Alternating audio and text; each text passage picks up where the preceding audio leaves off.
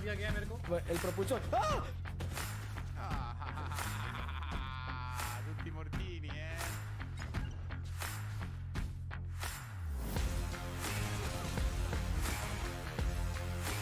Saco bomba contigo. Granada por pila contigo. distrutto.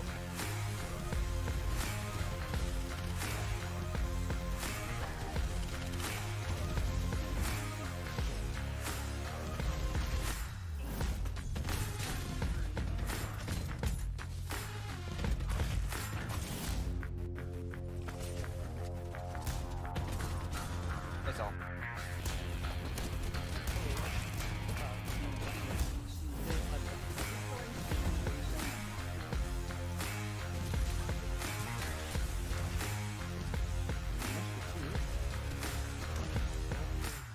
It's one in the corner. Nice. Bro, there's a lot.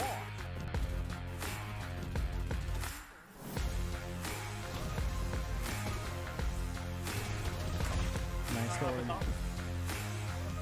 Unlimited ammo. Oh, let's go, bro. Let's go, dude. That was sick, dude. I used my unlimited ammo, which is like the perfect squad wiping ability.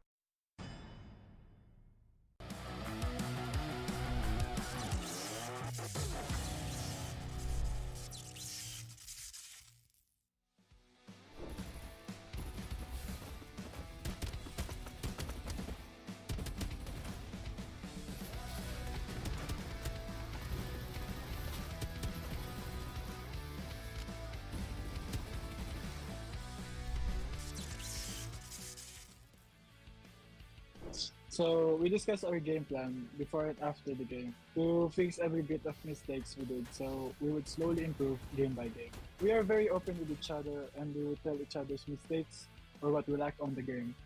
And I think that's how we build our chemistry together. For our team lineup, we practiced and picked our heroes in terms of how we played the game individually.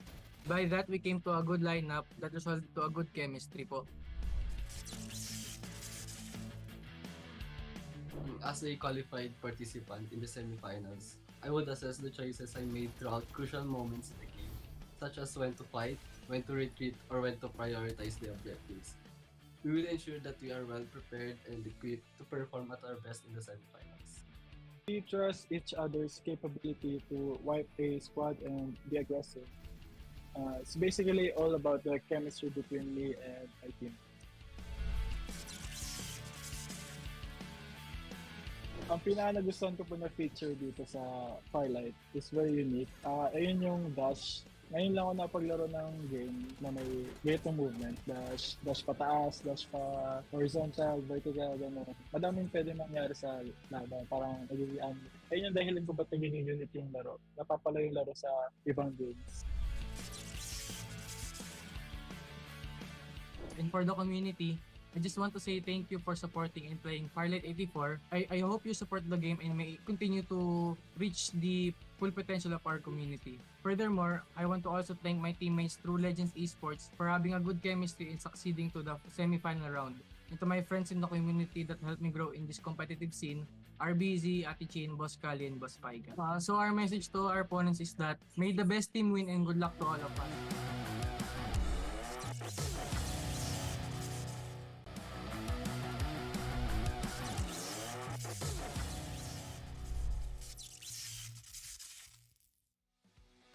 Gameplay, Yugi Boy would rush in!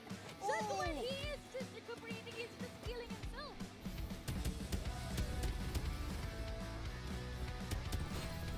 Only inside of the building, but Maggie is going, he's not going to.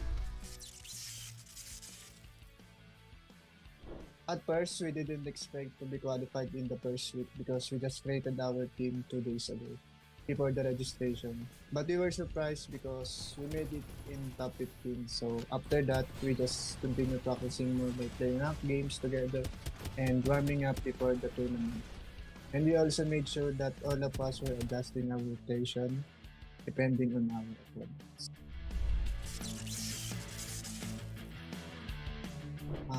We have been friends and known each other since we have been playing as a team in Call of Duty Mobile.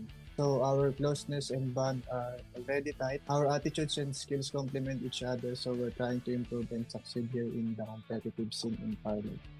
We've been playing together for quite some time now, and because of that, we've learned how to communicate pretty well. We call out everything, guns, shields, cooldowns, any info we need to win our engagement. And we also argue a lot after the game, but I don't see that as a bad thing because that builds more chemistry and opens a lot of angle to see our mistakes.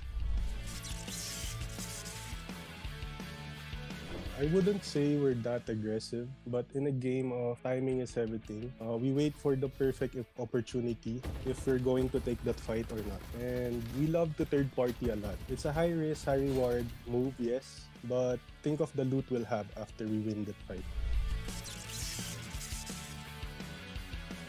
I'd say Farlight is more fun and it's not repetitive like the other games. Different metas, different zones. We really study the game before fighting. First, I would like to thank Farlight for bringing the boys back together to compete competitively. And a message to our community, have fun with the game. Try new things, build your own meta, and if you're casual or competitive, try to enjoy things as you play the game. First, I would like to thank our ETHX Clan Master, Mimay Ann, for taking us under her wings. Angeli, our representative. Shout out to the boys, Kramers, Tom, Iron, Mac. And a huge shout out to our beautiful sub-teammate, Nicole, for playing in tournaments when one of us is missing. Big shout out to my girlfriend Jelly and ETHX family. Love you all. A message to our opponents. I wouldn't say we're not that strong yet, but that doesn't make us weak. We're definitely getting to that level, and we'll see on the battlefield. Good luck.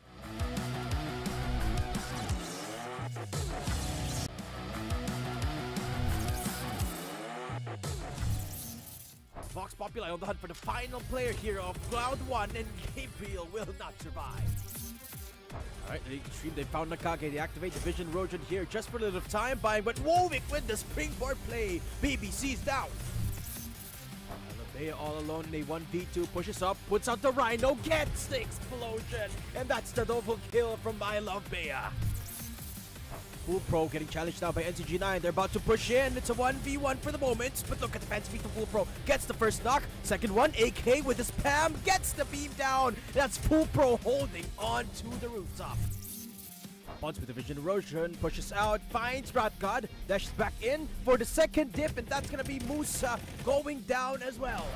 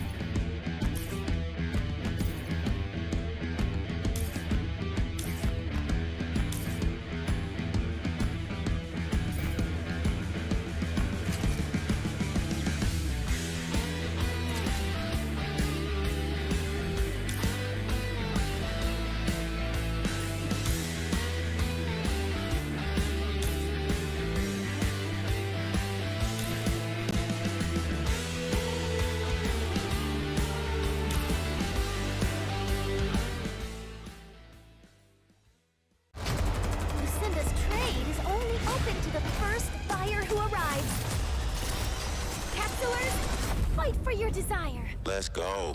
Never back down, and I never run. Coming last place, that was never fun. Time to Looks like we gotta make it harder.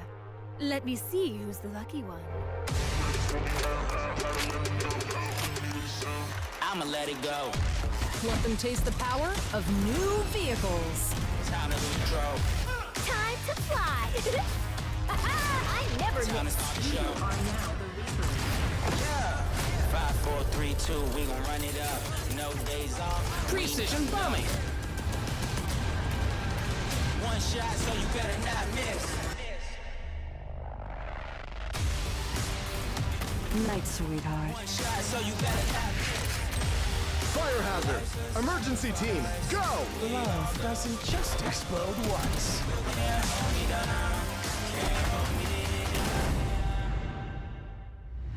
Feel the gravity of fate.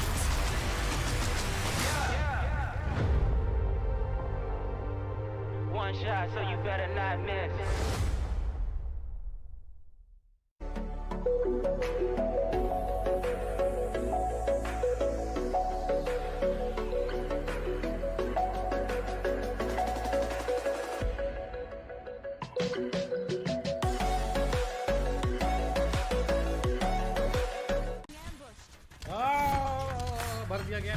El propulsor. ¡Ah! Tutti mortini,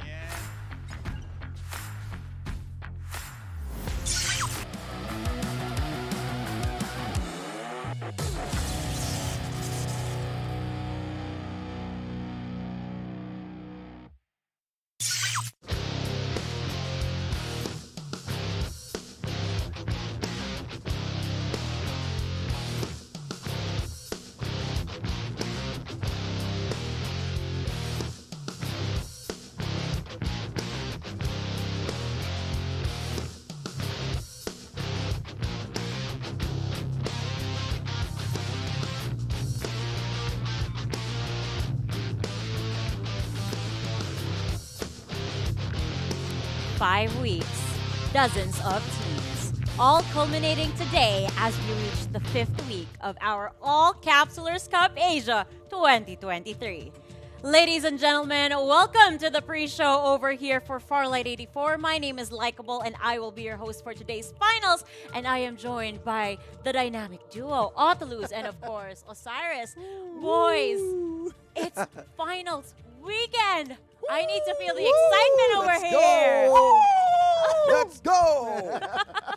Oh my goodness, where do we even start the discussion? I mean, we've seen these guys Wow. battle it out over and over again every single weekend. And Osiris, it's about time. Yeah, so we opened the whole tournament, the whole show all together, and this time, this will be the end. And I am excited because there's so many teams that has been showing up since yesterday, and at that point, there's a lot of question. I mean, there are convincing teams, but still questionable if they are the ones going to be the champion. We're talking about the first ever champion. Ooh. ACC All-Capsuler Cup for Asia. And that's huge, right? It's not just about the prize pool, which is a no joke, by the way. Yeah. We also have to talk about their legacy, right? You know, setting the tone, setting the tempo. Having that very first tournament will build you enough fan base, enough legacy points to really press your career forward. You're basically a part of history at this point if you are the very first victor, the very first champion of the ACC Asia. You're the best of the best in our region. That is a lot of pressure when you think about it like that. Let's actually break it down. We saw a lot of things. We started with the patch notes yesterday. Yeah. Was there anything in particular that you saw from the patch notes that changed the meta yesterday? What's good about that is every group showed their own take onto the patch. They are the ones who's playing Lucinda, maximizing different guns. What I love about that is, of course, Group D with the MKR sky roaming just to make sure that they can rat out their points. Yeah, and it's a combination of both, right? Like, we have to remember that the patch happened last Thursday, so yeah, it's not enough time to really adjust the whole dimension of your playstyle. We have seen a lot of teams really go for their comfort drops. Yep. Talking about SR Nakage still going for Nova Planetarium, Nova. regardless of it having the Shield XP devices. Yeah. So yeah, I expect the same thing to happen today because again, when it comes to shortened preparation, comfort really is the #1 priority. Okay, let's talk about comfort. Yeah. I know for a fact that you guys really love your blazing infantries. Are we about to see some more of them today? Because yesterday there was a lot of war spiders, and I'm hoping that it kind of shifts today. I want something more. Yeah, I looked up my vehicle switch earlier today, this morning, and it does look like that blazing infantry will join the party, and I just cannot wait because yesterday it was kind of a reserved approach to things, right? We have Hovercar, which is a very good disengaging vehicle, not really the best one when it comes to engages. Yeah. But there's this one vehicle that is the best when it comes to engaging. Well, in terms of engaging, War Spider is definitely out there. Yeah. And there's also, I mean, the ones being maximized from yesterday is War Spider, but we also got the Racket Tarantula, which has already been one of the solid vehicles that we saw from week 1. Yeah. That is true. I mean, as early as week 1, actually, you pointed it out. We have been the panel for the first day of ACC Asia, and we're still the living panel. proof Yeah, of for Farlight. the finals. And we did witness that the Rocket Tarantula was so strong, especially in week #1. And we do know that it also got buffed in this recent patch. So seeing it come to action yesterday, how accurate it actually was and how effective it was at flushing people out, it was just too good and too close for comfort for some of the teams over here. So we've kind of established which of the vehicles we can expect to see more of today. But I want to know what you guys think of Miss Maggie herself. I'm not talking about Bibimbap, just to be clear, but the rework of Miss Maggie and everything that came along with her, because I did notice that some of the people were using VSS, and it was such a good combo because of the patch, because the reload was so fast. Yeah, Maggie is really known for her mobility, right? Aero zoom just shortens your jetpack cooldowns, which to me brands her identity as the go-to person if you just want to be agile.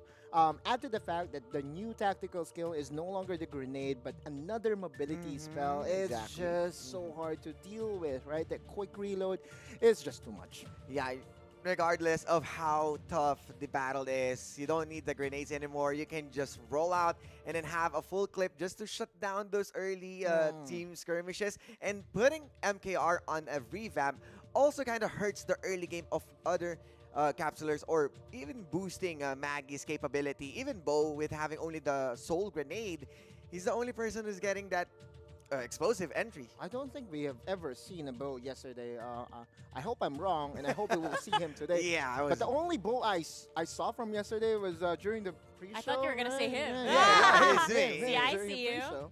Okay. That's well, you know what? Since we're actually taking a trip down memory lane, why don't we take a look at how the event actually took place? Let's look at our event scheduler over here, because may I remind you guys, this took 4 weeks before we headed to this weekend. Yeah, July 1 and July 2 was when we all started. You know, be amazed of all the chaos that happened here. And again, the preliminaries is no joke, right? Like the amount of preparation that you have in order for you to qualify for the final stage. And then yesterday we saw 60 teams just get trimmed down to 15. Yeah, it's trimming the fat itself for the reason that making sure that we are well filtered moving into the finals. A lot of those teams has been going head to head. Remember, every Saturdays, that's 4 group, 3 maps for every group, and then reducing it on the Sundays with only 2 groups and best of 3 maps. Now, with all of the whole month has been completed, we're even pushing it further with 15 teams only. As our great director would say every single day of the broadcast, we have last 3 maps remaining. And to get the bigger picture of things, let's actually take a look at the top 15 teams that were able to qualify for today. I know for a fact that your favorite uncles is over here. The underdogs, of course, Osiris. Underdogs has been voted by the dynamic duo. But you gotta remember, they are not well sitting up top with how well they perform from Group A. It always has been the fan or the caster's prediction favorite as Nakage. Yeah, so Nakage with the high skills yesterday, a total of 26 skills, right? I think they reached like 70 something for the entire single. group. Yeah, Yeah, for the the whole entire group. for the entire group, and yeah, in just one map alone, SR Nakage again threatened to sweep the whole thing. And again, it's not just about ranking first in your group; it is also about getting those important kills, and having a very good average of kills will really push you over the top. I mean, speaking of kills over here, one of the favorite teams as well yesterday was Extreme Divinity, who wasn't up to the standard. It was actually quite uncharacteristic for them to not get the kills that we were expecting them to get. But we did discuss in the post-show that maybe they're saving up strats for today. Oh, that's a little bit risky to my liking, to be honest, because I looked at the standings Second and they to were last. exactly they were the number 14 team of the 15 teams. That's risky. Yeah, it's it's 1 foot under the bridge, I guess. yeah. I mean, considering that they are just behind NRX Blackfire, who's also pretty explosive at our week 1, kind of changes the tempo of everyone. Like what we are expecting kind of threw us off with a surprise win. Even NRX Proverbs proving themselves that they can still win. It's just that we're cutting it short even further. Oh, we are cutting it short. I'm actually so sad that it has to all be cut short Yeah. by today. We're going to have a victor for this entire month, and we get to find out who exactly is going to come out on top for Farlight 84. But in the meantime, while we find out those results in the 3 maps we're about to witness, why don't we give some rewards for our viewers? I feel like they deserve it because every single week, these guys always manage to take their friends and family, make them join the streams, and then we just keep unlocking one thing after the other. And this week, we have a goal of 20,000 viewers, Otto. I think we will be able to reach it, right? It's A the lot. first ever finals ACC, so lots of pros wannabe and lots of fans and families and friends will be tuning in to really support the top 15 team that we have today. Yeah, well, what's the great way to end the week and somehow end the month of July by finishing the whole All-Capsulers Cup tournament and crown our first kings here at Farlight 84.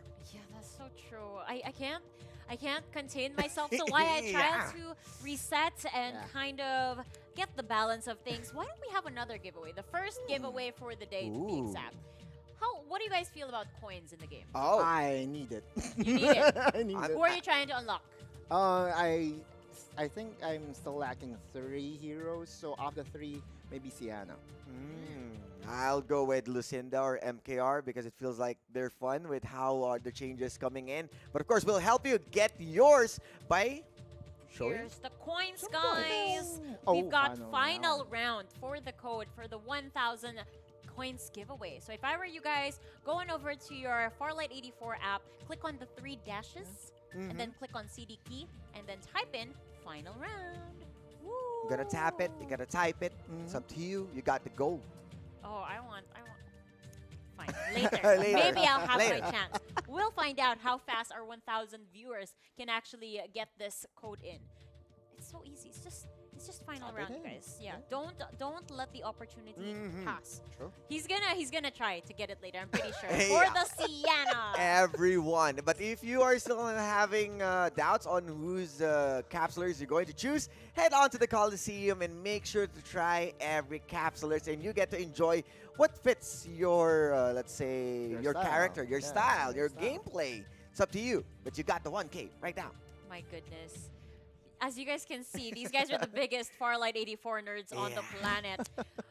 Everything that they do, they have to try it out over there first and make sure for our convenience as well that they know what they're talking about so that we know who we should buy before we spend our 30,000. No, because this is a real dilemma for all the gamers out there. It can be challenging, especially if you don't have the battle pass quite yet, to rack up them points. So for me right now, I have like 20,000 coins. I haven't quite decided who I'm gonna buy. I also waited for the patch first. But knowing that the patch is the way it is right now, who do you guys recommend for those who are just starting out in the game? Just go ahead and pick up Watchman. Not biased at all, I see. No, okay, so this is my nerd explanation to it. It's very noob friendly. The passive of Watchman is an auto guard, which gives you a little bit of HP. And again, for defense heroes, we do have extra HP as you level up. So it's really good, you know. I approve. Watchman approves. And to be honest, I wanted to go with Cypher, but you get to enjoy Duckside. Oh, Just enjoy that you guy. mean, like a ball. And roll like a ball.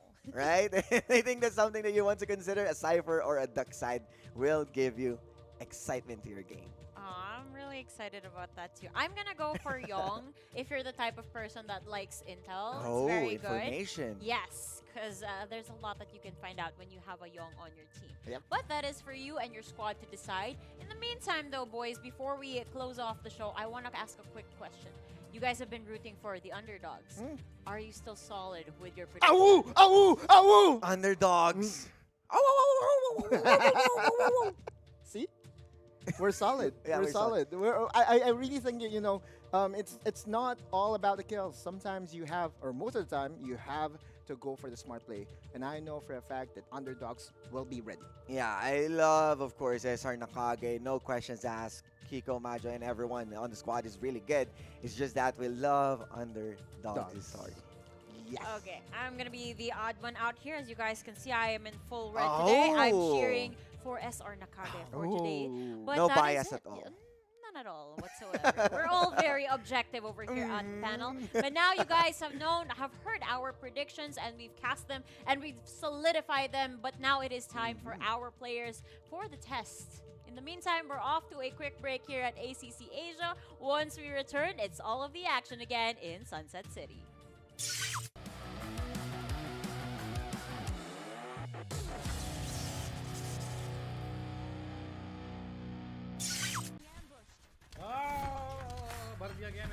El propulsor. ¡Ah! Tutti mortini,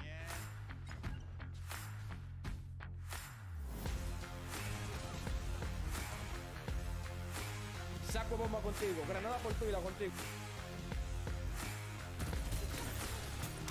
Distrutto.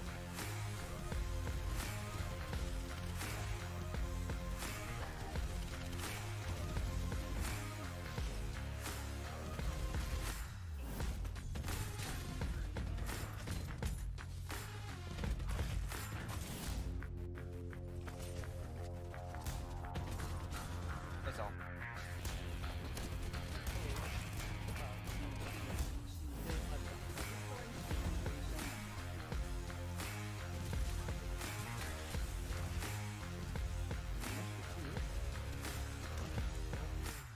It's one in the corner.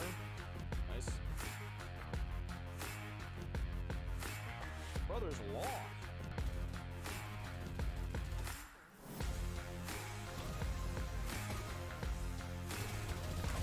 Nice one. Unlimited ammo. Oh, let's go, bro. Let's go, dude. That was sick, dude. I used my unlimited ammo, which is like the perfect squad wiping ability.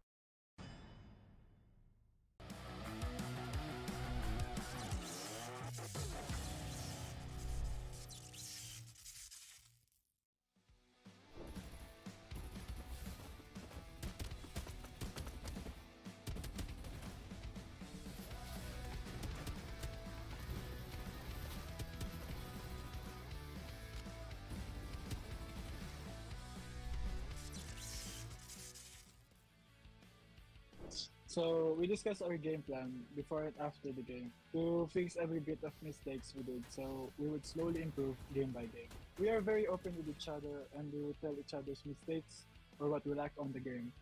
And I think that's how we build our chemistry together. For our team lineup, we practiced and picked our heroes in terms of how we played the game individually. By that, we came to a good lineup that resulted to a good chemistry po. As a qualified participant in the semifinals, I would assess the choices I made throughout crucial moments in the game, such as when to fight, when to retreat, or when to prioritize the objectives. We will ensure that we are well prepared and equipped to perform at our best in the semifinals. We trust each other's capability to wipe a squad and be aggressive. It's basically all about the chemistry between me and my team. Ang pinaka-nagustuhan ko po na feature dito sa Farlight is very unique. Ayun yung dash. Ngayon lang ako napaglaro ng game na may ganitong movement. Dash pataas, dash pa horizontal, vertical, gano'n. Madaming pwede mangyari sa laban. Parang nagiging ayun yung dahilan ko ba't nagiging unit yung laro. Napapala yung laro sa ibang games. And for the community, I just want to say thank you for supporting and playing Farlight 84. I hope you support the game and may continue to reach the full potential of our community. Furthermore, I want to also thank my teammates through Legends Esports for having a good chemistry and succeeding to the semi-final round. And to my friends in the community that helped me grow in this competitive scene, RBZ, Ate Chin, Boss Kali, and Boss Paiga. So our message to our opponents is that may the best team win and good luck to all of us.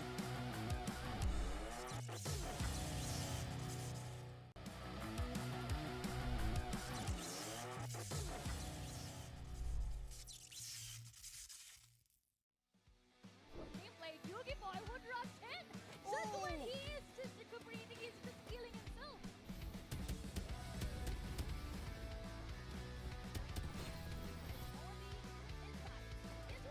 Of the building, but Maggie is not going to.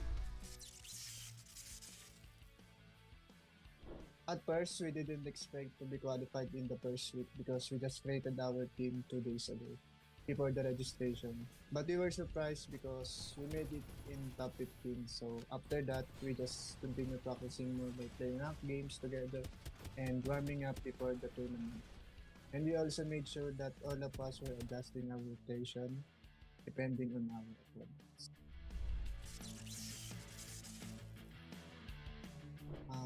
We have been friends and known each other since we have been.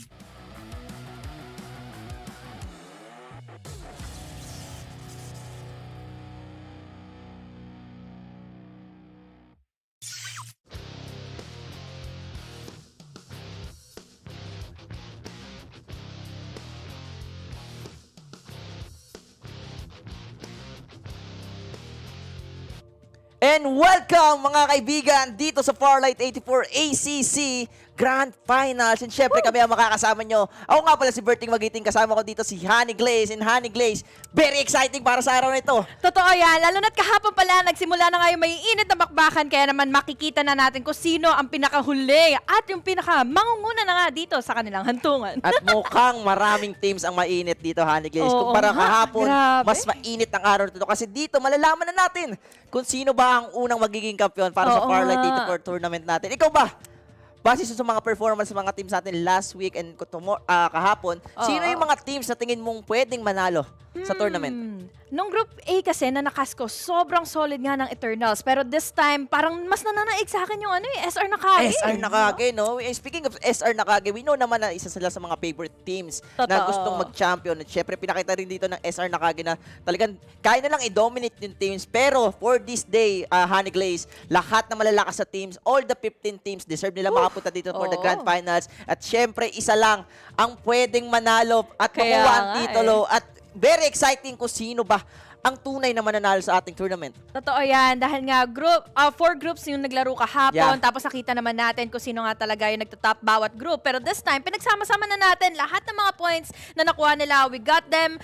We got 15. Top 15 mula sa 60 teams na naglaro yesterday. And now they're battling it out sa best of 3. Yeah, this is a 3 rounds for this day. And take note, guys, wala nang second life to. Pag nalaglag kayo, yun na yun. Yes, you have a second life for the game, pero enough ba yun para makapag-comeback? Kasi based dito sa mga points na meron tayo, SR Nakage ang number 1 teams pagdating sa points. Siyempre, pangalawa dyan, walang iba kundi ang Elite Extreme na nakita natin kung paano rin mag-dominate. Even the underdogs ay nandun. Which is sinabi rin ng mga panelists na sila daw yung favorite teams na gusto nilang manalo. Eh, we know naman, based dun sa stats don't lie. Totoo. NCG Nakage, I think they have the upper hand for this tournament or for this day. Pero syempre hindi natin pwedeng maalitin yung mga teams na galing sa ilalim at pwedeng umangat eh. Oo nga eh. Hindi mo pa rin masabi, diba? Dahil nga yesterday, laging natatalo ang underdogs. Or there are times na natatalo, napapatumba nila yung underdogs. So meaning to say, gods can still bleed. Yes. They are still vulnerable dito Yes. sa serye natin na ito. So hindi mo pa rin malaman eh. Yes, kumbaga kay Superman, may Batman na pwedeng pumatay patay. May kryptonite May kryptonite. sila! Every superhero ay merong arch nemesis nga. Ika nga nila dito. And we are very, very excited. Pero syempre, bago magsimula ang ating game number 1, sa mga nanonood dyan guys, please do share the stream at supportahan nyo itong Farlight 84 natin. At panoorin at saksihan kung sino ba ang makakuha ng titulo para dito sa ating tournament. And syempre, may mga giveaways din tayo or mga codes na pwedeng ibigay. And kailangan nyo lang manood talaga at hintayin na lumabas sa ating screen yung mga codes. Kaya nga, may mga viewers pang kailangan na maging natin mga stepping point. Kung anong number of viewers yung makuha mo, doon ka makakuha ng opportunity ngayon makuha din. Yung skin nga ni Siana, sayang hindi ko alam kung maabutan ko pa yun. Kasi syempre, paunahan na lang sila din Kahit kahit skin ng bar, anything, kahit nga yung 1,000 gold coin kasi sobrang laking halaga nun may pambili ka ng heroes. And speaking of heroes, ang daming na buff na heroes, ang dami ring na nerf. Andyan si MKR na akala natin siya na yung pinaka-meta, but no, with the Farlight 84 previous patch, naging scout kagad yung role dito ni MKR, which is lumilipad na kagad sa area, pwede kagad makapag-reposition. And yung mga guns din na nerf bigla, like the UMP, like the Jupiter, pero may mga guns din na umusbong. Oo nga, totoo yun. Parang di pwedeng malalayo na meron tayong mag-go up pa na mga vehicles din, especially lalo na yung sa rotations pa ng mga vehicles, diba? Yesterday parang mas nananaig yung mga tarantula, rocket tarantula na nakakapagbigay ng AoE, tapos yun yung nakakapang-distract sa mga teams na nasa loob. Kala nila safe na sila sa circle, pero ito pala bigla sila bubombayan, di ba? Tsaka bigla, hindi lang na rocket tarantula, andyan din syempre yung war spider na sobrang bilis pagdating sa rotation natin. Nakita natin kahapon na hindi masyadong nagamit dito yung blazing infantry because of the vehicle rotation nga na sinasabi mo. Wala na yung EMP na meta para dito sa ating game. Pero this is a random map. Hindi lang naman vehicle yung random dito. Even the shield na meron tayo. Pero may narinig ako sa aking tenga. Baka pwedeng may papabulong naman dyan. May papabulong at may papakita. And there you go. The Chaos Update version 14.4. Ito yung sinasabi ko. The Sky Roaming from MKR. Ito yung sinasabi ko din kina Likeable yesterday pa lang na parang mas nagiging unique na yung bawat heroes ngayon. Kasi halos yung mga skills nila, yung mga tactical skills nila is magkakaiba na. Before, magkakapareha sila na may mga bombs, ganyan. Pero ngayon, with the sky roaming and with the following role nga na iba na para kay MKR, mas nanaig na tuloy yung pwede siyang makapagbigay pa ng enough info. Hindi na siya yung tatangke para magbigay lang ng damage sa kalaban niya. At di lang yun sobrang crucial din talaga ng sky roaming para dito kay MKR. Kasi if ever na pangit yung position nyo in the semi-last circle, malayo yung bilog, you can use the sky roaming at para makapag-reposition ka. At pwede ka rin mauna sa ibang squads. At di lang yun yung information din talaga, Haniglay. Sobrang halaga pagdating mismo sa battle royale. Kasi you have the advantage kagad if you know the position of your enemy. And take note, in the battle royale, hindi lang isang squad na kalaban mo. Oo nga. Ang dami nyo, parang in total 16 squads kayo in total sa isang game. Yun nga yung napansin ko kay MKR, no. Buti na-mention mo rin dahil nga yung passive niya dito is pwede siya makakuha kaagad ng info. Mid-air Hawkeye ang tawag doon. Tapos yun yung makakapagbigay pa ng advantage kung sino-sino yung mga nandun sa bababaan nyo. Pero ito si Miley Cyrus. si Darkside, aka the Miley Cyrus of Farlight 84. Meron siyang bagong skill, ang tinatawag nating the Wrecking Duck Ball. Ang ginagawa nito guys, sa mga di nakakalam, gugulong-gulong si Darkside. Kung akala nyo, sobrang suicide ng ginagawa. But no, sobrang unat ng Darkside pag gumulong siya. And meron siyang damage once na tumama kayo sa mga heroes ng kalaban. Distraction din yan, men. Kunyari, harap-harapan na kayo nagkakaroon ng combat, nagkakaroon nga ng duel, pero then, nandito nga si Wrecking Duck Ball na may knock-back effect pa. So meaning, hindi ka basta-basta makakatutok lang. Kapag kita mo na yung kalaban mong may tropang Wrecking Duck Ball. At isipin mo, if ever na merong dark side sa kalaban at nandun kayo sa iisang compound at bigla siyang nag-duck ball. para siyang ping-pong na kabada-bada doon sa bahay at pwede yung gamitin as a meta or a strategy as a team kung paano nyo papasukin din yung ating mga kalaban sa isang compound. Pero syempre, kanya-kanyang specialty yan pagdating sa mga heroes na meron tayo dito sa Farlight 84. And we can say na itong Wrecking Duck Ball ni Duck, pwede natin makita for this grand finals. Pero ito, si Tactical Roll from Maggie. Isa to sa mga meta actually. Sobrang tindi ng pagkakabuff dito kay Maggie. Unang-una, he have the ultimate na pwedeng mabilis yung kanyang mga dashes dito and pwede mo rin i-abuse yung kanyang tactical roll para dun sa next mag ng iyong baril. Yun nga ang nakakainis, Berting. Kapag nag-tactical roll na siya, instant reload ka agad, tapos purify niya pa yung kasama or Yeah, yung sarili niya oo. dito kapag may mga AOE na ibibigay nga sa kanya ng mga negative effects. So, grabe naman ang magi natin Na-quick ngayon. Hindi cleanse. lang siya basta-basta bato ng bomba. Yes, indeed. Kumbaga sa sobrang siya tao, sinabuyan siya ng holy water, mabuting tao agad siya.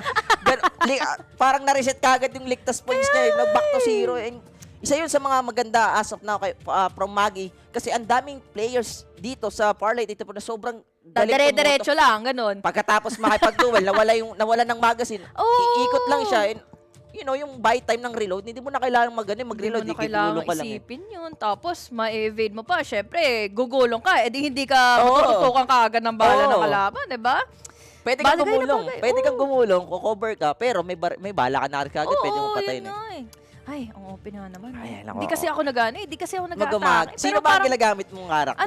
Si Ana pa lang kasi ang ginagamit Si ko Ana. ngayon. Pero ang pinili ko recently, si Lucinda. Lucinda, nakikita ko din yesterday na Ginagamit puro yung gravity. Lucinda. Ay, marunong na ako. Alam ko na kung paano ako maglalaro bukas na yan. Ito, speaking of Siana, no? Speaking of Siana, sa mga hindi nakakalam, no, Honey Glaze, na-nerf yung kanyang drone, which is yung global drone niya na pwedeng mag-up or pwedeng mag-revive ng mga fallen comrades dito. Na-nerf niya with the nearest or latest patch na meron tayo dito. Kailangan niya ng range para dun sa kanyang drone para ma-revive. So parang yung mga Lucina. Dati kahit malayo Kahit malayo, kahit alam mo yung solo squad ka na, random squad ka ng kape. Pwede mo silang i-revive kahit nasa dulo ko ng mapa. Pero in this latest patch, kailangan mo lumapit talaga as a support character or as a support heroes para sa teammates mo. And si Lucinda, isa yun sa mga meta ngayon dito sa game natin. Ang daming teams na gumagamit nito with the gravity na meron siya.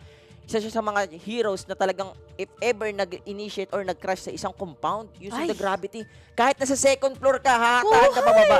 Tapos nagdaga mo pa yung incendiary bomb na pwede mo ngang ibigay or pwede mo ngang i-combine doon sa gravity pool na pwede ngang maging kahantungan ng mga kalaban mo kasi wala na silang magagawa eh. Yep, and alam mo, ang dami pa pwedeng magamit dito na heroes, ang dami pa pwedeng strategy na pwede natin makita, and I think makikita natin to, Honey Glaze, for this day because this is the last day.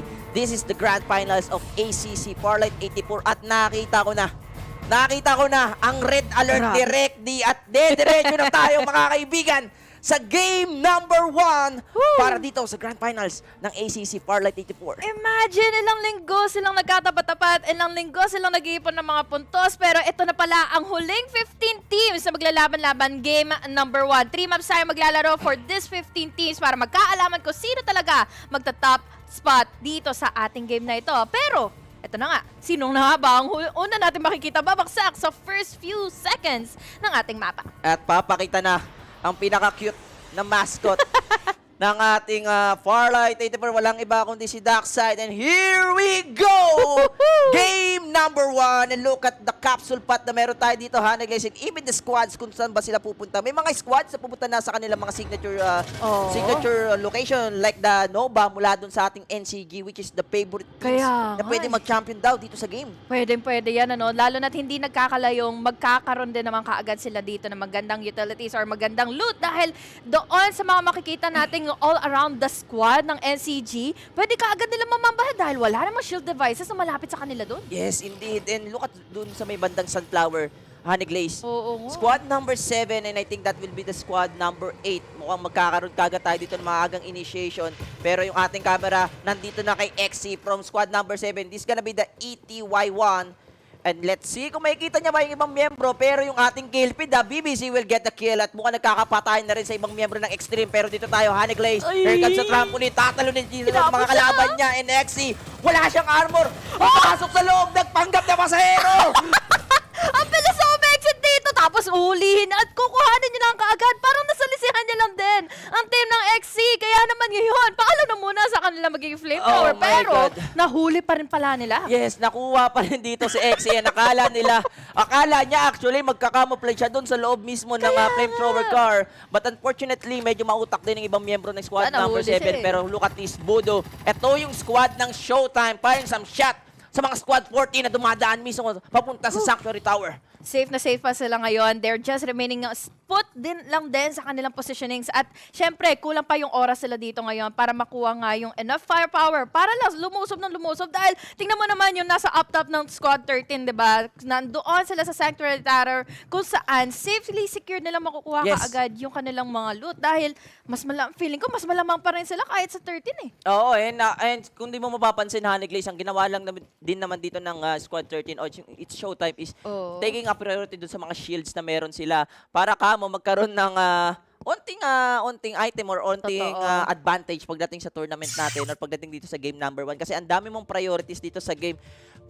Pwede mong i-priority yung vehicle, pwede mong i-priority yung shield, pwede mong i-priority yung XP level ng mga heroes. It depends kung anong klaseng playstyle lang meron ka. Yun nga eh, yun yung nakikita ko, napapansin ko din sa mga nagiging recent na patches nga with the shield device na umiikot, rumorotate na nga, kung ano ba yung tanging objective nyo muna. Dahil nga, we saw earlier na sinecure muna niya yung flamethrower dito ng kanyang vehicle bago sila dito kumuha na nga ng kill laban kay Exy. Trinay naman kuhanin ni Exy yung yung vehicle, pero hindi pa rin pala magiging enough. Napapalibutan siya dun Ang problema kasi dun, yung kotse mismo, kailangan niya pang iatras, which is good for the other squads kasi alam nilang ang laking buy time yun. And we know naman, pagdating dito sa mga kotse, kahit sa tunay na buhay, medyo buy time buy time yung pag-reverse eh. And ayun ang nangyari dito kay Exy. Pero pansin mo yung ibang squads, medyo mainit na rin. No? Hindi natin masyado nakita yung ibang squads na nagkabarilan dahil sa sobrang daming action sa Battle Royale. And isa lang talaga yung camera eh. If ever na marami tayong camera for this game, marami din tayo mata dito. Ang dami natin pwedeng mapakita. Pero alam nyo eh, mas maganda nakapokus muna tayo sa isang team. Tama, para makalaman natin kung ano ba talaga yung objective at ano ba talaga yung tanging nagiging strategy lang din pagdating sa close combat quarters nga dito ng mga kalaban na nagtatapat na. So, with that being said, yun nga yung ginawa nga ng Squad 14, di ba? Talagang inannihilate nila yung isang na parang scout lang all the way from up top pero hindi pala niya kaya eh. Yeah, yun yung problema. And that will be the Sunflower Sunflower shopping mall. No? And speaking of Sunflower, may mga squads din dito na malapit lang din mismo sa Sunflower na hinihintay lang din talaga makakuha dito ng mga utilities, ng mga barrel or mga armors dito para kahit paano pagdating ng second circle eh mas lalamang sila dito. Pero may nagtataka lang ako dito, yung current number 1 natin or yung favorite team na NCG. Lagi nilang ginagawa to dun sa Nova na sinesecure nila yung lamang nila pagdating sa armor. Hindi sila masyadong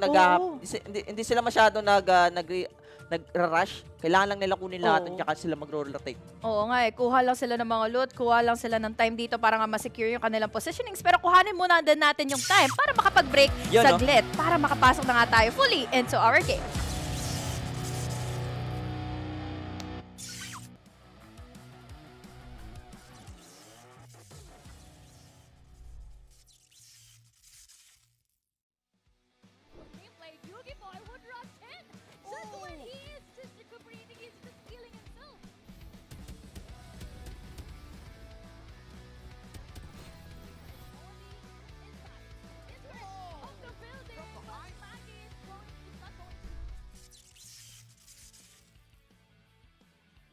At first, we didn't expect to be qualified in the first week because we just created our team 2 days ago before the registration. But we were surprised because we made it in top 15. So after that, we just continued practicing more by playing up games together and warming up before the tournament. And we also made sure that all of us were adjusting our rotation depending on our opponents.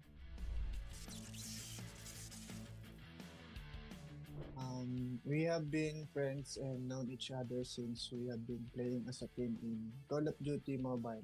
So our closeness and bond are already tight. Our attitudes and skills complement each other, so we're trying to improve and succeed here in the competitive scene in Farlight.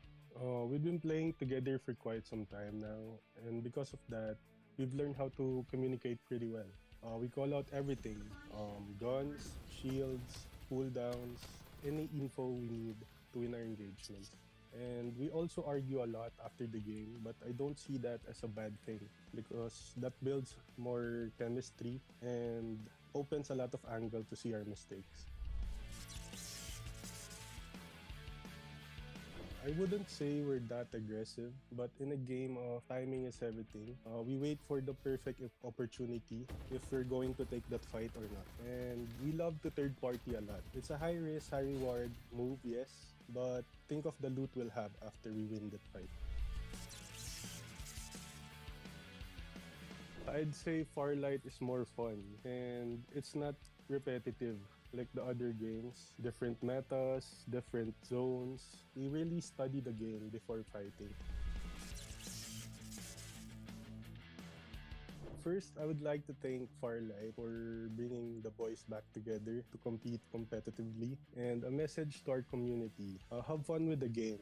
Try new things, build your own meta, and if you're casual or competitive, try to enjoy things as you play the game. First, I would like to thank our ETHX Clan Master, Mimay Ann, for taking us under her wings. Jelly, our representative. Shout out to the boys, Kramers, Tom, Iron, Map, and a huge shout out to our beautiful sub-teammate Nicole for playing in tournaments when one of us is missing. Big shout out to my girlfriend Jelly and ETHX family. Love you all. A message to our opponents. I wouldn't say we're not that strong yet, but that doesn't make us weak. We're definitely getting to that level, and we'll see on the battlefield. Good luck.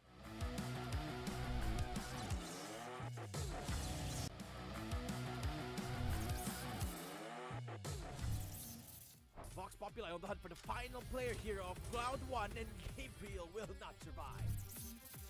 Alright, the extreme, they found Nakage. They activate the Vision Rojan here just for a little time buying, but Wovik with the springboard play. BBC's down. Alabea all alone in a 1v2, pushes up, puts out the Rhino, gets the explosion, and that's the double kill from I Love Bea. Full Pro getting challenged now by NCG9. They're about to push in. It's a 1v1 for the moment, but look at the fancy beat of Full Pro. Gets the first knock. Second one, AK with the spam. Gets the beam down. That's Full Pro holding on to the rooftop. Bonds with the Vision Erosion. Pushes out. Finds Rat God. Dashes back in for the second dip. And that's going to be Musa going down as well.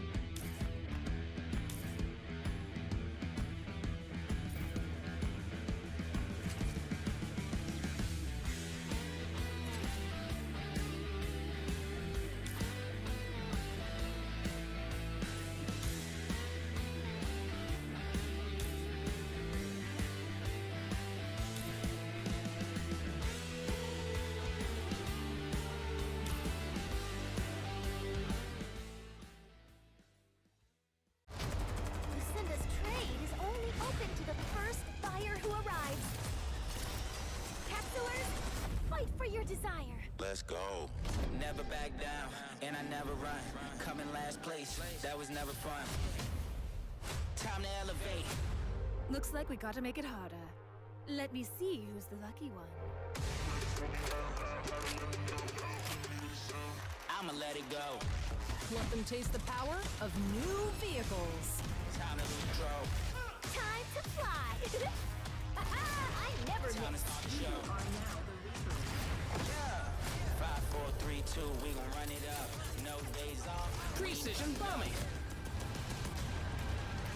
One shot, so you better not miss. Night, sweetheart. One shot, so you better not miss. Fire hazard. Emergency team, go! Love doesn't just explode once.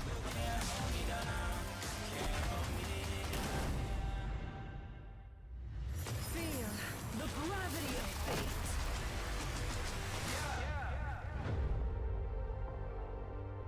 One shot, so you better not miss.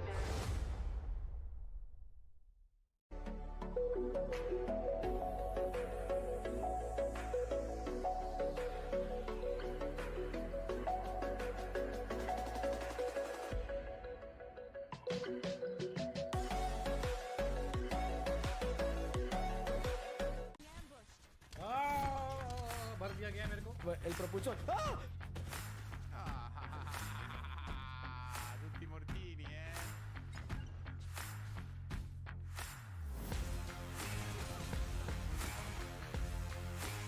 Saco bomba contigo, granada por tuya contigo. Distrutto.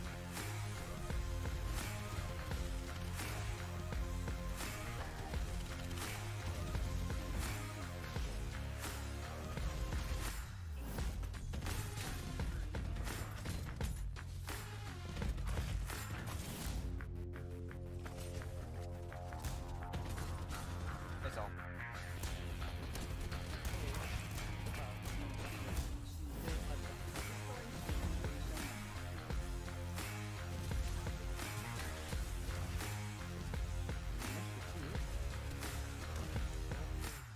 It's one in the corner.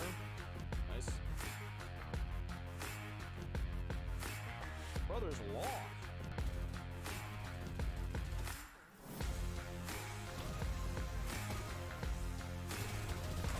Nice going. Unlimited ammo. Oh, let's go, bro. Let's go, dude. That was sick, dude. I used my unlimited ammo, which is like the perfect squad wiping ability.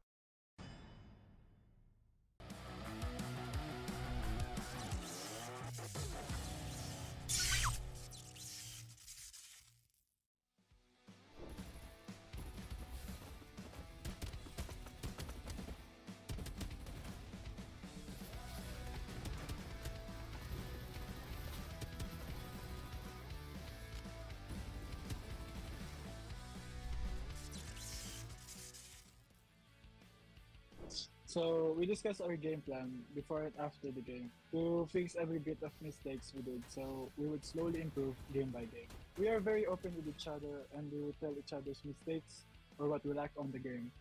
And I think that's how we build our chemistry together.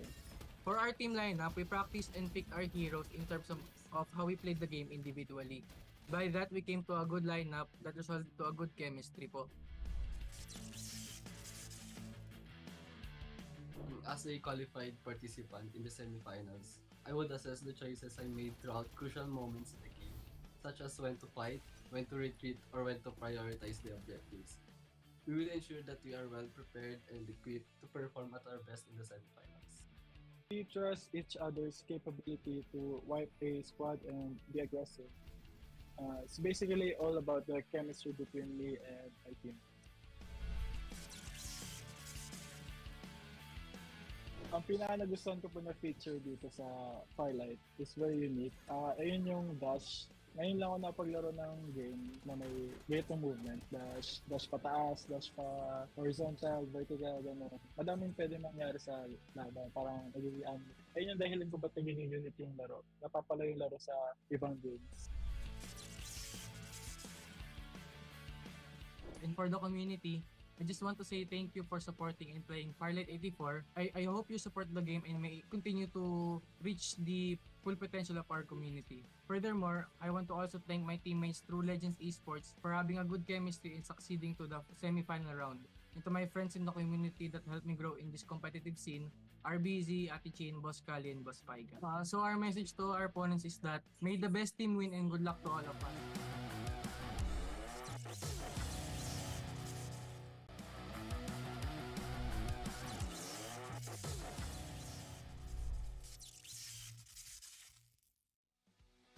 Gameplay, Yugi Boy would rush in!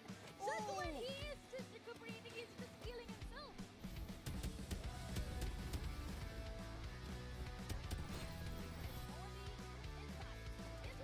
Of the building, but Maggie is going, he's not going. At first, we didn't expect to be qualified in the first week because we just created our team 2 days ago before the registration. But we were surprised because we made it in top 15. So after that, we just continued practicing more by playing up games together and warming up before the tournament. And we also made sure that all of us were adjusting our rotation depending on our opponents.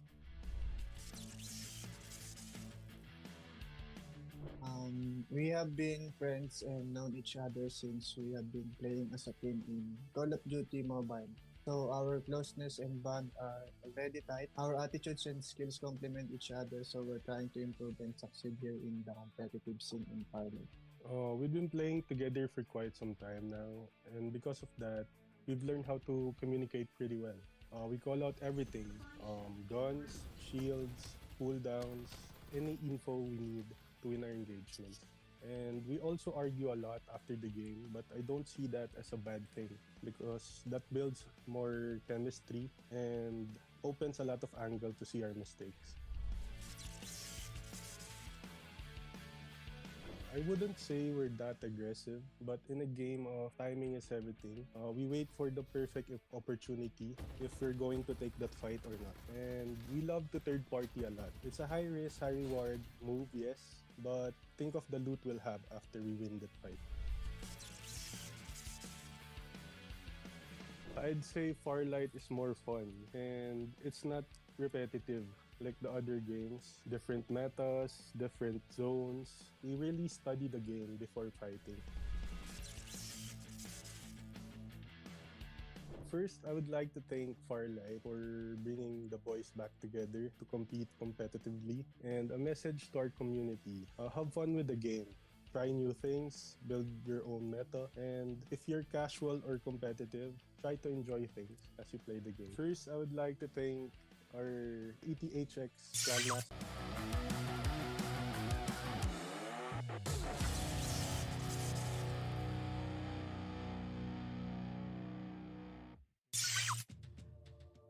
And we are back, ladies and gentlemen, para dito sa Farlight 84 ACC. And syempre, andito pa rin kami. Ako nga pala si Bertie Magitig, kasama ko dito si Annie Glaze. And ito na, game number 1. Ito na. Tuloy na natin to. Dahil nga naudlot lang kanina. And just really excited kung anong na ba yung magiging decisions nila. Yes. After, syempre, ng mga nangyari na nga in the past few weeks at lalo na kahapon lang din. Alam mo, ang dami na nangyari talaga dito sa Farlight 84. Ang dami ng players na namatay at nabuhay uli at nanalo pa. Pero for this game number 1, at sino ba ang unang mananalo? And we know naman, we just have a 3 rounds for this day and this is the final day at malalaman na natin kung sino ba ang makakuha ng title bilang champion para dito sa Farlight ACC. Kaya nga kaya naman ngayon, Capsulers and Survivors, patungo na tayo ulit sa ating game number 1. Ito na to. Ito na talaga to. Tunay na to. Final na to. Kung pag nabaril siya at namatay, wala na second life. Ito na yon. And Darkside, kasama kanya mga tropa, andun sa capsule. And this is it. The real game number 1. Parang may naiwan pa sa dulo ng mapa natin. Oo nga. At least tuloy-tuloy na tayo dito ngayon dahil nga earlier on we saw kung saan man nagkaroon na nga dito na mainit na mga nagiging explosion or mga nagiging chaotic movements dahil nga nanggaling sila ng Sunflower Shopping Mall. Yes, and speaking of Sunflower Shopping Mall, Honey Glaze, I think squad number 5, wala silang makakalaban for this time. Safe. But look at the other squad, squad 11, squad number 15. Andun sila sa Irish Ranch. Yun nga ang init ka agad ito. Lalo na agawan nito pag baba nila kung ano man yung magiging firepower na makukuha nila, kung ano man yung mga barrel na makukuha nila. Good luck na lang kaagad talaga sa kanila dahil hindi mo masabi Yep. kung sakali man ng mga fanatic or kaya hound yung makuha nila, edi safe lang din kung close range yung mga fights sila. And look at this, SQT, ABC, just looting here sa may bandang hot rod. May kalaban silang malapit and that will be the squad number 7 and also the squad number 4 sa may bandang Tin Man Industrial. Pero look at here, si Ben God Mode with the... Oy!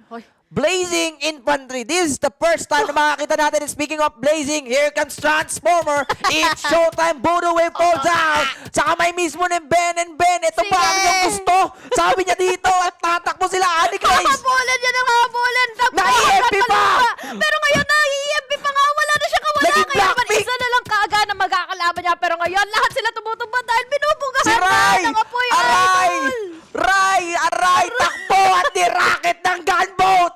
And it's showtime! Oh my God! Tapos ang noontime show nila dito dahil wala kagad silang isang buhay pero buhay pa rin naman. Totoo. May second life pa rin naman sila. May second life. Okay pa. Pero dahil- napaaga. Grabe yun, napaaga talaga. Imagine na pwede mo pa sana yun magamit as a backup plan kung sakali na mali yung magiging rotation nyo around the map. Pero that was such a good casualty na may bibigay nga natin kina Ben and Ben. Yep, grabe si Ben dito, no? Parang kumantay. Saktong-sakto yung pagsakay niya ng Blazing Infantry with the EMP. Kaya nga eh. Yung coaching flamethrower naging Blackpink pa eh. Nag-iba pa ng skin actually. And Rai trying to survive from that casualties pero unfortunately, inabot siya dito ng gunboat. Totoo. Hindi na siya makatakbo pa doon. At lalo na again, nung mga binatuhan na nga kagad siya ng EMP, kita niyo naman din na tinakas sa Teka lang. kagad nila dito. Yung Si Blazing Dante, Infantry. umi-sneaky, kumuha mismo ng Blazing dito. But ng compound. But look at that squad, Honey Glaze. Almost all the squad is nasa may bandang gilid ng ating mapa. Especially the NCG or the favorite teams no dito sa ating game. But Mac Pro, I think he will get the kill dito sa squad ni ZRN and that will be Few. Few will fall down, squad number 12. They have a 1 kill para dito sa ating game. BBC or Big Black Chicken. Meron na rin silang Blazing. And take note guys, we have a vehicle rotation dito so sobrang rare na makakuha ng mag-Blazing. Kaya nga kahapon puro nga Rocket Tarantula tapos nga yung mga War Spiders but this time makikita na natin ngayon at saktong Grand Finals pa pero ito makikipaghanap pa talaga ang Team XEA dito sina Macro laban na nga sa squad number 6. Let's see kung tutuloy niya nga ba ito dahil dalawa lang sila dito, idol. Oh, ito pa maganda no with the newest patch na meron tayo Honey Glaze, hindi lang isang tao ang pwede sumakay sa Blazing. Kundi dalawa. Hello Kurt! Here comes Transformer and Kurt will fall down. Kinoriente siya sa likod at mapapatay sila ng Elite Extreme at di pa tapos ang laban dito Honey Glaze dahil nararamdaman mismo ng Elite Extreme na nandito si Hello. Hello, kamusta? At nalunod siya at tuluyan na naging pataba sa lupa. Wala na talaga siya magagawa dahil hinabol pa naman. Binombahan na nga ng EMP kaya naman ngayon lahat sila naiipit na isa-isa. Empress is the one doing it pero ngayon kasi na nagtatalunan sila lahat naman din sila kaagad ay mapapatumba. Gagapang bawat isa. And Nobita will fall down. Wala si Doraemon dito. Nandito ngayon sila sa loob mismo ng Batman Cave pero mukhang squad number 4 ang mananaig. And Underdogs will get the 4 kills. Dito mismo sa may gilid ng Hot Rod. Pero hindi pa tapos ang laban natin dito, Honey Glaze sa squad number 12 still dun mismo sa area natin. Kaya nga eh, at least may second life nga sila as we've all mentioned pero parang feeling ko na mamandohan na kaagad ng Underdogs dito kung ano yung next step nilang gagawin. Alam nila na meron nga nagigibakbakan, alam nila na meron nga kaagad na bumababa coming in from that second spawn nga na pwede nga gamitin nila at umexta kaagad yung squad number 12. And squad number 4 or the Underdogs. We still have 15 squads and 60 players alive. Ibig sabihin, wala pang squad or players na totaling nawawala sa game natin. Kasi yung mga unang namatay na players, nagamit na nila yung second life nila. But as of now, may mga squads dito na they have the momentum for this game number 1. Kasi may mga kills na kagad sila. Yung adrenaline rush nila medyo fresh pa at pwede na sila sumagasa sa ibang players. Parang ano magde-decide na lang sila kung habulin ba natin ito or either kung kukuhanan na kaagad nila yung space or kaya gigate-keep na lang yung kung sino man pwede nga pumasok sa loob nga ng bilog. But this time, chill na muna sila. Katulad na lang dito nila Ice na parang gusto lang din kaagad mandohan dito yung mga squad number 1. Pero may sagot din naman yung squad number 1 dahil Rocket Tarantula yata yung binibigay sa kanila. And Rocket Tarantula, here come TZZ or Team Zillion. Going here sa may bandang team team man natin. Merong isang player doon and that will be the squad number 12. Ang problema dito for tila Ice, sinisipat sila ng NCG or yung ating SR Nakage. At SR Nakage naman, nababaril sila ng squad number 4 at mukhang magkakaroon tayo ng laban dun. Oo nga, nandito na kaagad si Namadjo pero kailangan niya tumaluntol. Kaso ngayon matututukan ng isa-isa dahil nga si Kiko nakaabang sa kanya. Now, we have Kiko trying to get onto the players of the other team but unfortunately, gamit lang din ang vision erosion. Unti-unti sila nakakabuhay saglit. At eto na yung ibang miyembro. Squad number 4 Underdogs, mapapalaban dito sa NCG. Sino ang mananalo sa compound natin? And look at this. Nobita will fall down and Kiko with the BSS. Talagang pinusulit nila yung mga bala na pwede nila iputok. And Fate Flexing is here. Majo is down. And NCG, yung favorite team natin, isa-isa na namamatay. Oo nga, lalo na ngayon. Oy, nalilito, naliligaw, naisisigaw na nga yung pangalan mo. Pero ngayon may ipit siya dalawa na nga nakatutok dito. Pero ngayon nakaligtas pa siya bahagya. Pero hindi pa pala magiging enough pa. Kaya naman si Matt humabol sa kanya. Underdogs yung nagawa game. Yes, and Underdogs. And I think NCG ngayon dito, naubos sila ng ganun-ganun lang. But no, Kuya Birds, hindi pa tapos ang laban natin dahil nandito sa Majo. But Majo, na-knockdown sa zone. Sayang yun na sana yun may opportunity siya pero ngayon sina Kiko, sina Movic, chill lang daw muna, nagtatago na sila. They have purple shield, so at the very least pwede silang mabuhay kahit at bahagya. Yep, at mukhang naghihintay sila ng tamang opportunity and here comes the opportunity. Egoist will fall down, parang blue lock lang ang taguma, pero Aso with the low HP and armor as well, and Wovic is there para doon sa ating rooftop. It's gonna be a 3v2 situation dito sa ating compound. Honey Glaze, patay dito yung isa. Naku po, Underdogs talaga ang nagwawagi na si Kiko. Tinatry niya nga makamamba out na dahil nga meron siyang blazing infantry nakasama. Pwede niya pa maprotektahan yung mga kasama niya pero may AMP shock. Paano pa sila makaka-atras? Ang daming players dito at hindi lang isang squad ang pumunta kundi dalawa na and Underdogs. Who let the dogs out dahil squad number 3 sila buhat ang magmimistulang kampiyon dun sa compound na yun. Grabe naman kayo, mang third party idol. Wala silang nagawa doon dahil nga, again, the zone is already onti-onti na lang nagde-devour sa kanila. Pero, kita mo naman din with that EMP shock, wala tuloy naka-exit, wala tuloy naka-mamba out. Nakita, pinanood lang nila si Kiko na kinuha lang yung basic infantry nila. At di lang yun, I think Kiko still have the time para ma-revive din yung mga teammates niya. If ever na talaga maghihintay siya dun sa side natin. Pero look at here, si Jara for squad number 1. Through and Jara, I think he will down. No! Meron siya tropa doon pero hindi pa tapos ang laban natin. Here comes Big Black Chicken with a UMP and he will die as well. At isa-isa lang po nag-audition ng mga tropa nila. Bakit? Ito po. Uy, audition talaga. But no! The Golden Buzzer at nandun si Micro. Mapapatay niya yung isang miyembro doon but Ben, God mode ay nandito na. Honey Glaze, ito yung mainit na grupo kanina. Kaya nga, ang hirap na naman ito para kina Macro. Napapalibutan na kaagad siya dito ng squad number 14 na magiging problema is pwedeng maging magkaroon or pwedeng maging objective pa yung position niya pero ngayon nakuha pa kaagad kung saan siya nalalagay ngayon at ngayon hinahabol lang siya ng hinahabol. Ay, Macro. Talagang galawang pro. Ang pinapakita niya dito, the last player for the Seiya Elite. Gumamit pa ng blazing infantry, makakataas na si Macro, but no! He will die as well sa kamay mismo nila Bullet and Buat F9 dito, trying to revive yung naka-knockdown niyang tropa. They have 8 kills in total in this game. We have 11 squads remaining, 30 players alive. At sobrang init ng game number 1 natin. Totoo yun, Berting. Nakita ko kanina ang unang mga naglalaban nga si Team Seiya tapos kalaban nila dito, NCG. Then there goes Underdogs. Pero kasi, sumausaw. TCXE. Nagkasawsawan. Kumbaga sa fishball, ang daming sumausaw doon sa Sa pinaluto mo, pinainit mo, sila yung kumuha. Sila yung kumuha.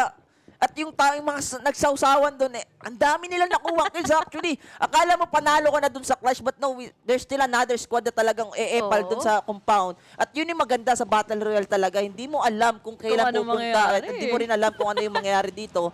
And talagang it's all about teamwork din talaga eh. Kung Exactly. paano mo i-maintain yung momentum niya eh. Yung iba nga, di ba, bumaba pa ulit doon sa specific locations na yon para nga makuha nila kung sakali man yung safe zone na yon na makuha din yung mga utilities or yung mga firepower na naambol na nakuha nga nila from the first few rounds or first few minutes nga ng ating game. Pero ang magiging problema this time na. Nagdadasal si HRX. Sana hindi ako makita. Sana hindi ako makita dito. Nagpapanggap akong kahon. Look at HRX. Kala mo nasa computer shop eh. Alam mo yung pag kinokomsatan ka, ang ginagawa mo, nilalagay mo na lang sa ilalim yung POV ng character mo para hindi malaman ng kumukomsat sa'yo. Wala na siyang nagawa doon, man. Pero at least, nakatakas at umalis na rin naman kahit papaano yung mga pwedeng mamamba sa kanya. Now, we only have 32 players ngang natitira na, pero the circle is already going in slow and going in smaller this time. At tapos ngayon, Team TZXE, naghahanap lang din kaagad ng maalakasyon na buhay dahil may squad move. May mga marino. Mga muruami. That will be the squad number 7. Walang aahaw na hanggat walang nakukuhang isda. Squad number 3, they don't have any information but here comes the vision erosion. Kaloy! Kaloy, anong ginagawa mo? Kaloy, may mga tao dyan! And Kaloy! The suicide bomber! Tatakbo siya dito, iiwan. Actually, di pala Kaloy pangalan. It's Krabby! Mr. Crab will fall down and good deed with the defender. Aabutin niya si Krabby dun. Sabi niya, Tol, ako na bahala, Tol. Kukuhanin ko yung attention nila. Basta makaligtas kayo. Dahil ngayon, nakaligtas naman si Psycho. Sinasay ko lang kayo. Sinay ko yung sarili kong teammates, pre. Tatakbo ka. Tatakbo ko. But Vision erosion, tapos exit. Nagamit na naman yung EMP eh. The sacrificial love, kumbaga. Inalay dito si Krabby. I-up nyo naman daw. May time pa rin naman siya eh. Yun ang problema. Si Krabby dito, tumakbo pala yun ng zone. Yun lang. Paano niya i-revive? Patuloy yun. Feeling ko dapat si Psycho ang tumakbo. Total, Krabby naman yun eh, pantubig eh. Makakahinaw naman kahit na paano. Ang problema kasi sa Farlight 84, wala kasing sisid. Masisira kasi yung mga jetpack nila pag sumisid. Tama nga naman, hindi sila makakatalo, hindi rin sila magkakamalfunction yung mga jetpack mo, di ba? Hindi ka makakalipad. Paano ka, laking disadvantage yun. Pero it is what it is, and here comes the sky roaming. Mapapansin mo dito, Honey Glaze, lumilipad na ang ibang squads. And squad number 7, Lexi. And look at squad number 13, Dante. And the rest of Showtime. They will go here sa side ng ETY1. It's gonna be a 2v4. Tatakbo ba sila? Mukhang nanakbo.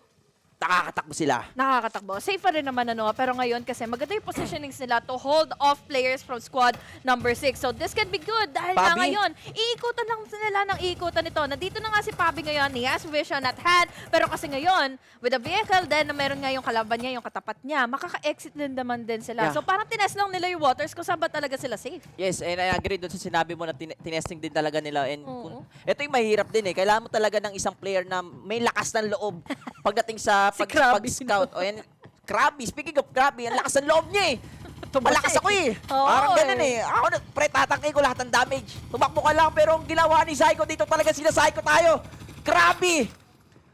I'm under the water. Ang ginagawa dito ni Psycho, Honey Glaze. Nasa tubig pa rin siya. Kaya nga, wala talaga hinga. Wala mo nang gagalaw dahil ngayon nakakaramdam tayo. Ngayon, mainit, intense pa yung magiging laban. Grabe naman sila Kiko. Parang manikin siya dun sa tubig. Hindi talaga siya gumagalaw eh. Ano kayang trip ni Psycho? Wala eh. Kasi malayo naman yung kalaban niya. Pwede naman siyang umahon na kahit papaano. Tapos ngayon, mainit pa yung bakbakan nila. Ay, aray. Oh my God. Kazo, the vlogger, will fall down and Slow the Demon is there just to save his fallen comrade. And God gave me you. Mamamatay dito sa kamay dito ng Demon. Hindi pa tapos ang laban natin, Honey Glaze. Squad number 2.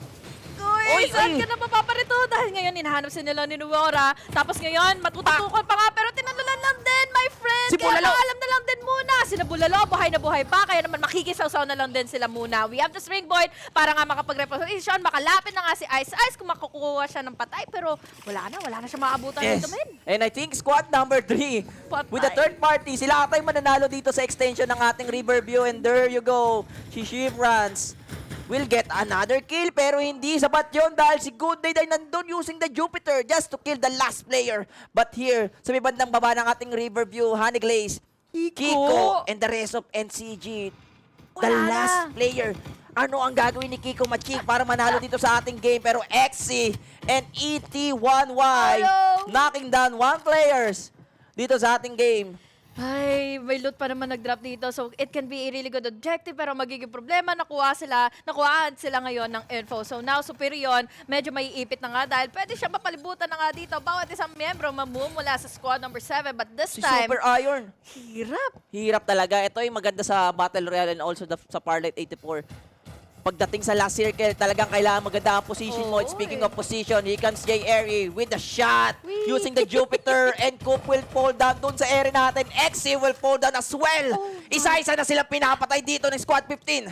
wala silang magagawa doon dahil namabahan na kaagad nila Jay Airy kaya naman nakuha niya yung mga kill. They wanted to disengage dahil nakita mo naman yung springboard paalis pero tinamaan pa rin ng bala si Coop. Trinay niyang gumapang into a safe spot na nga ma-up siya sana pero magiging problema, hindi siya pinataka sila Jay. Yes, and Squad 15, they have 5 kills in total, Honey Glazed. We still have 5 squads remaining, 14 players alive.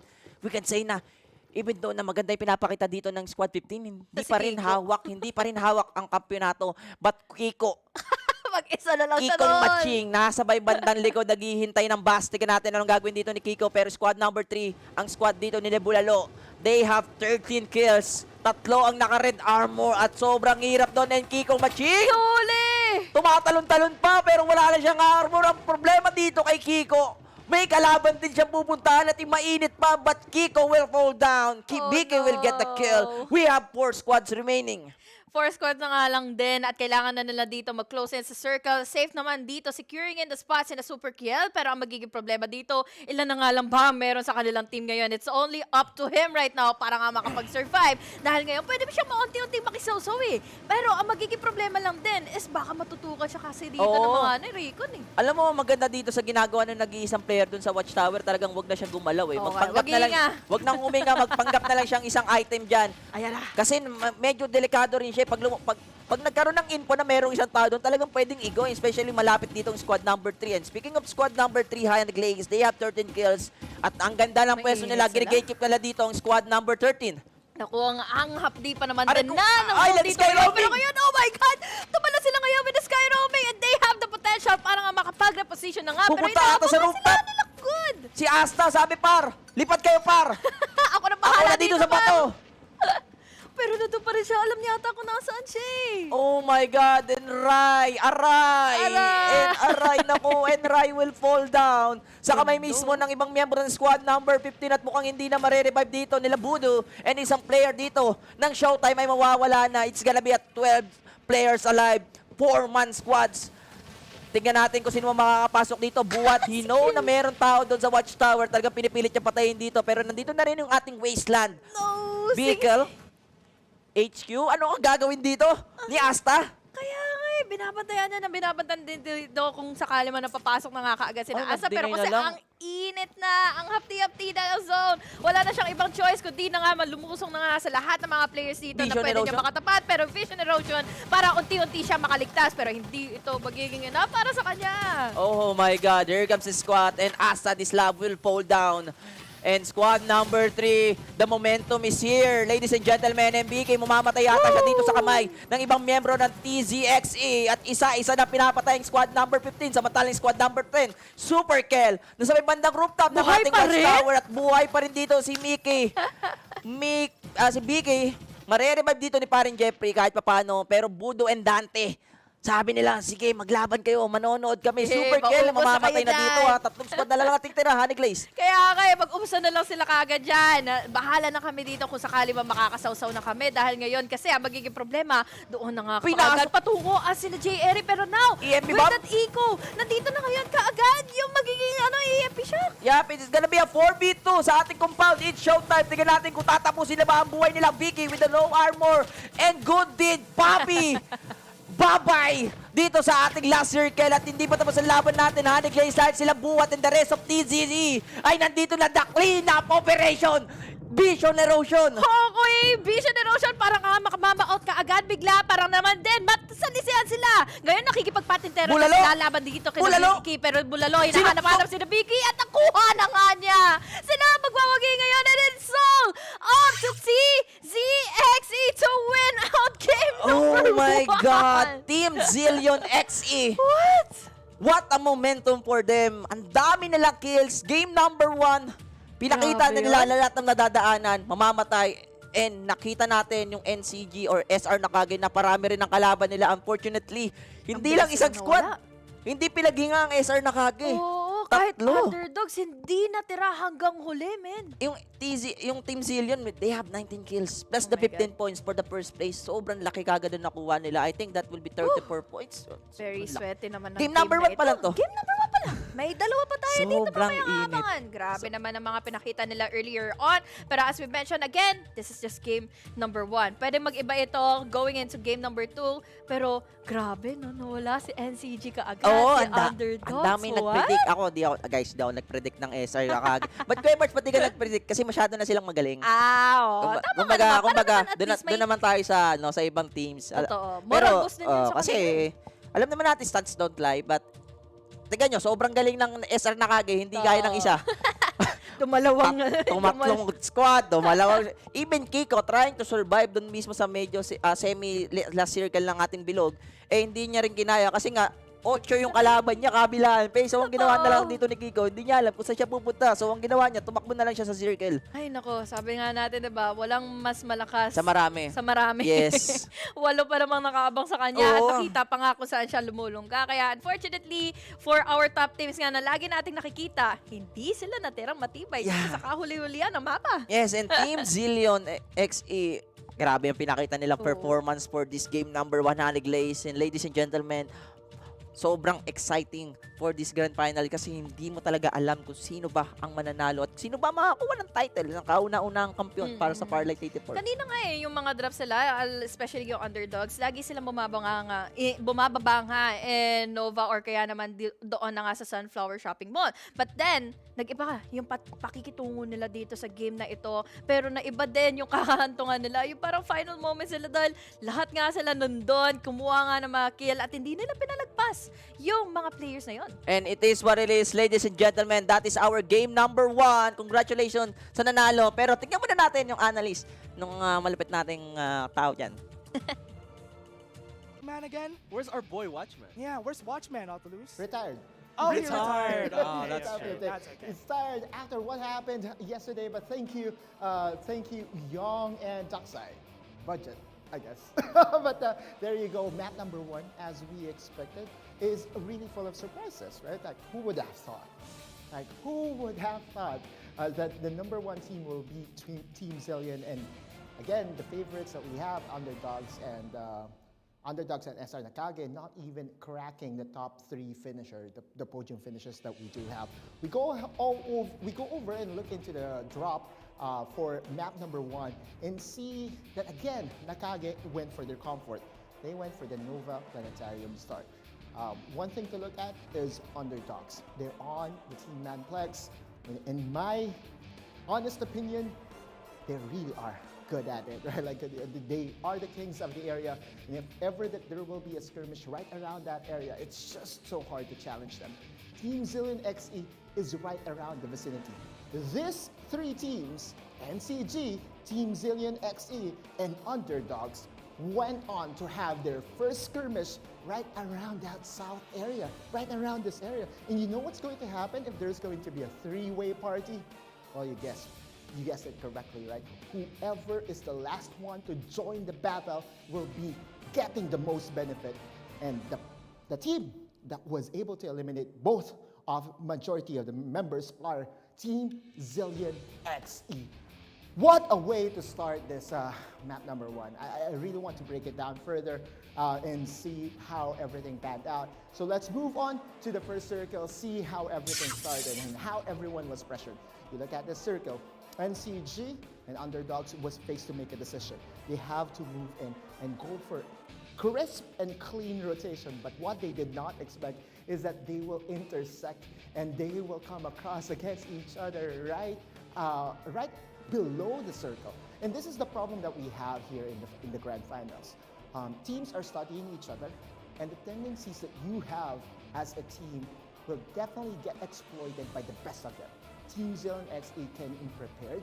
They went for the resources, gathered every shields that they can, And when the opportunity presented itself, they knew all along NCG and Underdogs were already fighting against each other. That's when they enter. That's when they kick off all the majority members or all the major players of this top 2 teams.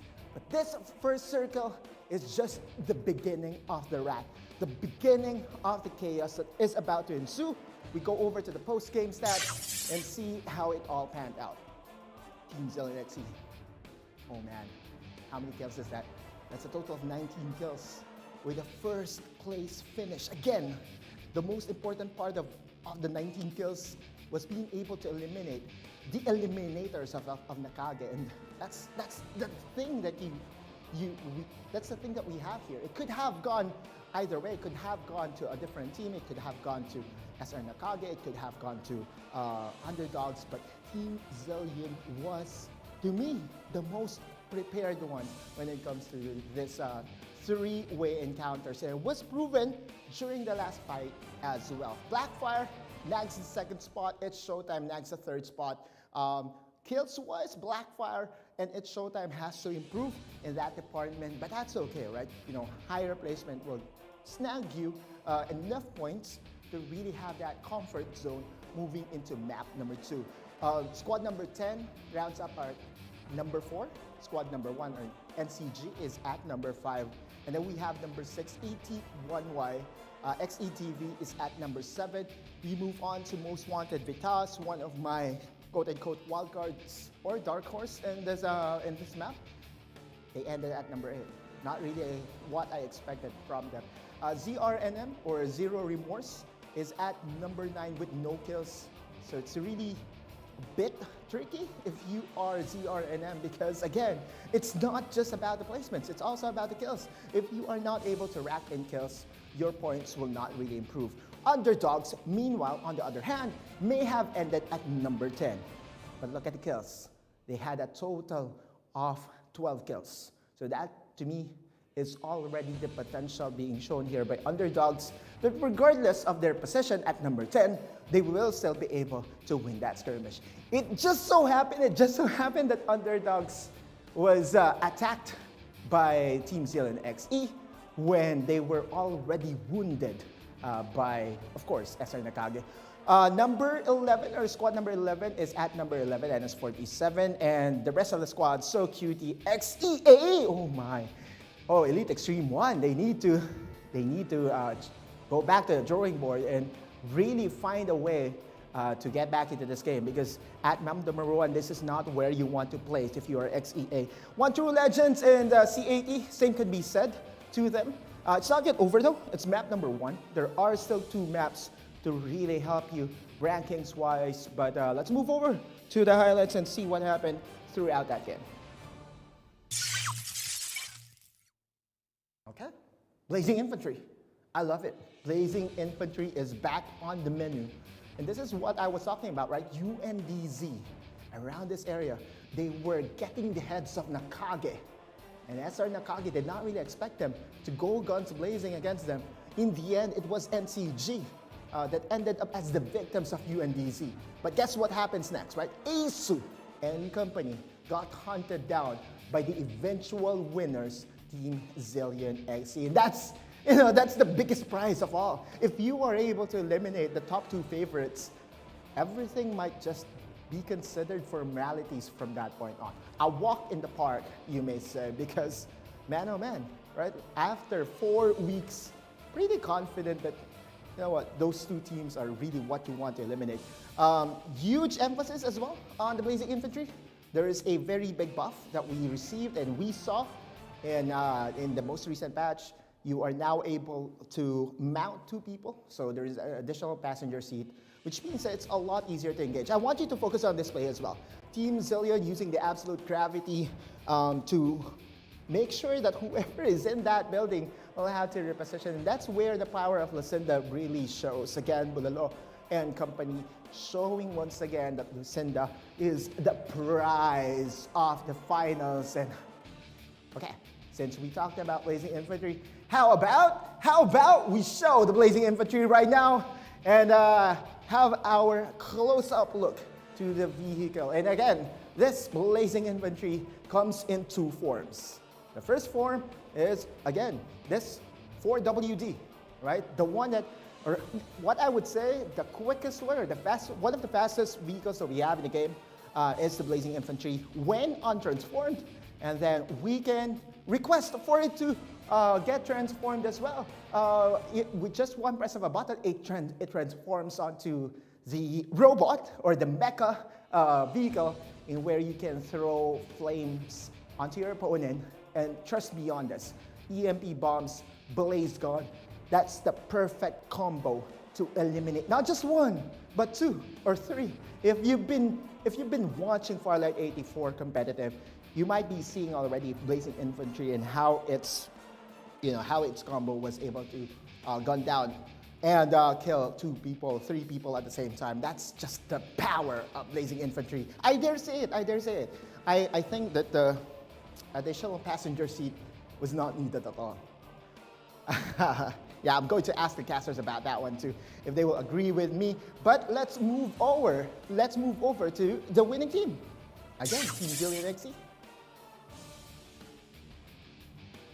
One of the teams that really has catapulted themselves as one of the favorites. Again, Bulalo. God did. Bulalo, Ice, and Buhat F9. For those who are wondering who Buhat is the same player as I left Bea. So yeah, during week number 4, we tagged them as the Nakage Slayers. Because every time that SR Nakage gets in contact with Team Zillion just knows what to do. Now this time around, yeah, SR Nakage was not eliminated by Team Zillion. But you know the best part about it is whoever gets to eliminate SR Nakage, that's the next target that Team Zillion will try to penetrate and will try to hunt down. Then again, let's go back to my original question. Again, this is Autolus and this is the analyst segment. Casters, what do you think about the buff on the blazing infantry? Huh. What do you think, Duckside? Do you want to start? Okay, I can start. Okay, sure. I think that the buff is definitely unnecessary, but it's all about chaos, right? Yes. Farlight is all about that chaos, so I like it. Yeah. And I want to How about you, Duckside? all I can say, though, is that it's honestly super good. Because before, everybody just goes for a flamethrower just because you can't bring a lot of people with the blazing infantry. But because blazing infantry can bring 2 people now, people are going to gun for the blazing infantry a lot more. But that's the thing, right? Like blazing infantry, the main reason why it's not too OP the last time out is because you can attack it, right? Like that's one of the glaring weakness, and that's where you can attack it when it comes to outplay. But there you go. Blazing infantry is the star of the show, as well as Team Zillion XE, map number 1. The story continues. Guys, we'll go ahead and throw it to a very short break, but by the time that we go back, grand finals of FL84 ACC, we'll be right back.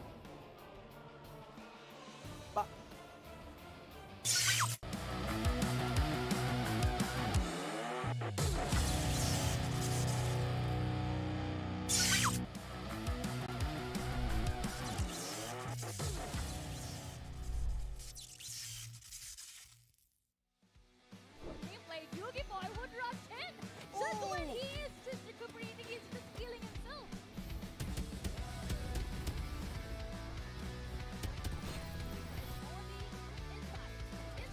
Of the building, but Maggie is going, he's not going to. At first, we didn't expect to be qualified in the first week because we just created our team 2 days ago before the registration. But we were surprised because we made it in top 15. So after that, we just continued practicing more by playing up games together and warming up before the tournament. And we also made sure that all of us were adjusting our rotation depending on our opponents.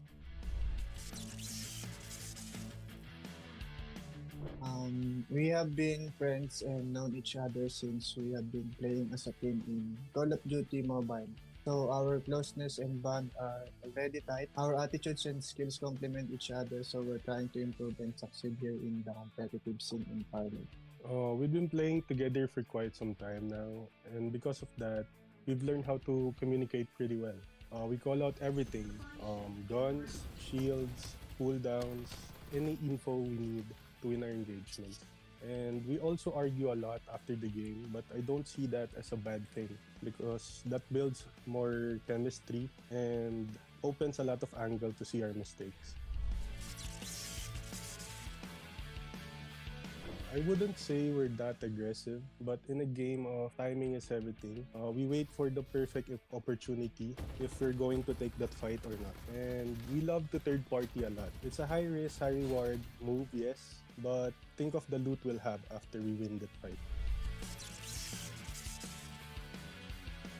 I'd say Farlight is more fun and it's not repetitive like the other games. Different metas, different zones. We really study the game before fighting. First, I would like to thank Farlight for bringing the boys back together to compete competitively. And a message to our community, have fun with the game.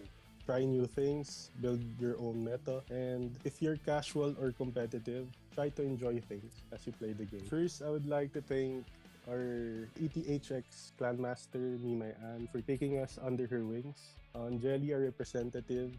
Shout out to the boys, Kramers, Tom, Iron, Map. And a huge shout out to our beautiful sub-teammate, Nicole, for playing in tournaments when one of us is missing. Big shout out to my girlfriend Jelly and ETHX family. Love you all. A message to our opponents. I wouldn't say we're not that strong yet, but that doesn't make us weak. We're definitely getting to that level, and we'll see on the battlefield. Good luck.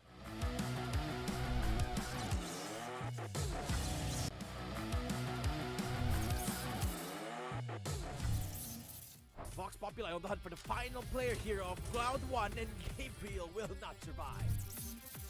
Alright, the stream, they found Nakage. They activate the Vision Rojan here just for a little time buying, but Wovik with the springboard play. BBC's down. They all alone in a 1v2, pushes up, puts out the Rhino, gets the explosion, and that's the double kill from My Love Bea. Full Pro getting challenged now by NCG9. They're about to push in. It's a 1v1 for the moment, but look at the fancy feet of Full Pro. Gets the first knock. Second one, AK with the spam, gets the beam down. That's Full Pro holding on to the rooftop.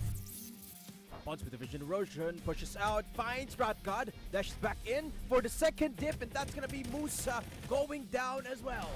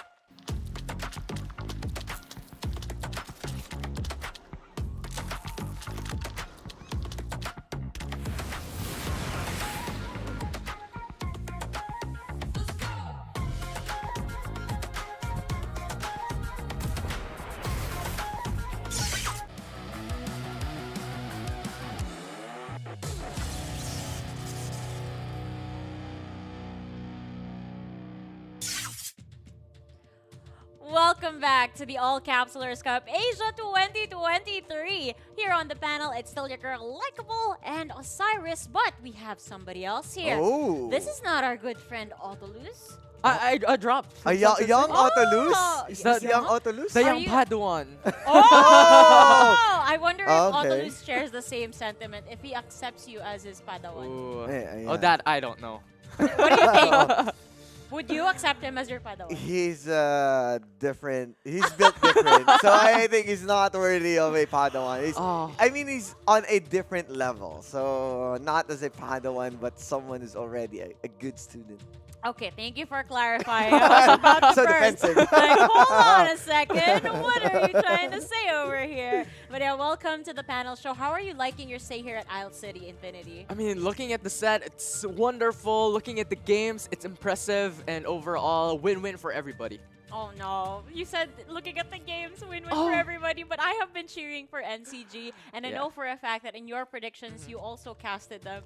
but that was quite a rocky start for them. Gotta admit, even for Yeah. your own team. Even underdogs had a hard time with their early game and got eliminated. Asu tried to rat it out, but it's not his playstyle. So definitely failed at that point. Yeah, there was a lot of unfortunate moments in that game, especially how you considered NCG just a while back rotating into like the South Bridge and then having multiple fights, fighting up against TZXE following through with another team as well. So there's just a lot of occurrence from that map number 1, which was unexpected for sure for NCG as well. Yeah, exactly. And I also want to talk about how these guys actually dropped onto the map and how it affected all of the skirmishes that we actually witnessed. Because I noticed that the map or the circle was leading towards the northern east side of the map. So is there a factor over here, Infinity, of the map relating to all of the clashes that occurred? Right, for sure, there is a part of that would push you through for a win, right? One of which would be NCG dropping in the Nova Planetarium, TZXE dropping on Motel or Southwest of Carnival. You have Blackfire dropping on South of Iris Ranch, and then IST dropping on Sanctuary Tower. But all of these things are actually quite surprising, right? Because the first circle is on the north side, and we see a lot of these teams revolving on the southmost part of the map, just looking for the loot, looking for those shields. Yeah, and that's the reason why NCG and underdogs found themselves at the South Bridge. Yeah. For the reason that it was northern, and then there's so many choke points that's 2 bridge, wherein you can go to Todd's Hot Rod, or you want to go with the or the Motel Bridge, or you want to go ahead and from Sunflower Shopping Mall, wherein Sherry Esports are dropped, but also dropped down early. And I like how you mentioned about, battling against all of these teams consistently time and time again, because this is one of the strategies that we talked about before. We all know one of the best strategies into accumulating these points is to get those kills. And I think NCG is one of the best teams to represent, having a lot of bloodthirst in every single game, and that they did. Unfortunately, they lost up against the enemy team, though. Yeah, so... Oh, I'm in pain. I'm in pain remembering how the map rotation just went, because, of course, these are the teams that we have been hyping over and over again. And to see them fall just like that, especially here at the finals match, it is very heartbreaking, but I do believe that they can still bounce back. There is so much room for possibility, but we also need to highlight, of course, TZXE. These guys won the match. They got their kills in, and right now they're sitting pretty at the top over here, Osiris. I mean, at first, we didn't really notice Team Zillion. I mean, on the first few weeks on their Saturdays or the 4 groups, they were able to shine. But wherever that there's the Sundays or the 2 groups breakdown, they're also having a hard time pushing their luck in. So yesterday, yes, there are stellar performance, but this time they were able to snag the top one. Yeah, and it was wonderful as well to see their early type of rotations, right? Because before they even went into the South Bridge, they first went into 10-man, and then when they heard fights, when they heard gunfights occurrence, they just went through it and just added themselves into a team fighting, which was underdogs and NCG during that time. I just want to say that you can tell from this discussion that Infinity is the youngest among us, because he was able to remember that detail to a T. It was too good. I can barely remember what happened. Instead, like, I remember the last clash, but for him to remember how the rotation was for Team Zillion XE, that is just spot on for this guy. Welcome to Isle City again. Thank you. Thank you for letting us know how old we actually are. Okay, so Team Zillion, really good on the rotations. You have been here today. You've seen some of the matches as well from yesterday. Anything in particular that you want to highlight in terms of the patch coming into life today? I think Autolus has mentioned this already during the analyst segment of today's tournament, but the changes when it comes to weapons, I think, is one of the most amazing thing that we've seen so far. I'm going to pause you right there, because you mentioned weapons. And I want to see if we're one step closer to getting that pop art camo skin for our Bar 95. Ladies and gentlemen, let's look at what our viewer milestone rewards has been unlocking. Hold on a second. You guys are too fast. I mean, it's the finals day, so everyone deserves the best for Farlight. Yeah. And the best we will get. unlocked 3 already in just one map. That is insane. We usually have a build-up every single week, but as Osiris said, it is finals weekend, and you guys are just serving us over here. So, all right, folks, if I were you, I would be ready to type in my CD key right here because we're gonna reveal the code in 3, 2, 1. Huh. Here you go. Try your best. Yeah, try your best. Input the code right Chess. now. This is chess. Elite chess. Oh yeah, this is pretty close to the real thing. I wish we could open it and We get our loot. our loot. The gear X. Okay, if we were to open this, what do you think would be inside? I want to go with the penguin. The duck side penguin. You know what? I'm gonna go for the phantom skin that I missed during the battle Oh. I love that phantom skin. pass. It was amazing. Yeah. Well, maybe if you look at the next giveaway that we have over here, you might be able to get your phantom. We're not sure what's inside, but here it is, folks. Here is your legend chest code. For rewards. For rewards. Oh, that sounds vague. It sounds like it's giving. Yeah. You know, like It means more rewards. So for more rewards, share the stream. I just want to say I'm so proud of the audience that's watching right now. We asked, they delivered, and they're gonna deliver some more, I believe. And what's good about that is the watch party also is being celebrated. So yeah, if you want to drop by and dropping in, next code. I thought you were gonna say you can use your trail to drop on by over here. For honor! A lot of fours for the day. Yeah. For honor, for reward. Because it's 4 finals. Oh. Did 4 AM Q qualify? I can't remember. Did they qualify? I don't think so. here? I don't think so. Oh, I don't no. think so. It could have been a so close. foreshadowing for them. Close, but not quite. But still, those guys really impressed us as well yesterday. Unfortunately, we don't get to see enough of them today. But this is just the beginning of Farlight Esports after all. Yeah. Anyway, guys, as we prepare for our next map, we're going to go to a quick break, but ACC Asia will return with more action.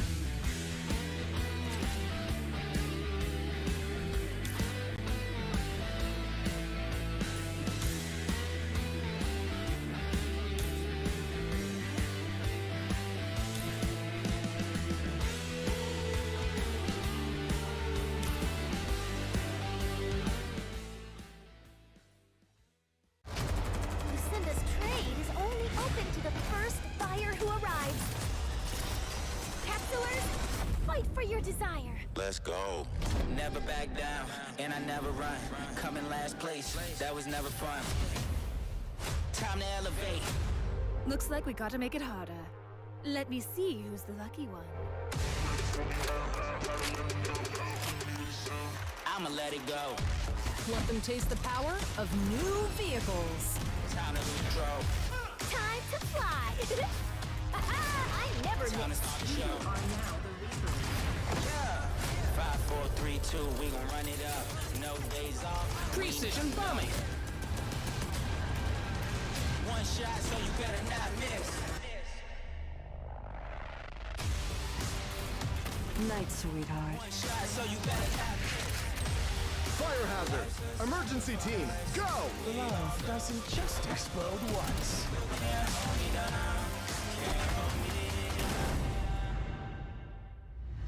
Feel the gravity of fate.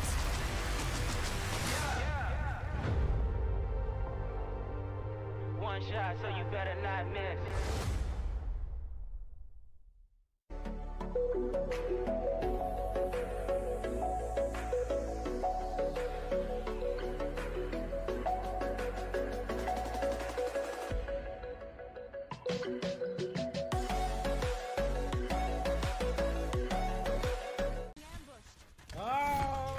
बढ़ दिया गया मेरे को el propulsor. ¡Ah!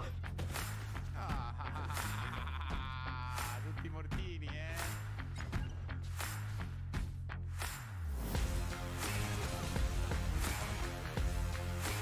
Saco bomba contigo, granada por tuya contigo. Distrutto.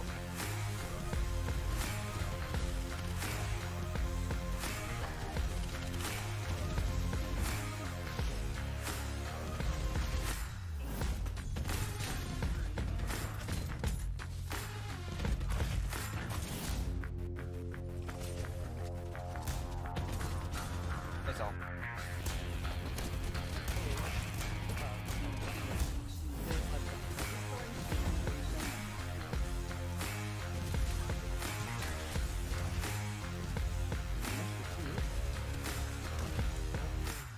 It's one in the corner. Nice. Brother's locked.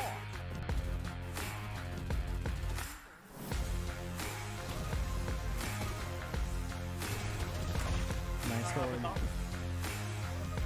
Unlimited ammo.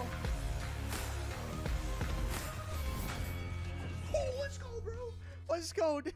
That was sick, dude. I used my unlimited ammo, which is like the perfect squad wiping ability.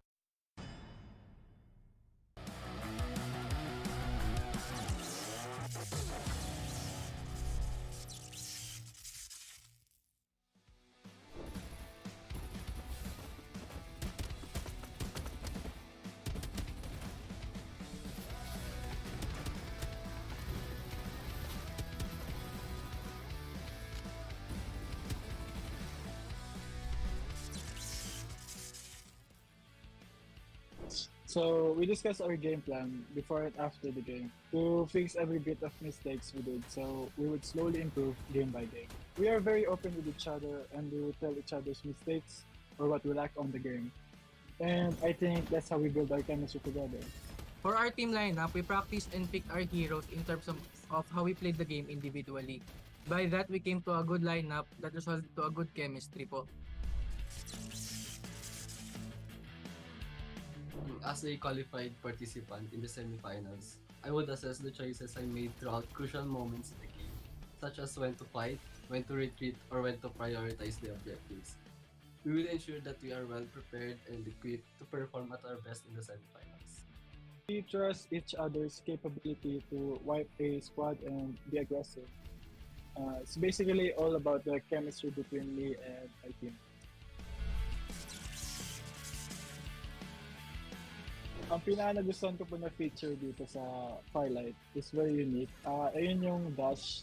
Ngayon lang ako napaglaro ng game na may ganitong movement. Dash pataas, dash pa horizontal, vertical, gano'n. Madaming pwede mangyari sa laban. Parang nagiging ayun yung dahilan ko ba't nagiging unit yung laro. Napapala yung laro sa ibang games.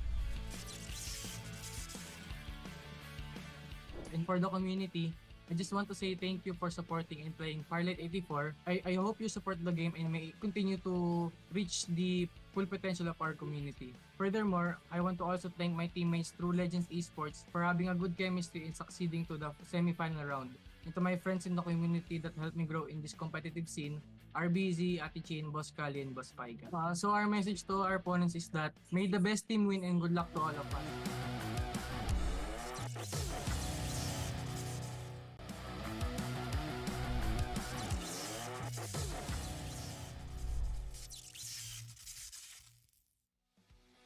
Gameplay, Yugi Boy would rush in! Just when he is just recuperating, he's just healing himself!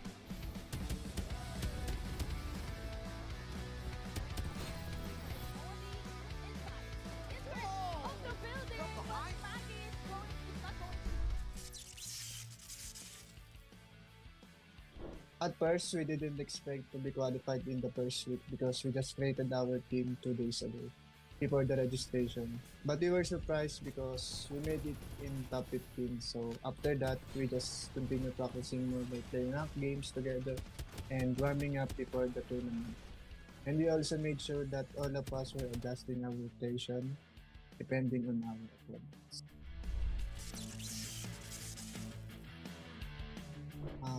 We have been friends and known each other since we have been playing as a team in Call of Duty Mobile.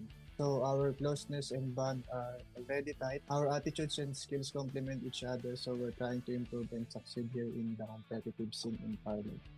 We've been playing together for quite some time now, and because of that, we've learned how to communicate pretty well. We call out everything, guns, shields, cooldowns, any info we need to win our engagements.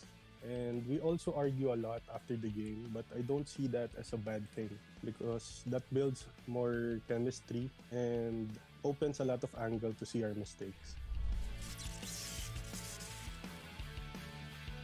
I wouldn't say we're that aggressive, but in a game of timing is everything, we wait for the perfect opportunity if we're going to take that fight or not. And we love to third party a lot. It's a high risk, high reward move, yes, but think of the loot we'll have after we win that fight. I'd say Farlight is more fun and it's not repetitive like the other games. Different metas, different zones. We really study the game before fighting. First, I would like to thank Farlight for bringing the boys back together to compete competitively. And a message to our community, have fun with the game.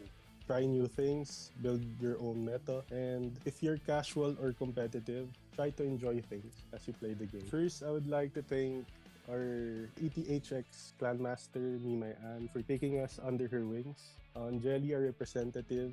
Shout out to the boys, Kramers, Tom, Iron, Mac. And a huge shout out to our beautiful sub-teammate, Nicole, for playing in tournaments when one of us is missing. Big shout out to my girlfriend Jelly and ETHX family. Love you all. A message to our opponents. I wouldn't say we're not that strong yet, but that doesn't make us weak. We're definitely getting to that level, and we'll see on the battlefield. Good luck.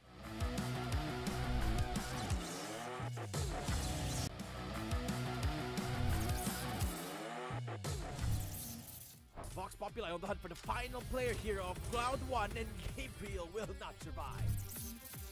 Alright, the stream, they found Nakage. They activate the Vision Rojan here just for a little time buying, but Wovik with the springboard play. BBC's down.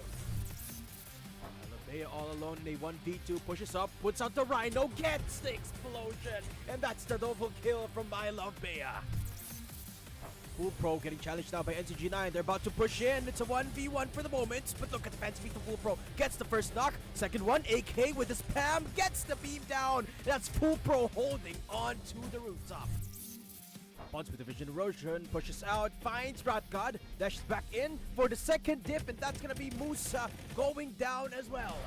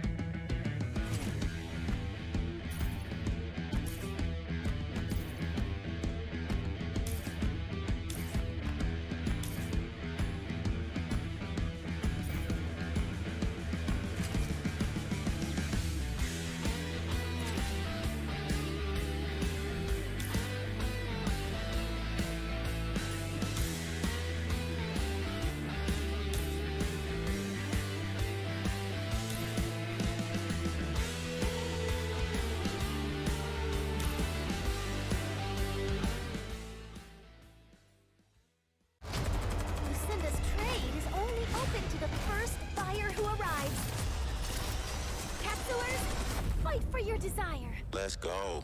Never back down, and I never run. Come in last place, that was never fun. Time to elevate. Looks like we gotta make it harder. Let me see who's the lucky one. I'ma let it go. Want them taste the power of new vehicles. Time to control. Time to fly. I never Time to miss. start the show. Yeah. 5, 4, 3, 2, we gon' run it up. No days off. Precision bombing. One shot, so you better not miss. Night, sweetheart. One shot, so you better not miss. Fire hazard. Emergency team, go! Love doesn't just explode once.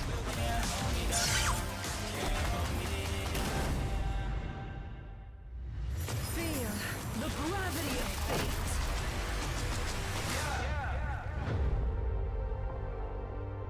One shot, so you better not miss.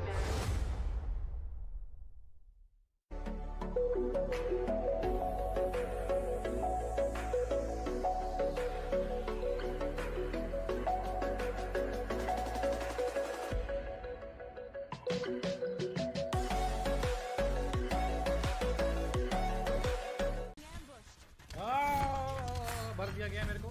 El propulsor. Ah! Tutti mortini,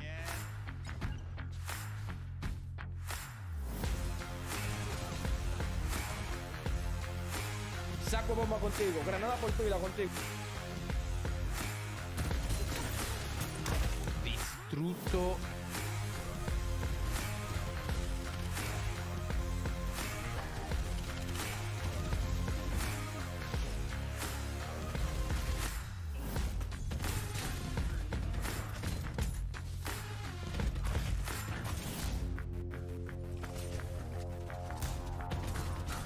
That's all.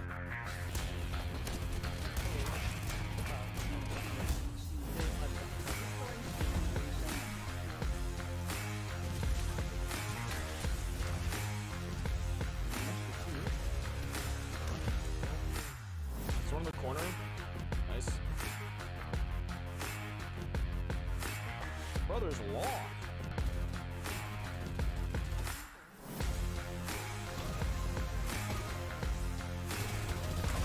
Nice one.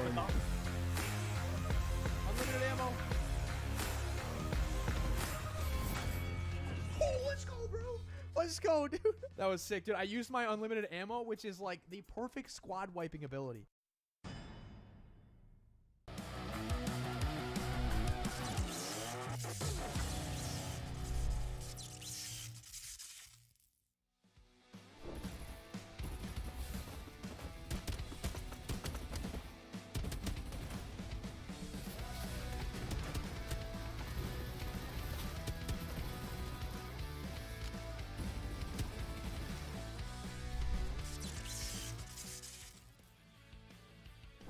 So we discussed our game plan before and after the game to fix every bit of mistakes we did, so we would slowly improve game by game. We are very open with each other and we will tell each other's mistakes or what we lack on the game.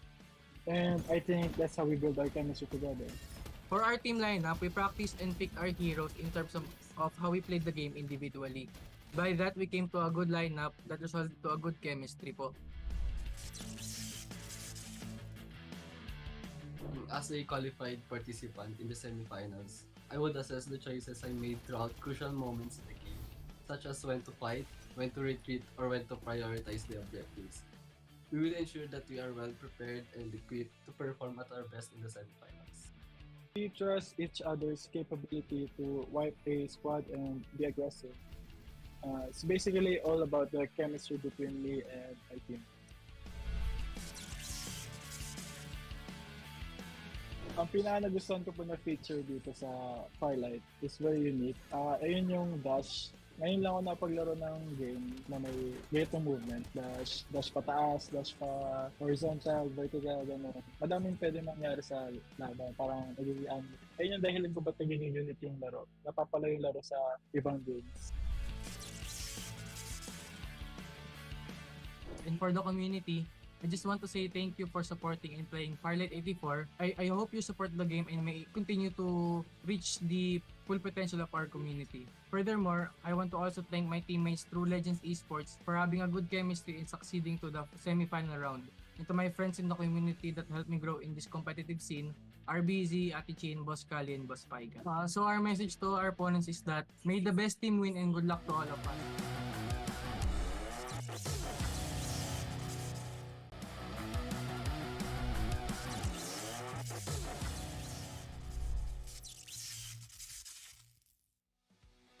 Gameplay, Yugi Boy would rush in!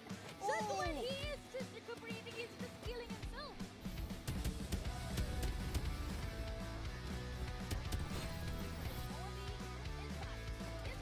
Of the building, but Maggie is not going to. At first, we didn't expect to be qualified in the first week because we just created our team 2 days ago before the registration. But we were surprised because we made it in top 15. So after that, we just continued practicing more by playing ranked games together and warming up before the tournament. And we also made sure that all of us were adjusting our rotation depending on our opponents.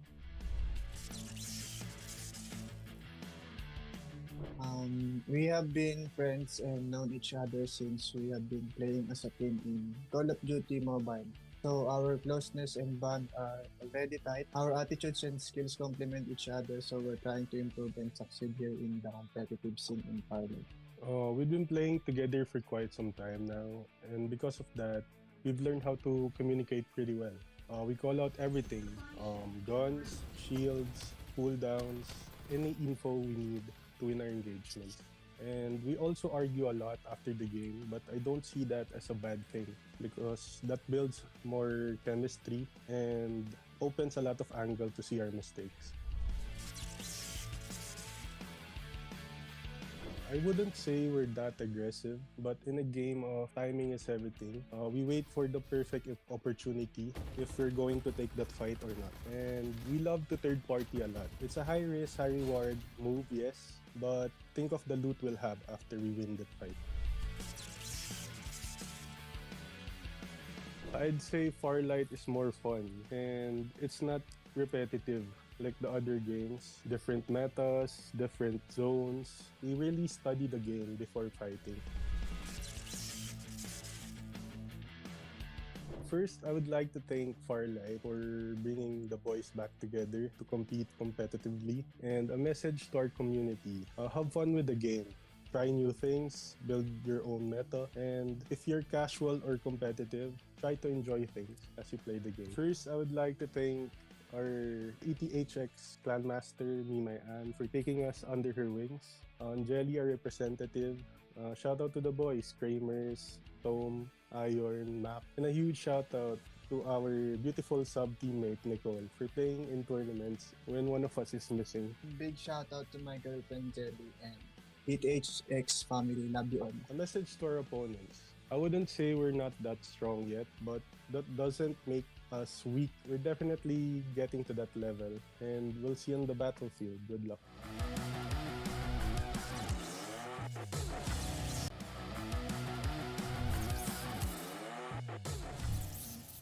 Vox Populi on the hunt for the final player here of Cloud 1, and Gabriel will not survive.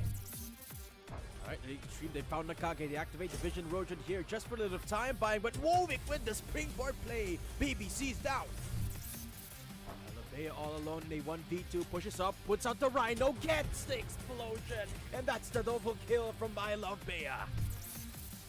Full Pro getting challenged now by NCG9. They're about to push in. It's a 1v1 for the moment, but look at the fan speed of Full Pro. Gets the first knock. Second one, AK with the spam, gets the beam down. That's Full Pro holding on to the rooftop. Bonds with the Vision Erosion, pushes out, finds Rat God, dashes back in for the second dip, and that's gonna be Musa going down as well.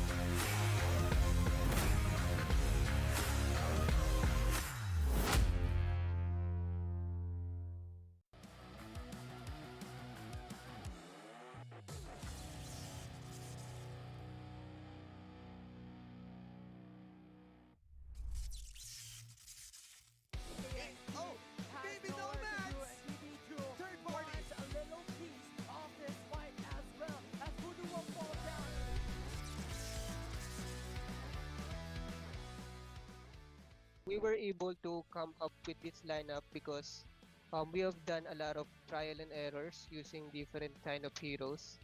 And this lineup that we currently have, which consists of Cypher, Sunil, MKR, and Ember, is what works for us.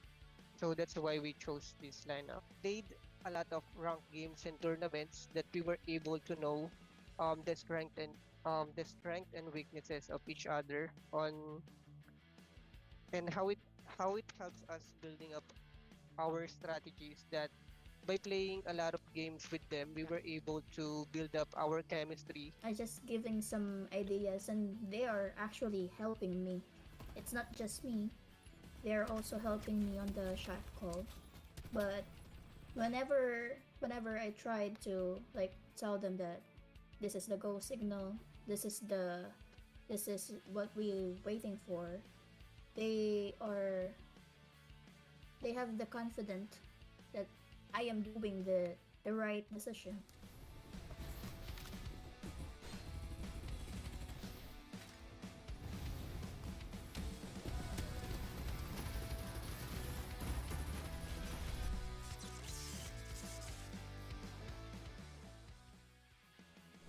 For the communication, we mainly focus on the in-game mic. We actually use Farlight signals because it's very helpful, especially the marks that we can use, such as you can follow here, defend, or enemy on site. We actually use that marks or signals so that we will be able to see on our map where our enemy is. For the buff to expire, and there's Hardman onto the window. Feels like Peter Pan. He is ready to take away his 4 kids as they are slightly going in, slowly but surely clearing out every members. Hartman really low, but you have the response coming in from the captain. Oh, and it's that is 64k main I down. am a Sunil, and I've noticed there's 2 people in the second floor, and I just push it on the rooftop, and Calix is pushing the enemy at the bottom. I just push it and go with it, and I know Iska is going to back up me. That's how strong is our backup if there's an engagement.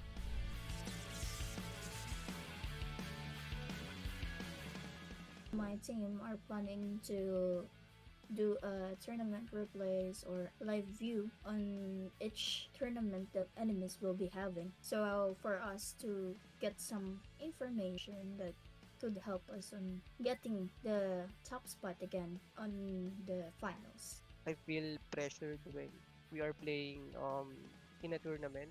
But regardless, we just do what we do what we practice, and do what's best. That's what prepares us.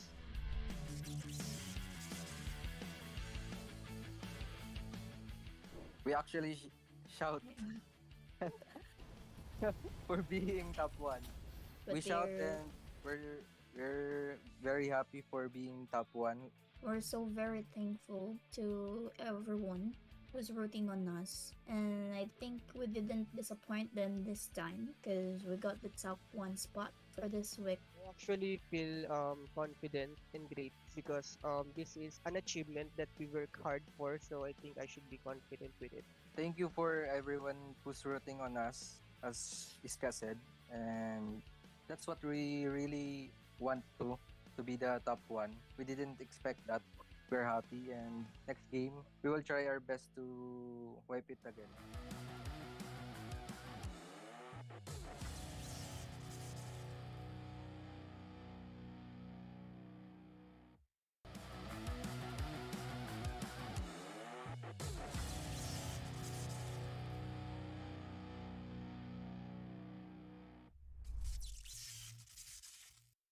Very hot right now. 4XG Raid going down to gold.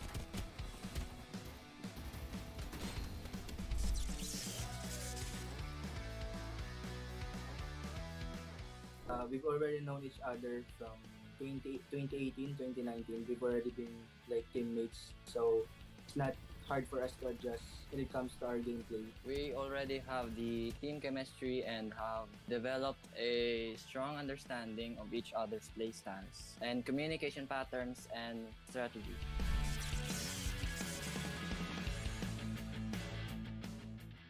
us, it's easy naman po because there's team mics and discords and all the stuff, so we can communicate better. So it's not hard, even though we're not together in the same place.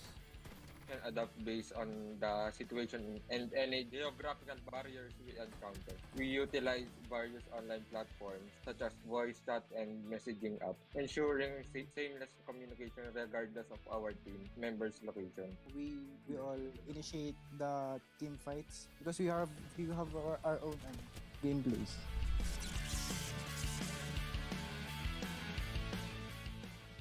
Maybe Akise or Colas, but mostly Akise because may sariling mundo siya. I'm too confident. I think I can kill the enemy.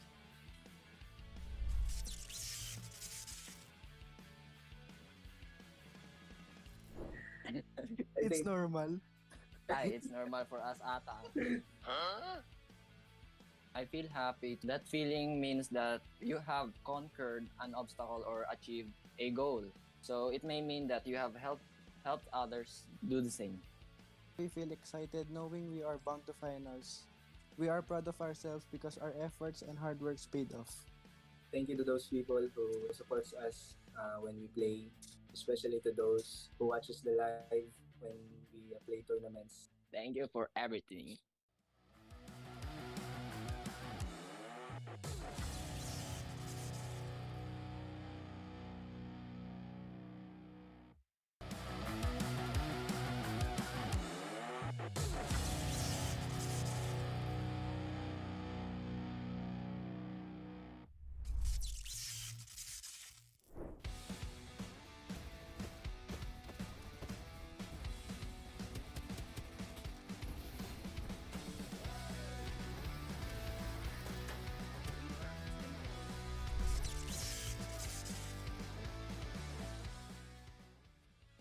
Some of us were former teammates in different kinds of Battle Royale games.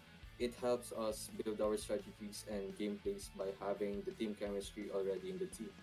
We came up with our team lineup for this tournament through trial and error.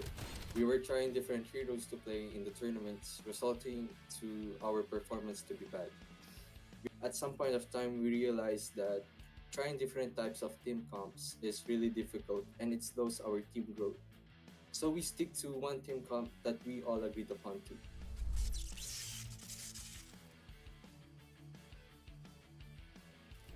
In our comms, we try to be as vocal as possible in-game. We comm every single thing that we see, what we want to do, and what we have to suggest. Also, when we are engaging in a team fight, we comm who to target first so we can wipe the team fast. And after the game, we discuss our errors in Discord and what we could have done better in that certain situation. Before a tournament, we pray and ask guidance to the Lord to guide us and show us the path to victory.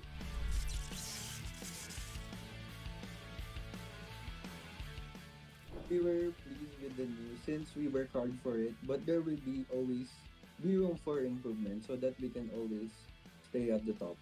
We make it a habit to review our errors after every tournament so that we could improve as a team. We also try our best to win the qualifier since it helps us when dealing with strong teams.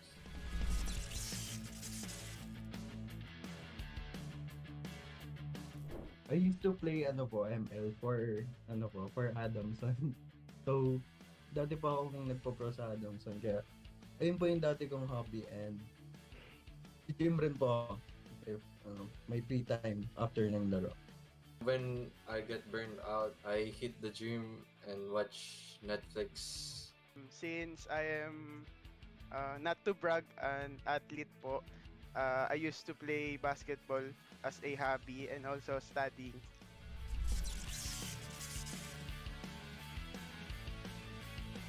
Message to our past opponents who reached the top 30 on the knockout is good game and congratulations po to all of them.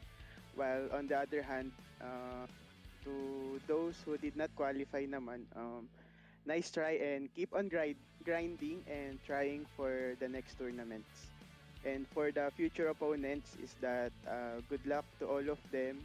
I hope that all of us will show sportsmanship and support to all the teams. And yun, good game. My message to the community is that thank you for playing the game Farlight 84, and I hope that you guys will keep on playing it and supporting competitive teams like us. I hope that our community expands wider and reaches a lot of people.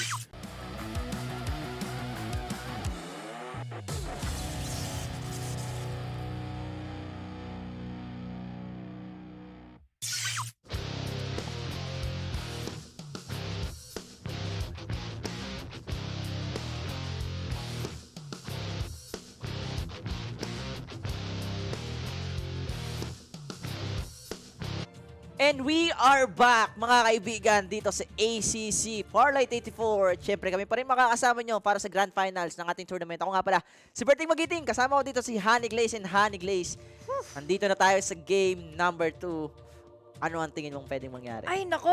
Doon pa nga lang sa game number 1 natin, hindi natin nakita yung mga top 1 teams na lagi natin pinipredict na laging mangunguna sa ating finals ngayon. Pero Team Zillion lang naman ang malakas ngayon kanina in game number 1. And they have 19 kills for that game number 1. And getting that first place, equivalent to 15 points. Meron kagad silang 34 points in total. And we didn't expect, no? Actually, sa aming mga casters, walang nag-predict na nasa top 3 sila for this tournament.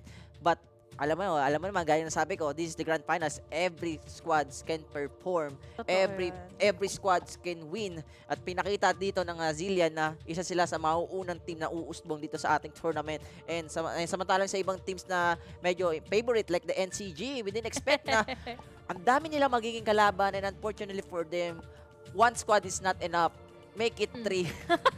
Totoo, no? Diba, Sa isang grabing casualty yon sa NCG. Hindi natin nawari na ganun pala yung pwede mangyari. Ano? Dahil nga, again, this is NCG. So, ibig sabihin nun, may mamamata talaga sa kanila dito here in our finals na yun yung ginawa. Times 3 ang naging laban kanina. At di lang yun, hindi sila pinagpahingay ng mga squads. And very unfortunate for them kasi magkakadikit din talaga yung mga squads dun sa may bandang lower right side ng ating mapa. So, talagang once na magkaroon ng engagement sa ibang squads, ang dali mong makikita and pwede talaga sila maki-third party. And we know naman pagdating ddito sa point system natin is every kills is count as 1. So pag nakakuha ka ng 19 kills, meron kagad kayo 19 points. So talagang yung mga teams dito is rather mag-loot or mag-stay put. Yung iba talaga nagiging aggressive. Like lang ginawa mismo ng nanalo ng game number 1. Totoo yun. Dahil nga, they took advantage nga na busy naman yung NCG. Busy naman yung underdog. So, bakit hindi natin sila gambalain kung saan nakikisawsawngan sila? Pero, it was worth it. Sobra-sobra yon para sa kanila. At sila ngayon nagkaroon nga ng mas malaki pang advantage.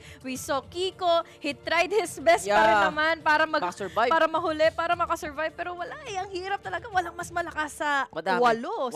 And hindi lang yun. Wala siya sa circle. Ayun ang daming squads na nakakatira dun or naghihintay mismo sa safe zone. And yeah, masyado rin sila maaga. I think nakuha nila yung 4th spot for that game. 4 or 5 rather. Pero this is game number 2. Honey Glaze, ladies and gentlemen, this is a different story as well. Sino ang teams na pwedeng manalo for this game? And we still have 2 more laps para dito sa Grand Finals natin. And di pa natin alam sa totoo lang kung sino ba talaga ang manalo. Pero may lamang na yung Team Zillion dito. Exactly. Feeling ko nandito pa rin ako sa underdogs eh. Nakas ko kasi yesterday yung gaano kalupit yung chaotic advantage nila na gusto nilang habulin. Kapag may info na sila, hindi na talaga nila papatakasin. Pero, iba kasi dito eh. Mas wais na rin kasi yung iba. Kapag nakikita nilang aggressive yung kabilang team, kaya nila dito sawsawan kaagad. Yeah, and di lang yun. May mga teams din talaga dito or players na if they know na worth yung kills para sa kanila or yung worth yung deaths nila, minsan ginagawa nila they denying the points para dun sa ibang squads, which is a good strat for this battle royale kasi gaya nga nasabi natin, yung points din talaga ay mahalaga. So kahit sabi mo 1 puntos yan, pwede maging reason kung bakit sila mananalo or pwede ka matalo. And pala, no? This is the Grand Finals and this is the first tournament or official tournament rather ng Farlight. And napakalaking halaga na ikaw yung mismong team ang unang makakuha ng titulo. Exactly. Dahil syempre mamatayin ka na nila. So much respect and moral boost yun sa inyo. Lalo na this is one of the chances nga na parang magpakitang gilas, makilala pa kayo lalo na this is just the first tournament nga ng ACC. And mobile. This is a mobile tournament. And syempre, may iba pa tayong platform like the Ay! PC. Nagpaparinig ka na Alam ba, mo, what Kuya if like Roberts? magpa-tournament? Hindi, ako lang naman kasi dalawa kasi ang platform eh. They have the PC, they're the May CP. PC, So, may what mobile. if, no? What if magka-tournament din ng Oo PC? nga. Pero this time, mag-focus muna tayo sa mobile kasi hindi lang naman Pilipinas din ang naglalaro dito. Meron din mga taga-ibang bansa. Uy, totoo yan. Kanina daw, di ba, sina It's Showtime, they were Oo. really phenomenal nga earlier on.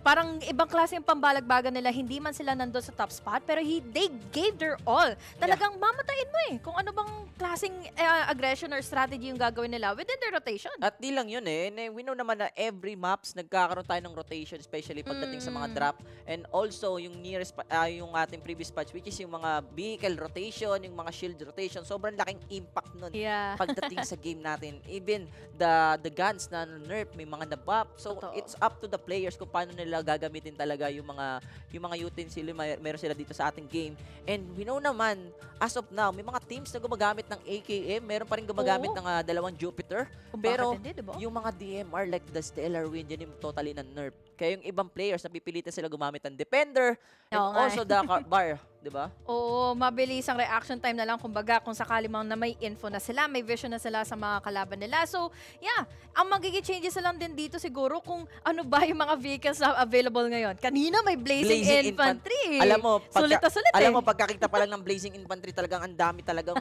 players na talaga sinecure that vehicle kasi hindi lang siya basta, hindi lang siya basta kotse. You have the EMP na pwedeng manegate yung mga dashes and also the armor of your enemies. Sobrang laking tulong niya. Di lang yun. Hindi lang isang player pwedeng sumakay eh.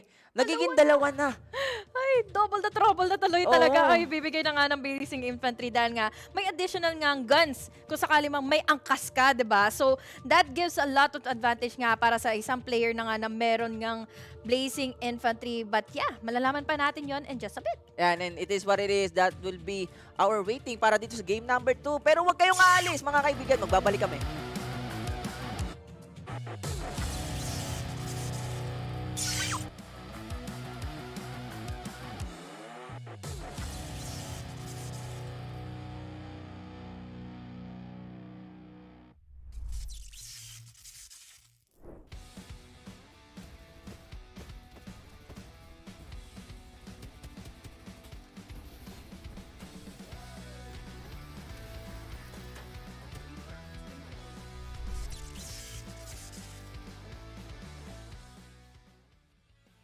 Some of us were former teammates in different kinds of battle royale games.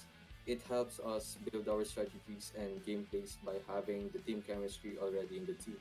We came up with our team lineup for this tournament through trial and error. We were trying different heroes to play in the tournaments, resulting to our performance to be bad. At some point of time, we realized that trying different types of team comps is really difficult and it slows our team growth. So we stick to one team comp that we all agreed upon to.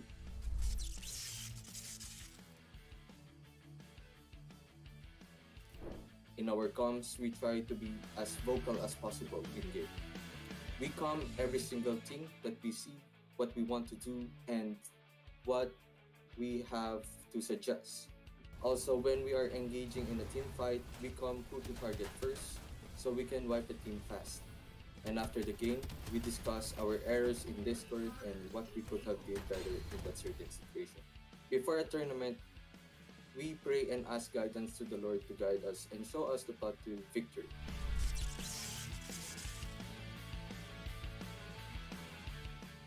We were pleased with the news since we work hard for it, but there will always be room for improvement so that we can always stay at the top. We make it a habit to review our errors after every tournament so that we could improve as a team. We also try our best to win the qualifier since it helps us when dealing with strong teams.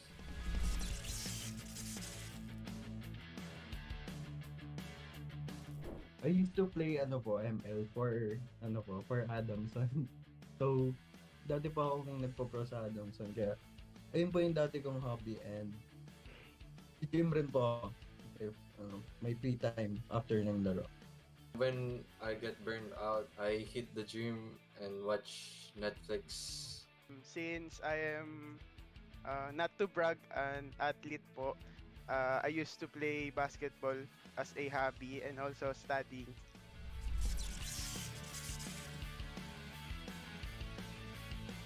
Message to our past opponents who reached the top 30 on the knockout is good game and congratulations po to all of them. While on the other hand, to those who did not qualify naman, nice try and keep on grinding and trying for the next tournaments.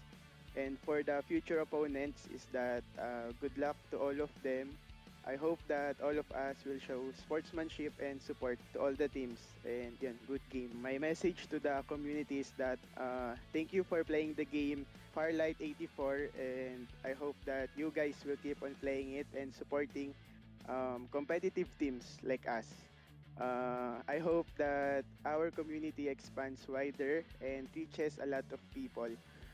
Also, thank you for those who support our team, Extreme Elite Esports, to my rank game friends, Red Boys, Haze, Iwa, Matt, Pau, Alcade, Bulalo, and etc. Lastly, a special shout out to our boss, owner of Extreme Elite Esports, Madam Bianca Meneses, also Mamaw, and our manager, Ate Kali, for always trusting us and supporting us in every tournament that we play. That's all. Thank you.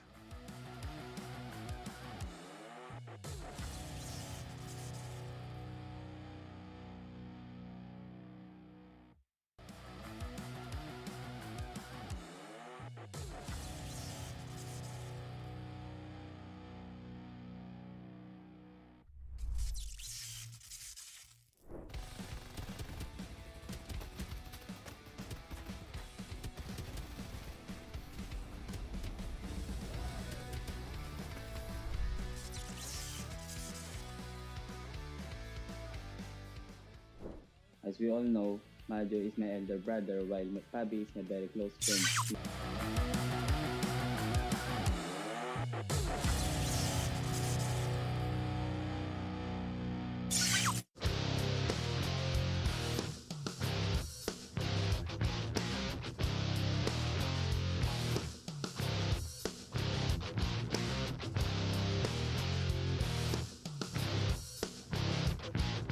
At eto na.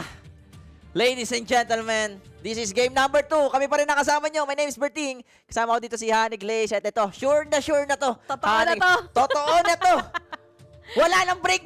Oo, hanapin na natin kung sino pa talaga ang mananalo. Game number 2, everyone. Makikita na natin kung sino na nga ba yung maninindigan on the top spot. Dahil kanina, we saw Team Sillion XE. Magpapatuloy nga ba yung kanilang legacia? And I think baka magkaroon pa nga ng back-to-back if ever na nandun pa rin yung momentum nila as a team. And also, may mga teams dito na nakapagpahinga kahit papano. So, ibig sabihin, yung mga init nila sa katawan, medyo lumamig na.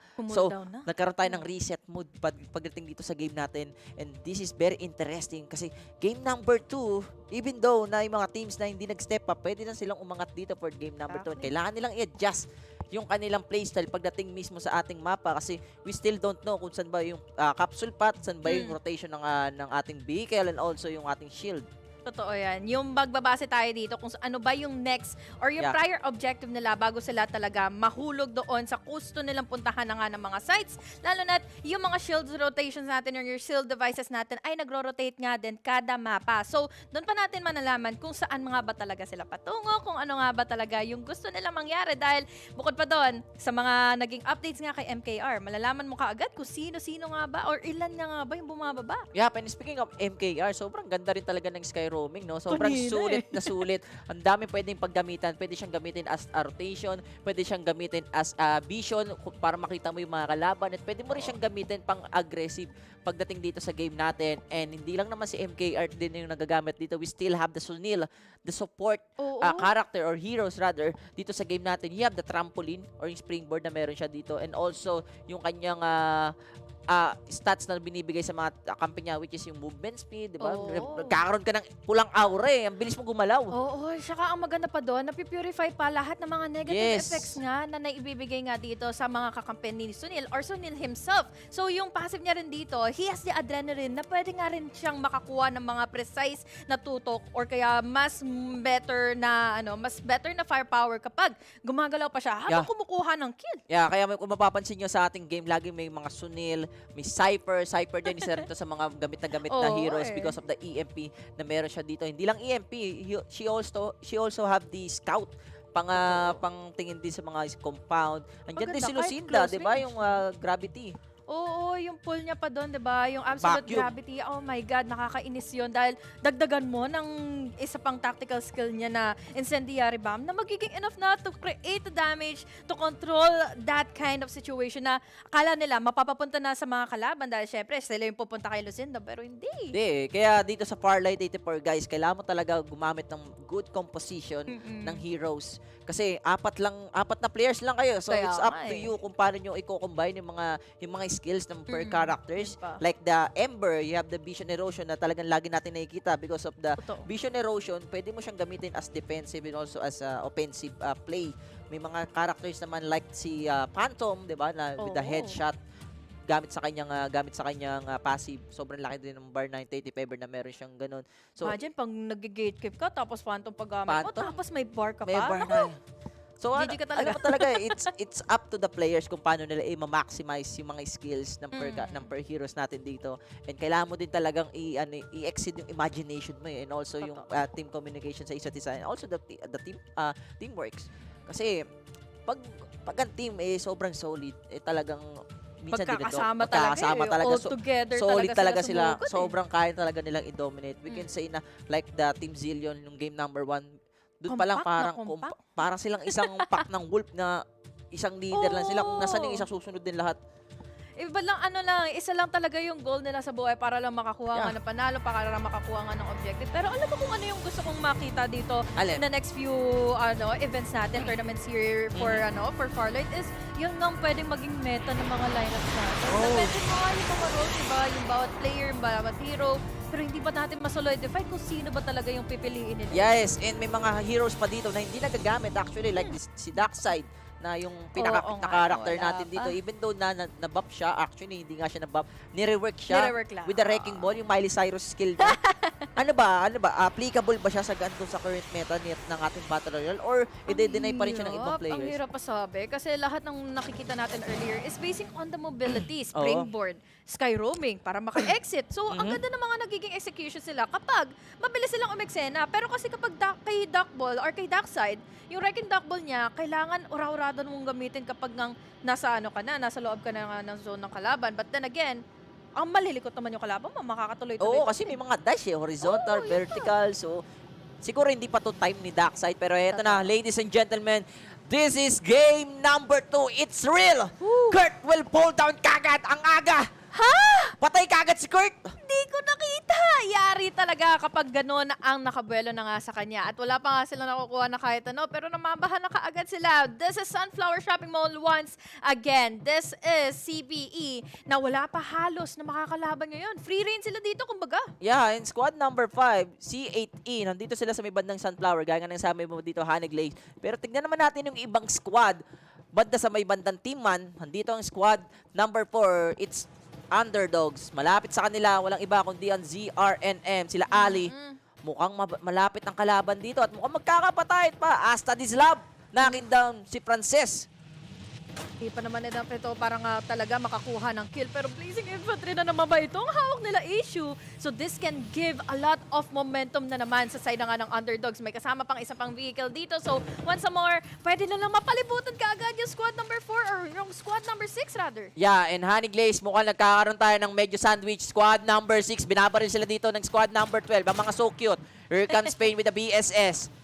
Shotting dito sa may bandang second floor ng squad number 6 at mukhang eto na ang Vision Erosion. Papasok dito si Pain with the AKM and Ali will fall down. Ali, anong ginagawa mo dyan? And here comes Hello. Hello, bakit? Kamusta? At mukhang mapamatay pa. Oh no, hello talaga. Hello my friend. friend, hello! Ako talaga ang makakaharap mo na. Pero ang magiging problema, mas napalibutan pa nga siya. Wala siya nagawa kasi nga, iba yung angulo na tinitingnan niya. Nandoon kasi yung squad number 12. Yeah. Pero ngayon, Underdogs, unti-unti na silang tumutumba. Pero thankfully enough, nandito naman si Isu. Yeah, and Isu will get that kill and Matt. Marirevive pa dito si Kuya Matt sa squad ng Underdogs. And yung ibang miyembro dito ng squad number 6, after nilang matalo sa Teen Man, nag-bail out na rin kagad sila dito. Kasi if ever na ipupush pa ulit nila yung Teen Man, this is a very risky play for them kasi sobrang aga mo mamamatay if ever. Oo, yun pa. Siyempre, kilala mo naman na yung kalaban mo. Kilala mo na rin naman na kung sino ba talaga yung nagtatap. Kaya iwasan nyo na yung underdog. So this can give them so much life on the next few rounds or na the next few minutes nga ng ating game para naman magkaubusan muna sila. Oy, Lalo na Super lang Iron. yung ginagawa dito. Pumasok na ang NRX. Eto na ang mga pambato na mga tropa. NRX Super Iron with the low armor.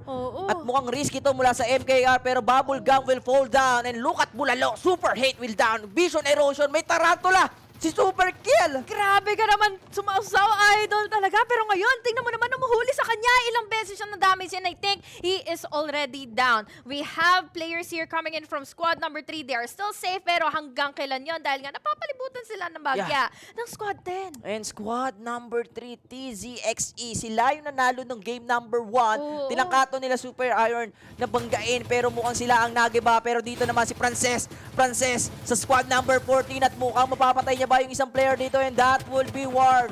And War will fall down. That is a good shot mula sa kanyang Jupiter dito mismo sa ating Sanctuary Tower. Pero di pa tapos ang laban natin, Honey Glaze. Di pa talaga dahil meron pa nga natitira sa loob ng mga HRX? Oh no, HRX. Kailangan niya naman makbo. He's very low on HP. At least on a really tight situation. Nakatakbo pa siya ng bagya. Makakapag-heal pa siya. Pero kasi hinahanap na rin siya nila Kazo. At si Kazo nakamamba pa sa kanya. Ayun, nabeluhan na nga siya. So paalam na lang muna sa And kanya. Kazo, that is a good shot mula sa kanyang dyan. I think this is a generator or a defender. And look at this, squad number 11 and S47. Isa-isa sila pinapatay dito nila Kazo and friends. Pero nandito na ang mga Seiya, ang mga elite.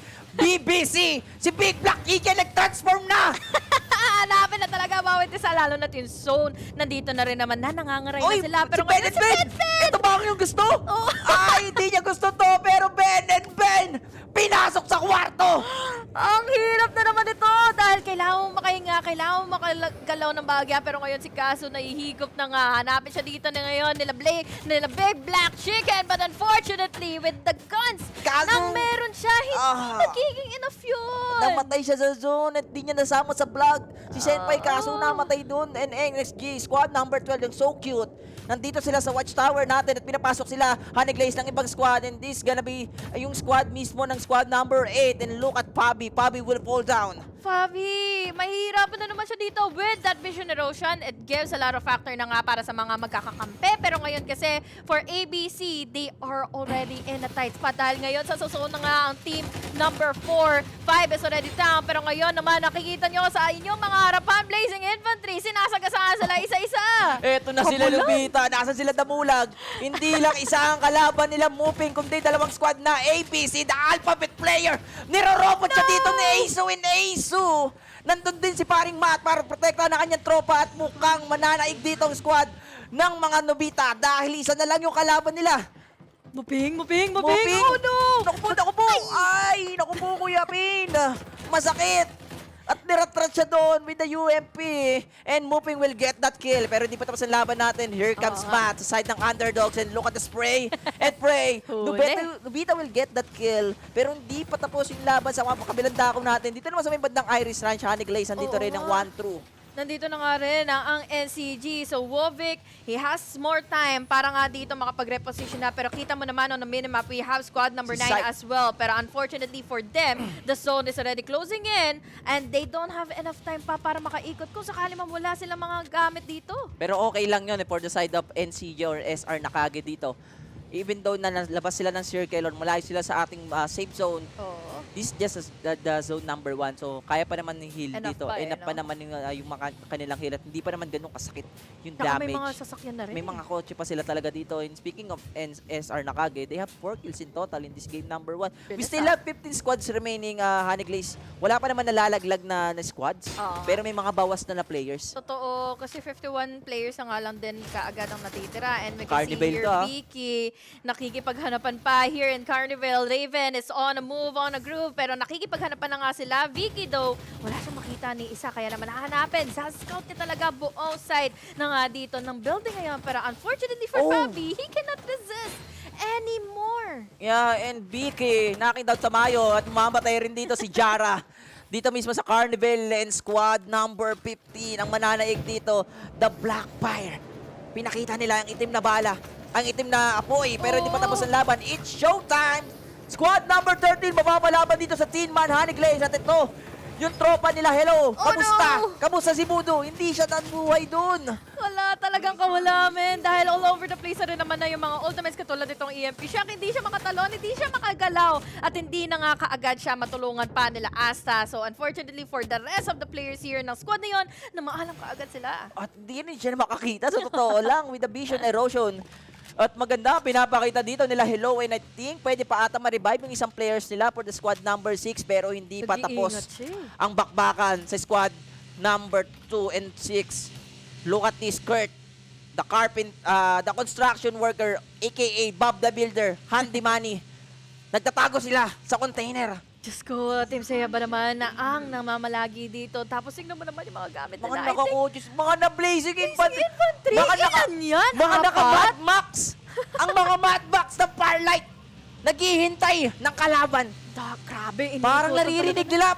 Nandito sa container yung mga mga TNT. Amoy nila, men. Ang mga gusto maging TNT, kailangan natin i-search and destroy at mukhang madedestroy nga dahil si Pew ang mamamatay dito sa side ng RNM. Nandito na sila, hello, kamusta with the gravity, pero hindi enough yung damage niya at isa-isa na silang nawawala. Totoo yan, lalo na't ngayon magiging sausaw na nga dito sina Ali, and unfortunately for them, bawas na rin naman na sila. Pero ang magiging advantage naman dito is mayroon naman sila dito kaagad time para makapag-reposition. But then again, Ali is very low na HP. Kailangan niya na mag-ingat ngayon dahil nandito na nga si Kuya Babako na hindi siya pinaligtas. Ayun, alam niya yung tamang gagawin dito, Macro.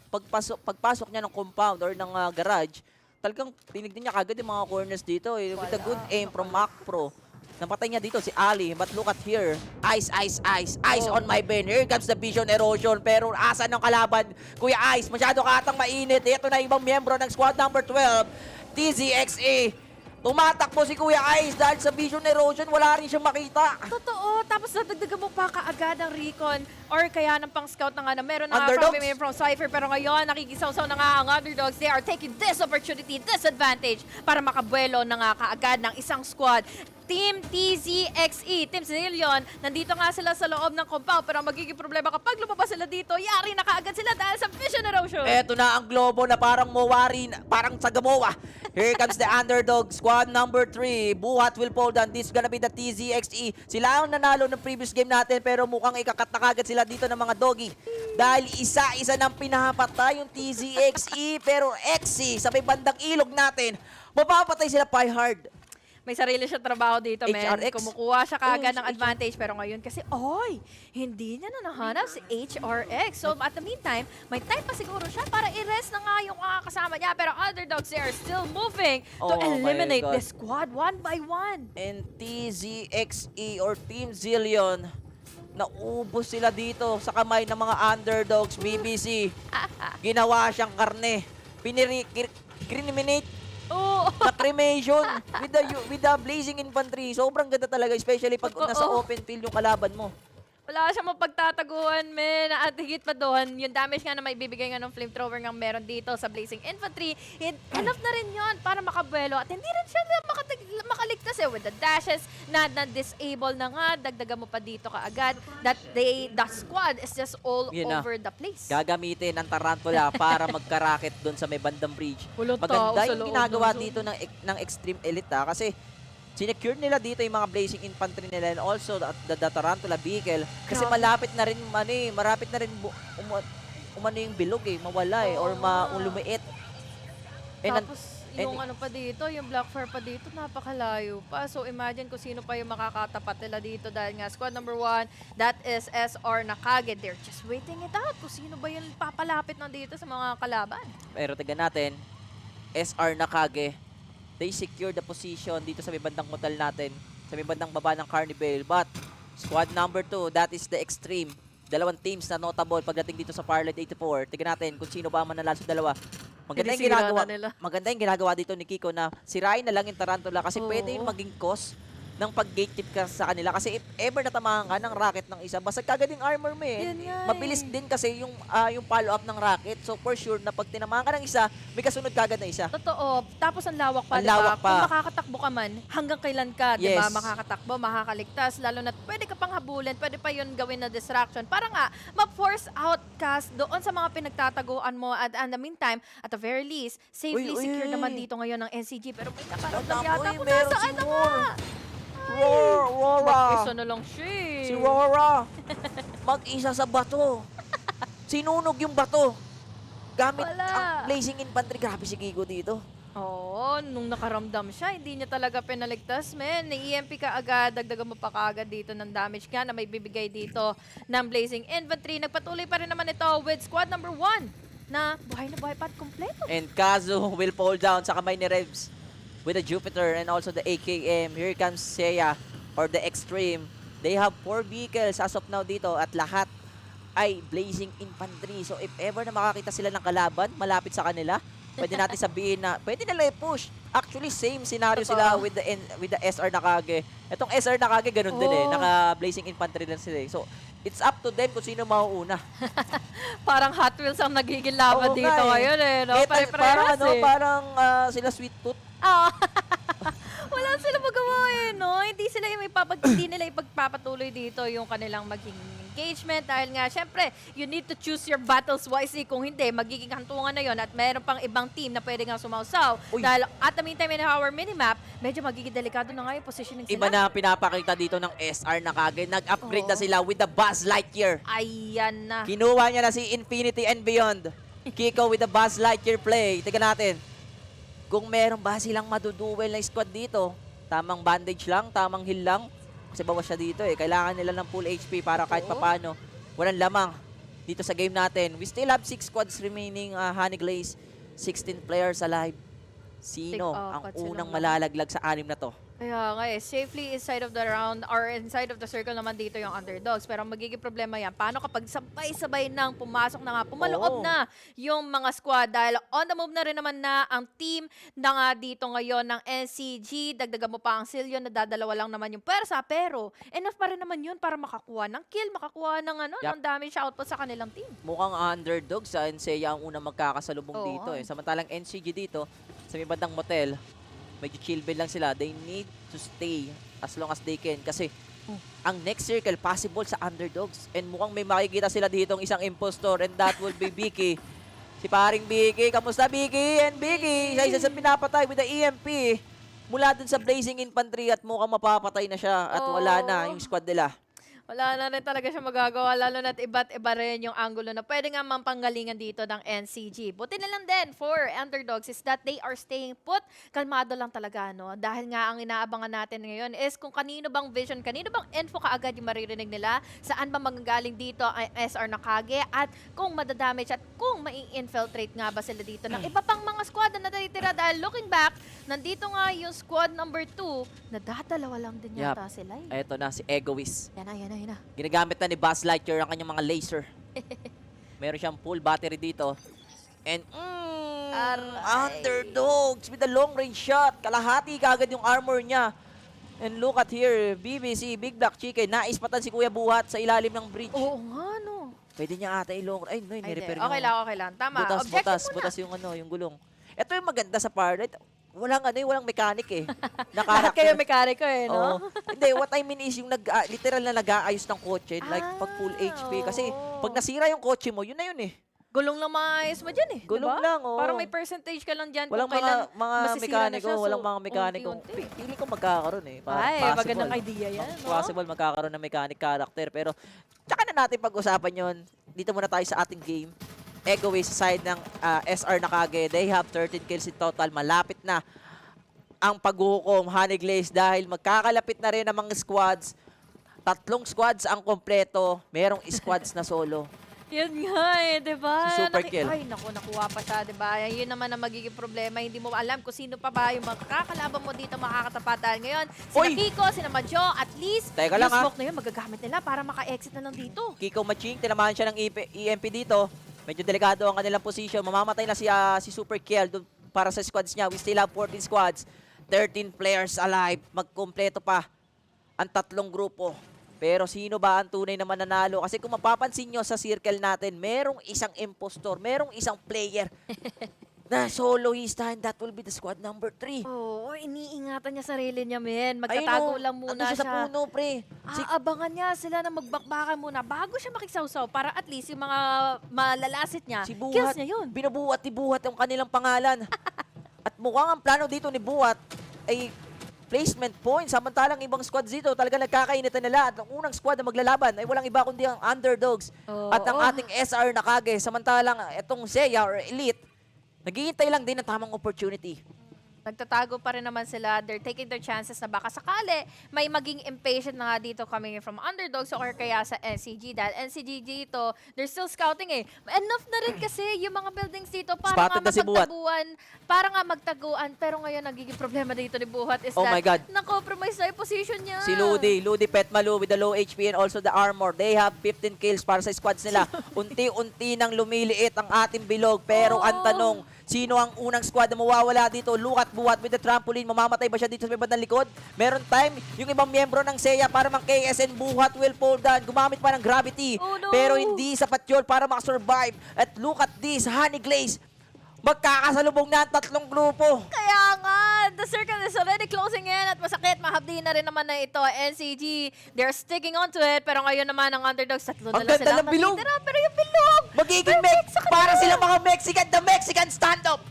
Magkakatutukan pero walang magpuputukan. Hinihintay nila yung bilog. Kailan ba sila lalapit na? Incendiary ba? Para naman ma-force out na? Rico! Kiko! Kuya Kiko, isang grab naman dyan.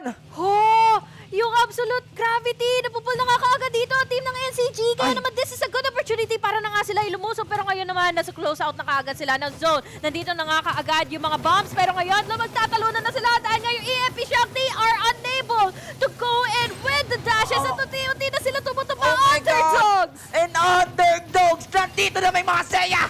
Ang mga peta, oh my God, the third party. Seiya! The Elite Extreme! Sila ang nanalo doon. Hinayaan nilang maglaro or maglaban yung 2 squad na mainit. Tapos saka sila sasaw-saw ng Blazing Infantrymen! Sinave nila yung mga kotse nila. Ay, grabe. At hindi lang yun, hinintayin na dito na pasukin ng underdogs yung SR Nakage. At magkaubusan sila dito. And that's the good opportunity for them na pumasok bigla. Sobrang nakakainis yun dahil nakita natin kanina that they were able to use the EMP shock. So kahit na nanalo na nga ng unti-unti yung underdogs laban sa SR Nakage, wala silang kawala. Ang hirap din kasi ng decision for that last circle. Mapapansin nyo guys, the last circle talagang gitnang-gitna ng road. Yan pa. Sobrang ganda. Sobrang open kumbaga, parang scripted yung nangyari. Ganda ng grand finals natin. Triangle position silang 3. Triangle position. Naghihintay lang kung sino unang squad ang mawawala doon sa wall. Kung sino unang susugod Naging problema dito si Seiya. May mga players sa side ng Seiya na parang tiniis yung onting bilog. Oo. Nilit talaga nila. Nakita kaagad para at least yung full attention ng NCG at ng underdogs. Sila lang muna yung maglalaban. And that is a good comms and good play for the side of Extreme Elite. Tinawag yung mga robot, sila Optimus Prime. Nag-uua sila din. Wala rin kasi ka-armor. Ginamit yung gravity, ginamit na lahat, EMP ban, and everything dun sa last compound na yon. Saka sa changes kasi ng EMP shock, diba? Nadadami siya rin yung, yung shield mo. So wala na talaga silang mawala dun. And kompleto pa sila sa mga utilities na meron sila. So talagang Elite Extreme prove na isa kami sa team na mag-step up for this game number 2. Napakaganda ng pag-wipe nila for that game number 2. But we still have game number 3. Oo nga, nakakainis na. Dahil nga, nasa labas na sila ng zone eh. Nasa labas na rin sila ng compound ng bahay na yon. Tapos, ang bubungad sa'yo, Blazing Infantry pa agad. Dalawa. Actually, apat na dapat yun. Dalawa lang yung nasalba eh. Oo, sayang naman yan. Pero guys, sa mga viewers natin dyan, onting patikim lang muna for a bit. You know, dahil nga may mga bumubulong-bulong na sa aming isipan na magpag-giveaway na daw kami sa ating mga viewers ngayon. You know, at ito yung ating code. Parang, boss, ang bilis naman, boss! Parang palaro yun, unahan wait lang. Open ko na yung Farlight. Parang ang bilis naman nun. Di man lang binigyan ng chance para mag-screenshot. Oo, pero hintayin nyo guys, ipapalabas ulit ni Recdi yung ating codes. So sa mga nanonood dyan at still nanonood hanggang ngayon, hintayin nyo lumabas yung codes at pwede nyo na kagad i-redeem yan sa ating game. Totoo yan. At least alam nyo na kung saan lalabas nga yung code natin dito lang sa Banang Ikaba. At yun na nga guys, 500 coins with 10 diamonds sa first 100 claimers na nga po. Asia, final 0730. Alam mo, sa kakaganyan mong diamonds, pwede kang makabili ng battle pass niyan. I think 570 yata, 530 yung isang battle pass. Enough na yun. No? Pwede kang maghintay lang ng codes dito. Hintay mo lang yung codes mamibigay para na marami dyan. Hindi lang yung codes, hindi lang yan yung codes na ibibigay for this day. Marami pa, may mga skins pa. Oo nga, kanina nga nalaman natin yon. Pero mamaya natin hanapin yung mga codes ay ibibigay na natin ito sa ating analyst para i-explain yung ating game. Okay. Guys, let's agree on this. Yeah? That moment might just have defined the whole ACC thing. Yes. Right? That's true. That area, it doesn't have a name yet. It doesn't have a name Yeah, yet. You know what definitely. you know what I want to do? Yeah. I want to coin it the ACC Boulevard. Oh. Because that let's call that the ACC. I'm writing in my notes. Right, now. exactly, right. ACC Boulevard, there's a lot of compartments, there's a lot of buildings, and in the end, in game number 2, the clutches of moments with the three teams, the three best teams, in my opinion, just looking it out. Whew, goosebumps all over. Big goosebumps. Big sheesh to that moment, Big though. sheesh. Indeed. Was nice to see. All right, let's move on and let's go ahead and discuss what really transpired in that map number 2, a very pivotal one. Now that the jitters are out of the way, the teams, they came out guns blazing. They came in and went into drop into their favorite spots. We're going to look into the drop spots for sure. This is how we want to discuss things, and what I want you guys to focus on is where the top 3 teams they drop. Nakage on their favorite spot on the left-hand side, Nova Planetarium, racking up resources. Their rotation is more on the top left-hand side. Meanwhile, underdogs, number 4 on your screen, King of Tin Manplex. I tell you, every single time that I see them drop here in this area, if there will be any challengers, they treat them as their farm, right? Like they go and gun down, they just make sure to get their resources, up their growth XPs, up their shield XPs. But eventual winners, XEA, oh my God. You look at XEA, they have their own strategy as well. And this is really the way I look at Farlight 84 in a nutshell. You look at the circle as well and see how it impacted every single team. Like you have to be quick with your decision. Yeah, you can say that the first circle or the first zone doesn't really hurt that much. But when it comes to competitive, you want to secure as much kills as you can. And speaking about kills, XEA was able to bag a total of, how many is that? 19 kills in total, with the second team being Team Zillion XE. Actually, it's not Team Zillion XE. The second team is Underdogs with 17 kills as well. So it just goes to show, I want to go back to the top 3 teams. Can we just show the top 3 teams first?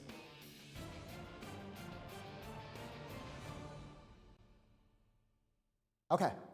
All right, I want you to focus on the top 3 teams for now. XEA, MacPro, Ludi RBC, Revs, and BBC.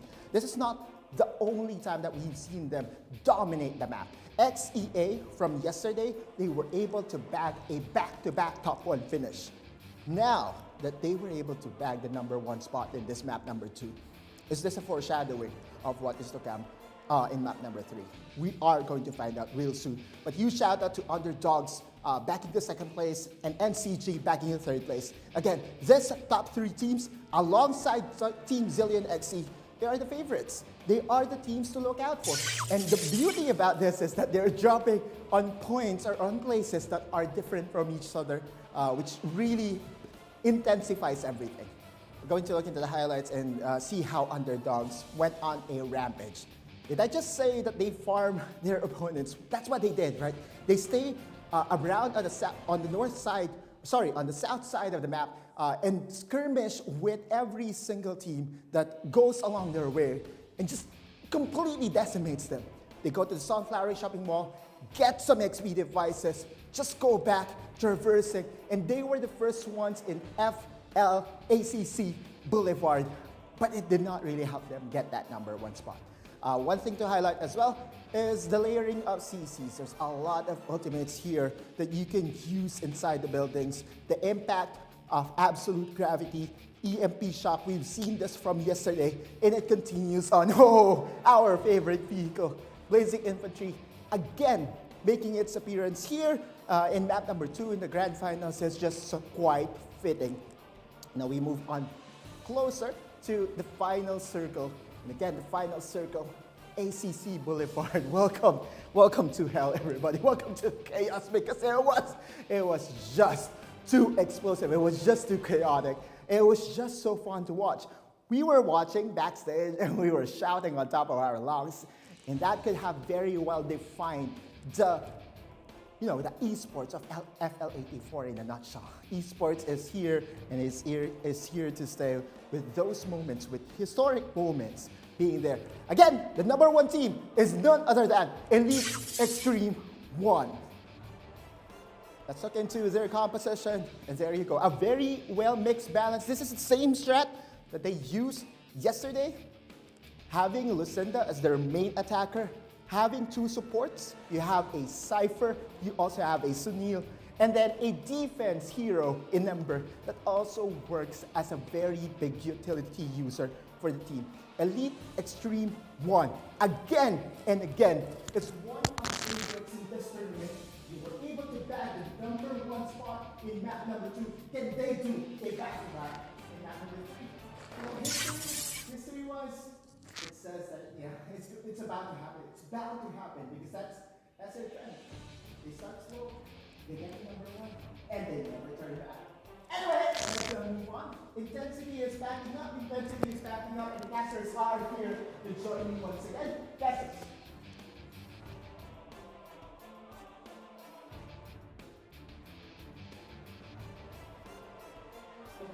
Packed during all of the things that went during that game, and it was crazy. Yeah. That we have now an ACC bowl. Yeah, exactly. It just goes to show you that all that Otolu said is just an inkling of what transpired there. It's just, it's always going to be an order to chaos, to this chaos that we absolutely know and love. But that is just the second game of our 3 games for today, folks. This is still the grand finals for ACC Asia 2023. You're watching. My name is Nadam, here with Dash. We'll be right back after this, so don't go anywhere. You know what? I'm really hungry. I do want to get that chicken down.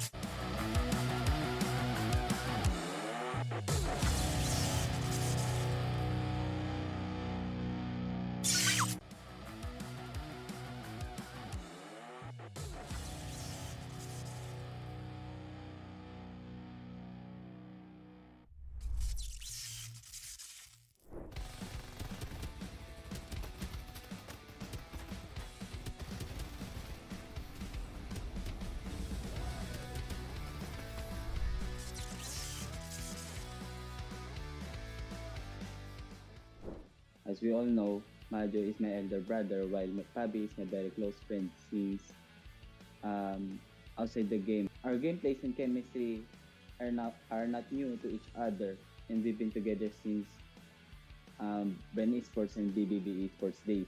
It's something that is unbreakable. I had recently joined NCG Farlight 84 Rooster. Actually, NCG was my dream team when I first began playing Farlight 84. Being one of them is a dream come true. And despite of my lack of experience in this roster na full of veteran professional athletes, they never made me feel inferior. So they constantly mentor me to become a better player.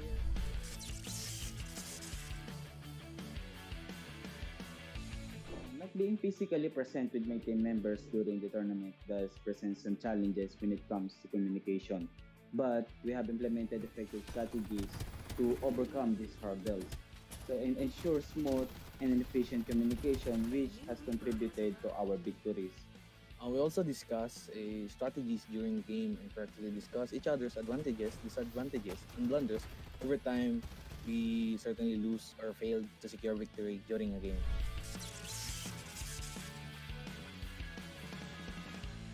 I've seen a lot of great calls from Lewis during this game. He was able to, the time that I was like, oh, he's running away. That was the perfect call during that time. I was surprised that he was able to make that call and was able to revive you guys. And you were able to get the... I must admit that the commendation from the caster was very humbling and encouraging. It allowed me to shed some light of what motives and drives my confidence in executing these rotations. Their beliefs in my quality or in my ability enables me to calculate risk knowing that they have my back. Also, I draw motivations and inspiration from watching a high level and learning from the best in the game, like yung nangyari nung week 1. I believe that coincidence comes from beliefs in myself and my capabilities. So the hours of practice, dedication, perseverance I put into honing my skills serve as a reminder that I have what it takes to make those rotation and game plays.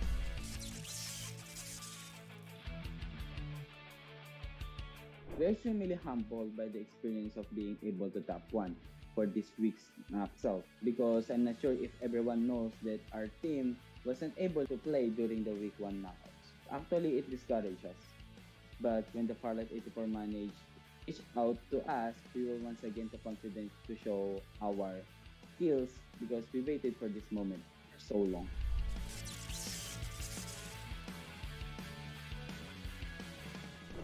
Thank you for everyone who has been supporting our team, and thank you also for the haters because you make us stronger and motivated. To our friends, families, and loved ones, thank you so much.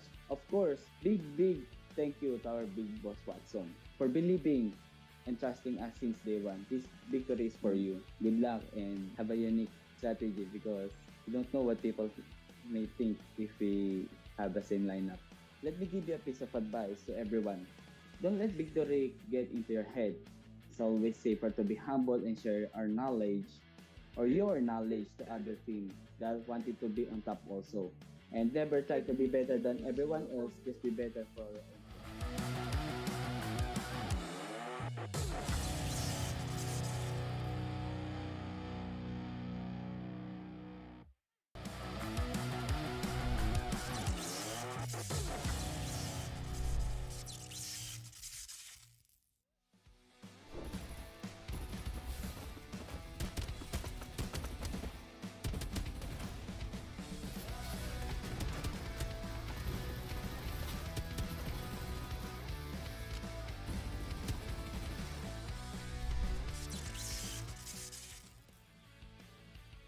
So we discussed our game plan before and after the game to fix every bit of mistakes we did, so we would slowly improve game by game.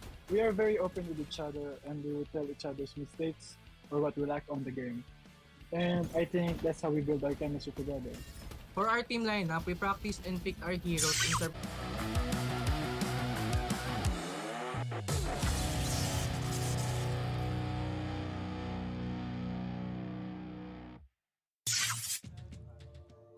What's up, survivors? The All-Capsuler Cup Asia 2023 has returned. And once again, it is the finals weekend. And over here on the panel, it's still your girl, Likeable, and Osiris.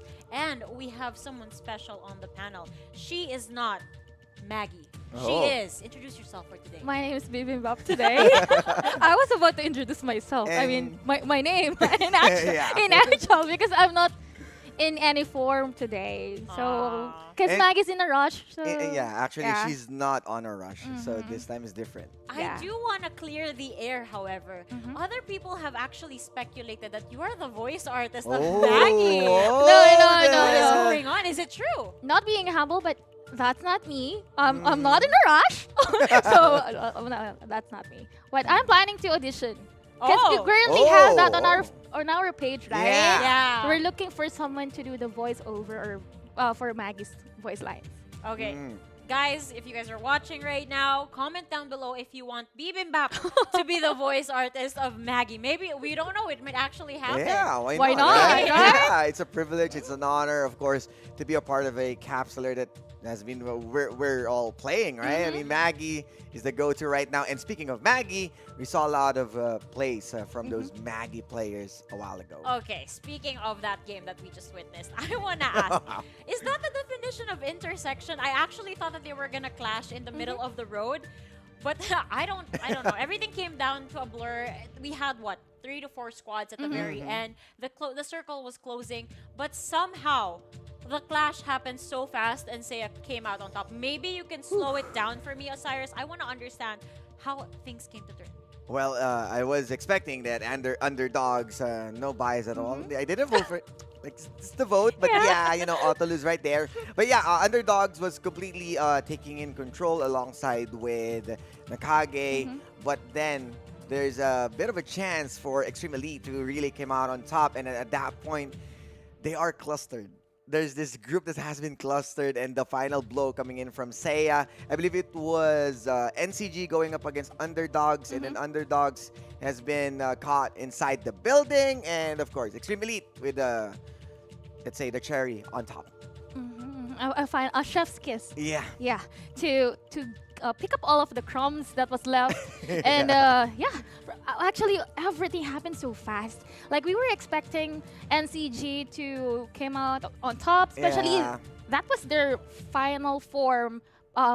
I mean, on map 1, they weren't able to land up to top 5, right? Yeah. So right now we are rooting for them because they are finally complete. The squad is complete. Yeah. But then again, of course, we should not forget about Seiya. And it's almost a clutch as well for that one rat from Team Zillion, right? But he wasn't able to push through and get to the podium finish. Let's actually talk about Team Zillion XE right now, because in the first map, these guys came out victorious. It was a really good run from them as well. But the big question now is, based from their previous performance in map number 2, how well do you think they're doing right now on the standings? This also goes along the sides of XEA and, of course, NCG, who didn't come out on top or did relatively okay for the first map, but came out very well in the second map. Yeah, that's how crucial map 3 is, for the reason that Team Zillion was able to bag the first map, and for second one, as what Bibimbap told us, the clutch moment from Ice Ice, and was able to revive Buhat, having enough med kits to push through, sitting at a top 5. They are still there. And then we got the winners, Extreme Elite, the kills coming in from NCG, and the kills coming in also from the underdogs, and they are sitting at top 3. There's I'm not sure if how many three-way ties or how many is fighting for the top 1 or the championship, but I'm telling you, map 3 is the decision maker. It's really the best time for them to put their best foot forward. No more rat plays. I mean, we kept on talking about it yesterday with Warden, our community caster, with Kali, that now it's not the time to do rat things just to play safe, because if you can drop in Carnival, why not, right? That's exactly true. And that's also how I kind of feel about Extreme Divinity. I know that a lot of us here at the talent pool really was rooting for them and predicting them to come out in the top 3, but so far I don't think that is what's happening over here. Yeah, but to brighten up the mood over here at the panel, I want to give something away for our viewers. Wow, it's as if it's coming out of my pocket. In your chest. Here. Coming straight from our chest, because you guys have been so kind enough to invite your friends, your family, and everybody else to come join us here on the live stream. We managed to tick another box for 10,000 viewers. Wow. Osiris, what can they get? It's a Bar 95 skin and a Sienna skin, which is our Sienna lovers right here. And I would love to congratulate everyone. The Sienna, we will be dropping it in a bit, but yeah, Bar 95 skin. So if you love sniper rifles, make sure to use Bar 95 with the skin right down below, starting to redeem it. Remember, we only got 5 claimers. Make sure to be snappy as how fast you want to deliver that headshot with your Phantom Bar 95.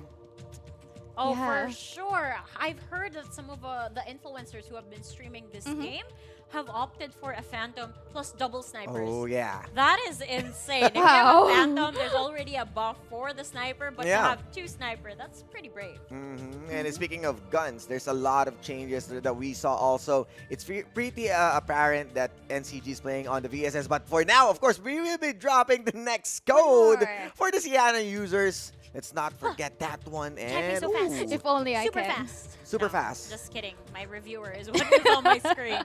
I have all of the notes. I have all of the knowledge for Farlight 84, which is why I ask you guys for more intel. That's exactly what we're doing here. But guys, yes, esport is the code. The earlier code for the champion. For champion. So I hope that you guys were able to get your hands on that. But do not fret. We still have more codes to give away. Yeah. All you gotta do, you guys know the drill. They know the drill, right? Yes. All you have to do is to share our live stream. We are live on all social media platforms. Yep. You have TikTok, YT, or YouTube. We also have here on Facebook. So if you shared it, we're already at how many percent now? Not sure if how many percent, but How many views? I wanted to push it even further. Let's double everything out just to make sure and get all those skins, especially the last one. The Mission Express. Yes, please. please. Love Right? that. It's Nag's favorite. I mean, yes, please. I mean, more fun, more action, especially that we're heading on map 3. If you're also close, make sure to drop by at the watch party. Everyone right now is watching outside, so map 3, we are dropping in any moment. Yeah, speaking of the watch party, I've seen some pretty famous names out there. I want you guys to come over here and join us for the watch party. Yeah. So I'm gonna keep it a mystery for now. Oh. Maybe. Yeah. Maybe though. Maybe we can pull someone here on the panel later. We're not for sure. the last one, I'm not right? promising anything, but there is a possibility. I would love to hear someone from the community share their thoughts on the game. That would be fun. Yeah. They're enjoying it as much as we are right now, and these people also plays a lot of Farlight. Oh, for sure. I mean, think about it. If you're here at the watch party, you not only get to enjoy the esports scene, you know, the professional players that we're watching right now, you also get to enjoy free food and good company. Because we're here. Yeah. That's us. Yeah. And to join us, of course, for the good company is our caster. So with that said, you guys, take it away.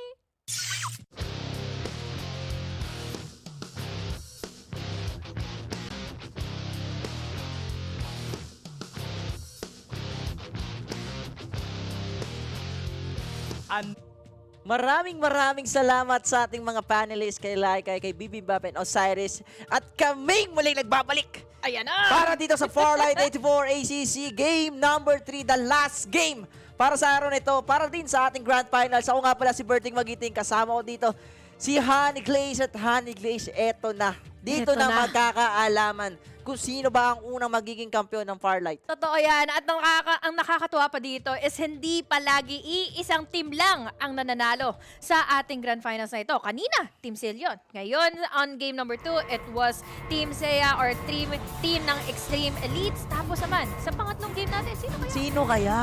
Ang tanong, asan yung favorite team natin na SR Nakage?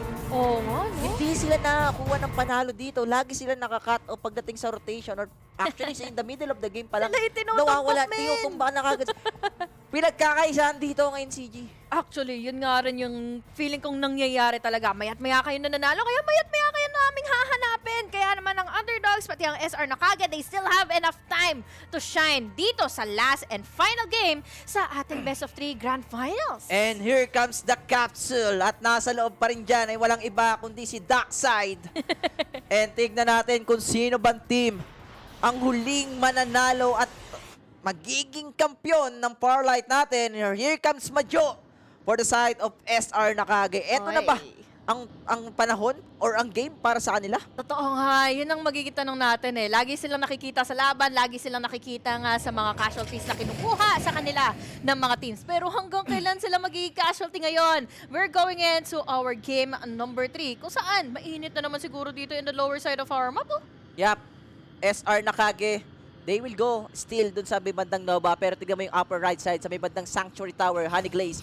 There is squad number 14 and also the squad number 11. Kanina pa sila naglalaban-laban dito. Meron din squad number 13 sa outskirts natin and zzz, natulog! Pinatulog kagad ni Ben!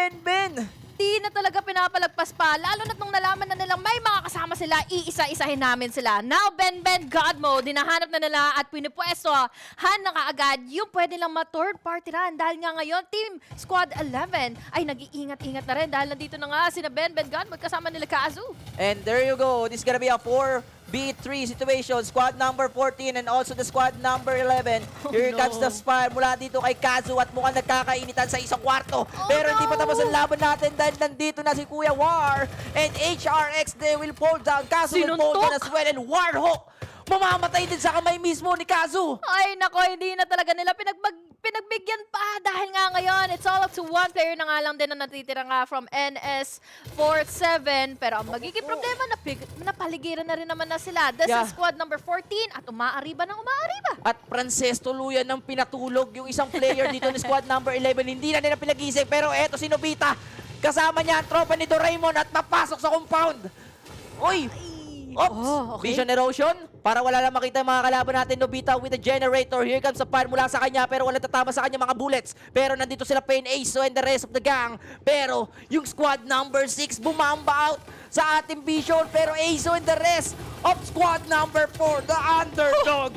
Inubos ang ZRNM. Inubos pati pantubos. Yun na, cancel na kaagad yung pwede nilang ngayong pwede nang gamitin na kaagad na second life. Dahil nga ngayon, inubos na kaagad sila ng underdogs at patuloy pa rin naman yung momentum na nabubuo na naman sa underdogs. Ang hinahanap ko dito siguro sa underdogs is consistency. Consistency lang naman para humaba at tumagal pa yung kanilang magiging laban dahil lagit maya-maya silang hinahanap. Yup, sobrang init talaga na itong underdogs eh. Kumpara, even though na hindi sila manalo dito sa game or sa per round natin, bumabawi sila sa mga kill points eh. And napakalaking halaga rin nun. Pero, syempre, mas mataas pa rin ang binibigay ng top 1 pagdating dito sa game natin. Isipin mo, dati sa easy 15 points. And this is the last game, Honey Glaze. And kailangan nilang makuha itong game na to para manalo sa ating tournament. Bukod sa mga kills, they need to go in for a really good spot here into our game. Dahil nga, at the very moment, medyo maingat na rin naman na sila. Team Seiya, Team Elite Extreme. Maingat on the outskirts. Pero ngayon kasi nakikita na natin yung mga laban. This is squad number 12. Umaarakado na kaagad. Squad number 6, they are immediately down. Yeah, hello, kamusta? S-cute, cutie. Control, get that kill. Yun ang una nilang patay. Pero makikita dito ng extreme magic seeing ang squad number 12 at mukhang tatakbo sila Control dahil hindi nata nila kakayanin sila Macro Pro.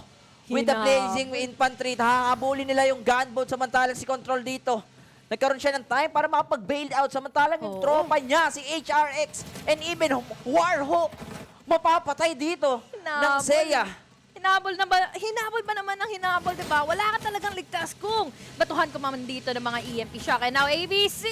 Wala na nga rin maiaariba. They are already down. Kaya naman yung second respawn nila magagamit na kaagad early in this game. Inabot si ABC ng blazing infantry ni BBC. Pares, alpabeto, pero isa lang ang pinupunto. At mukhang maganda pinapakita dito, Honey Glaze, ng ating Seiya. Kailangan nilang makuha itong game number 3 kasi napakalaking halaga nito and this is the crucial round because of the last game for this game at malalaman na natin kung sino ba yung mananalo. Look at Control.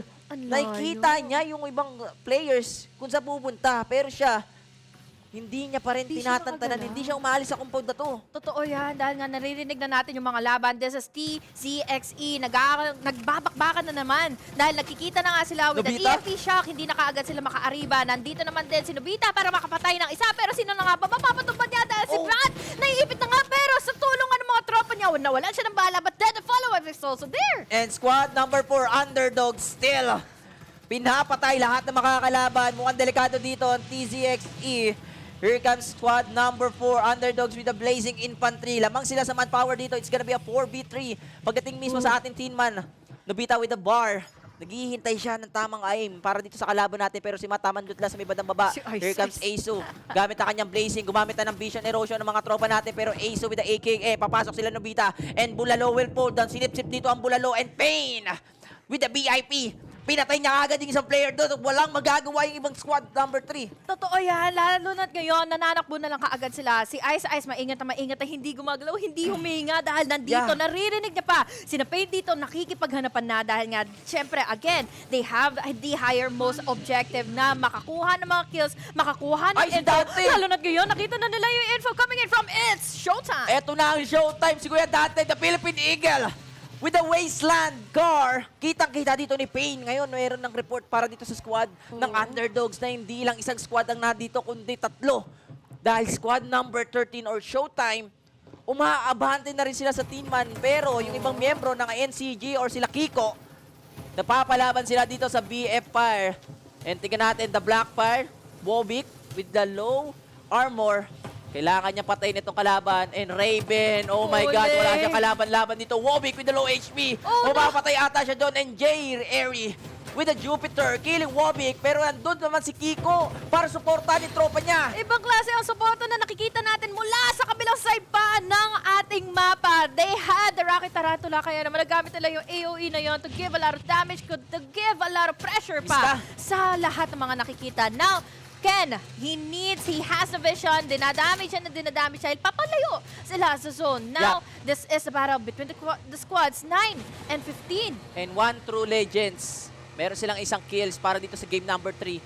We still have 14 squads, Honey Glaze, 51 players alive, masyado pang maraming players, nagkakabungguan ng mga tropa natin. Nagiging bomb car na para sa kanila. Nagkakabungguan, nagkakapatayan at mukhang sinisira nila yung mga nilang mga bigger. Tama yun, bakit ba may puno doon? Oh my God, wala sila! Oh my God! Ano ba yun? Magkakampi kayo! Wala ko nakita! Wala silang ibang lupa pang pwedeng daanan na. Kailangan nilang umikot talaga. May lisensya nga pero fixer. Hindi dumaan sa test drive ang nangyari dito. At nawala pa yung blazing infantry nila. Yun pa ang pinakakailangan nila, men. Yung pa yung tumalapon at hindi na nga nakahingan. Ngayon naman, we have so much of a good position naman dito para sa It's Showtime. They're just gatekeeping players nga na magbumula nga dun sa red zone. Pero at the meantime, tahimik naman sila. It's Showtime. Kailangan nilang maghintay. But look at this, si Jara. Nag-transform na ang kanyang blazing and Kentoings getting Raven and Raven will fall down. Wala na siya sa ating game dahil yun na yung pangalawang laro niya or pangalawang buhay para dito sa ating game number 3. Meron pang ibang miyembro ng squad number 15 dito mismo sa may bandang hotel natin. Pero I think kailangan nilang pumasok sa loob ng ating circle at di lang yun, hindi lang isa ang kalaban niya, kundi dalawang squad. Andito yung C8E, sila Code and CG and the rest of the gang. Binabaril ngayon dito, sila Kentoins. Ay nako, pahirapan pa dito ang pwesto na nga ng Blackfire. Pero ngayon, we have Code and CG. They're taking advantage na nga dito ng kanilang positionings dahil nga kailangan ng gumalaw ng squad number 9. Pero hanggang kailan sila makakagalaw dito? Especially na inaabangan na lang agad sila ng mga kalaban nila. Uy, si Kulas! Nakita si Vicky! Si Bangkulas! Bangkulas, kalaban niya yun. Pero mukhang nandito na yung ibang miyembro ng C8E at mukhang mapapatay na rin si Vicky. Si Ate Vicky, yung anak mo na nahulog sa kanal at mamamatay na rin dito si Vicky. But look at the rest of the squad number 15. Jay Airy will fall down at hindi siya makakatakbo sa kamay nila Code. Ay, ang hirap pa naman kasi ng kanilang positioning at ang hirap din ng kanilang composure na parang lahat na nga nakabilipot sa kanila. Dahil na nga nandito na sila Jara. We have the EMP shock pero nakakaligtas pa rin. Nakakahinga sila na maluwag. Kentoix naman nakakuha rin din ng damage output to another player but unfortunately Kinatamayo is very low on HP. Yup, and the rest of 1 true legends, papalaban sila dito. This is gonna be the NCG. Wobik will fall down and Kentoix with the Jupiter 1 month. Kinansel na kagad dito mga SR na kage at SR na kage. This is the last game. Asan na yung top 1 natin? Ay, naku, naubos. Naging pulbos, egoist. Nananakbo na lang din. He has the higher advantage nga with the placing infantry. Pero kasi hinahanap na siya dito kagad na Team Seiya lang malakas. Seiya or Extreme Elite. Inubos, pinauwi. Ang SR na kagad dito sa last game natin. Sa lahat pa naman ng mga teams na inaabangan natin, NCG ang lagi pinapredict. Pero NCG yung laging nawawala kaagad, na disable kaagad yung abilities nila dito para nga maging aggressive dahil ang daming sumusunggab sa kanila. We're calling in Seiya, we're calling in Underdogs, pero may iba pa ba lang sasawsaw sa kanila? Nahihirapan silang makipaglaban sa 1 true legends bago dumating dito yung Extreme Elite. nabawasan kagad sa manpower etong SR na kagad to the point na dumating na etong Extreme Elite at kinubos sila lahat dito.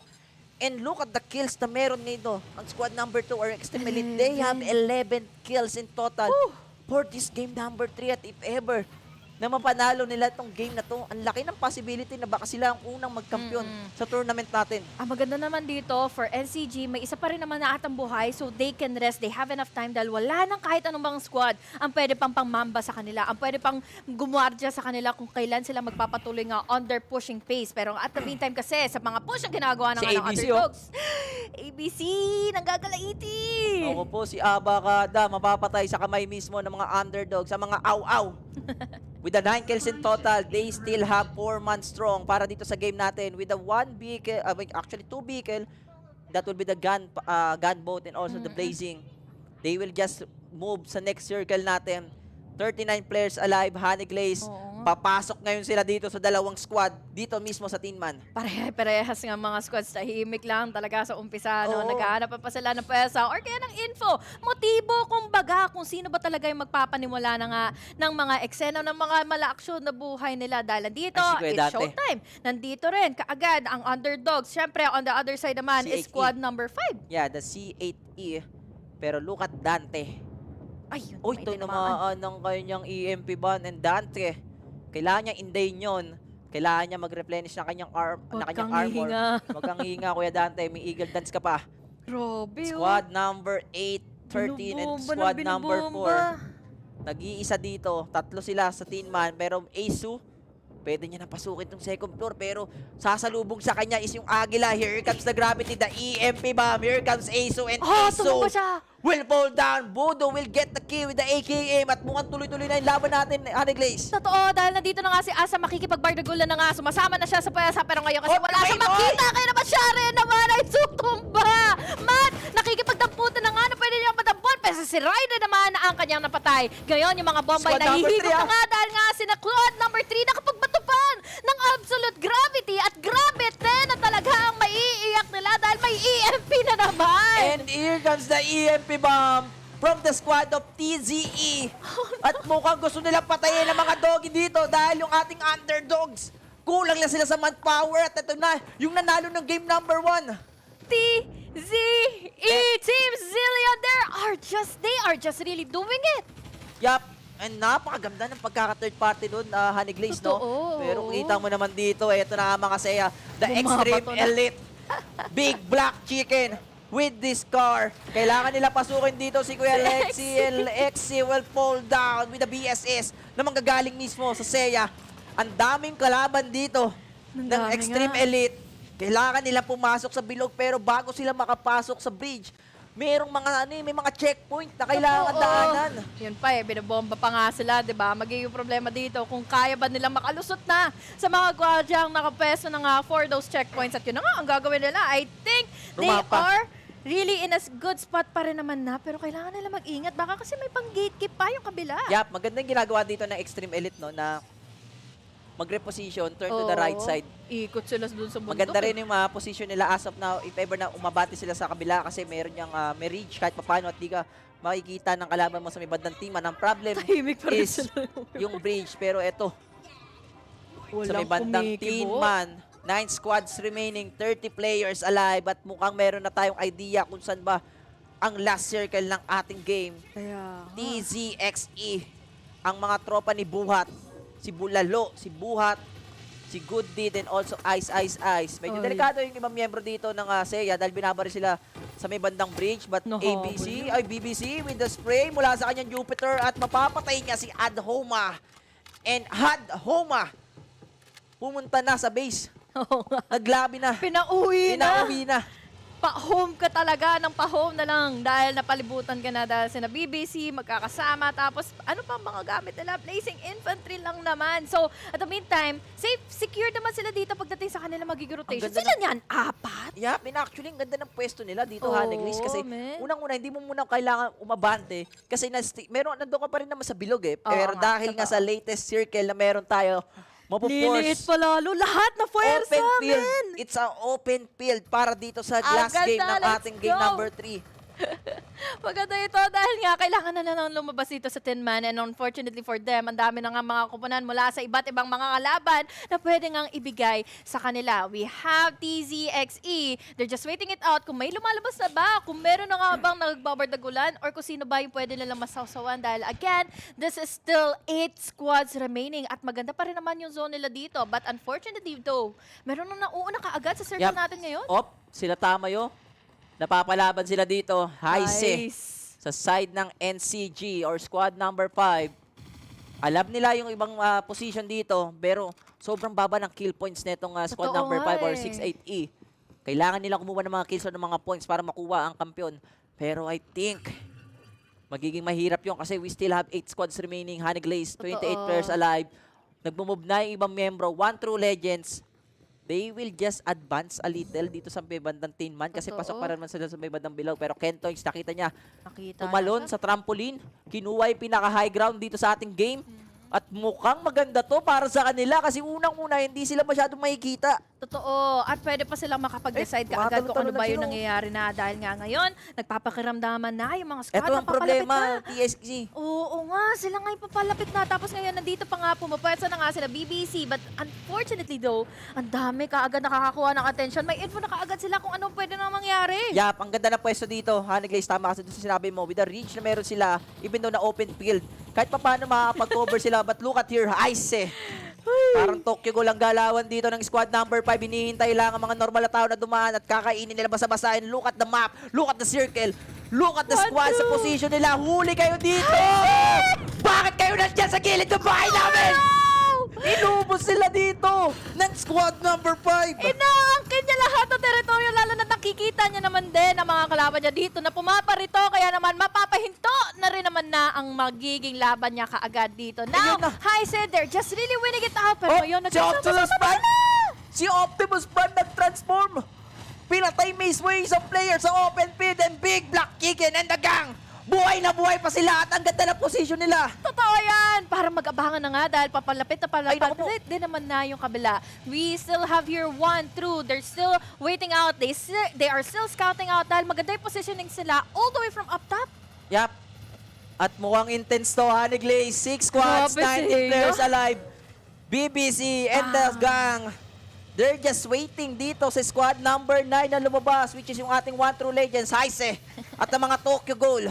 Hinihintay nila, nakita nila lamit pumunta dito sa baba, pero super careful fall down, bubblegum as well.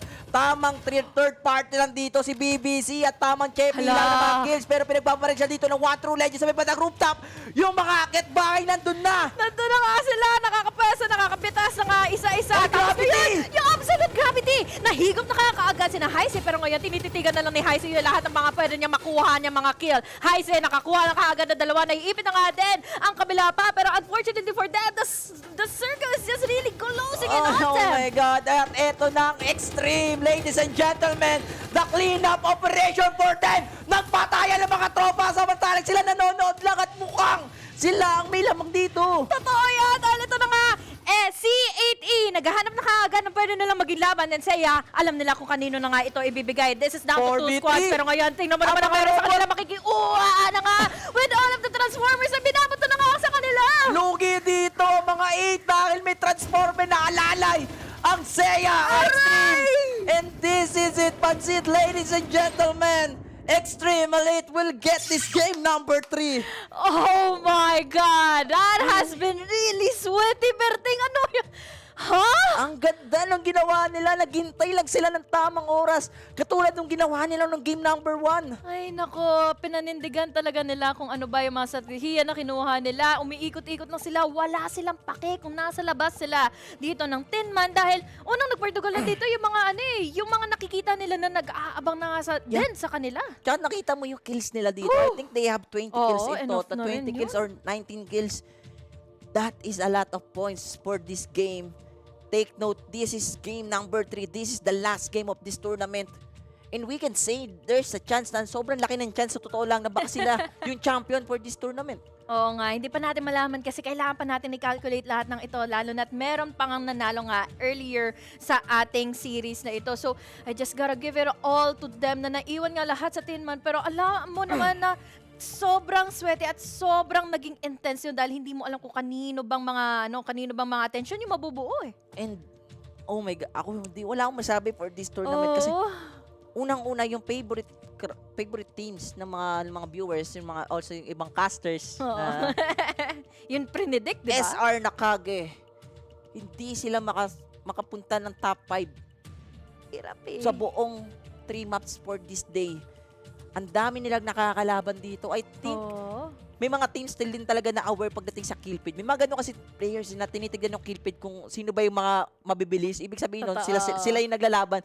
And talagang nachichampuan dito yung SR Nakage na hindi lang isa yung kalaban nila. Ang dami, pero tutulungan sila. Ganun sila kagaling. Tinutumpok sila na tinutumpok. Hinahanap sila ng underdogs and underdogs naman. Kapag may nakikita silang opportunity na may makuhang pick-off or may makuhang ang squad, uunahin nila kaagad yun eh. Pero ang nagiging problema kasi ng underdogs, hindi rin sila nagiging ready.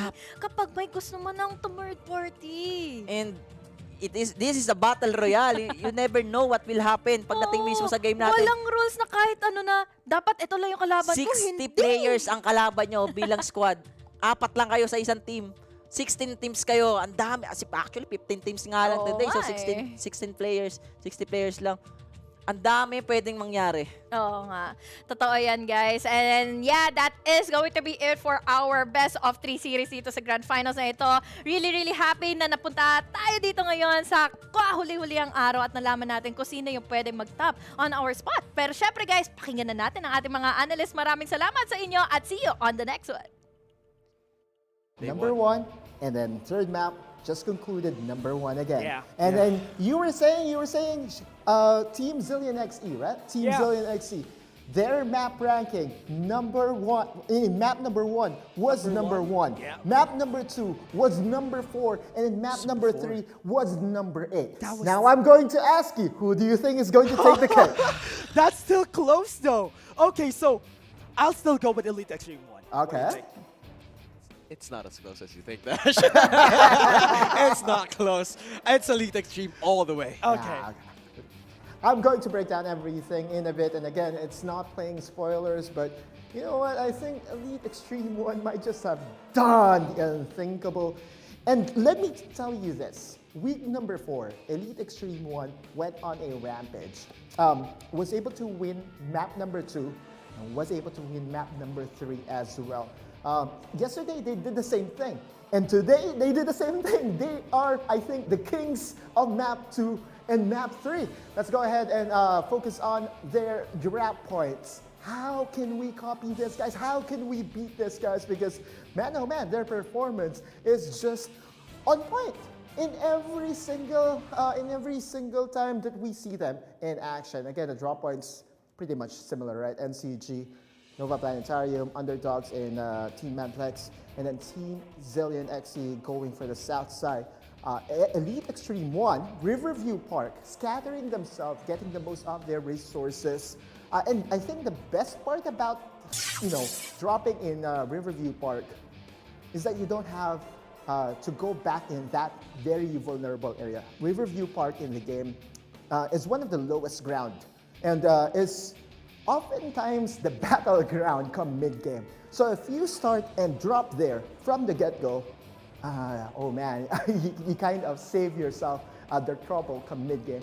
And again, huge shout out to them. Their confidence to drop in different points, in different locations, just to get all those XPs, all those shields, and all those guns and extensions was key.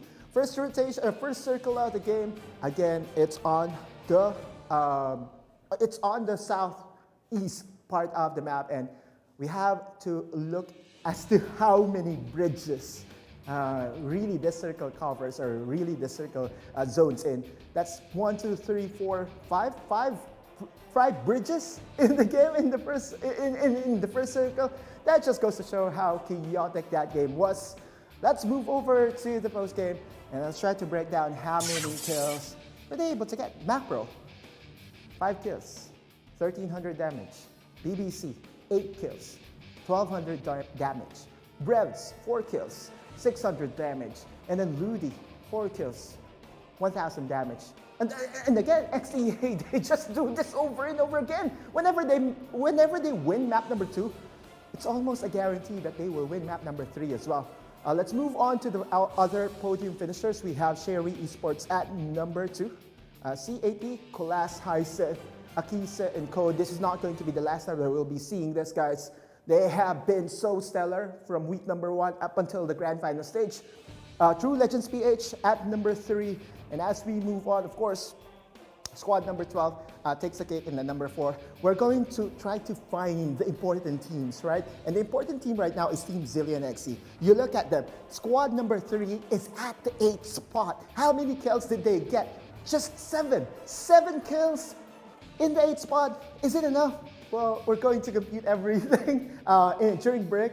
And then you have underdogs as well, bowing out at number 11. Plenty of kills, but at number 11, that's a very vulnerable spot.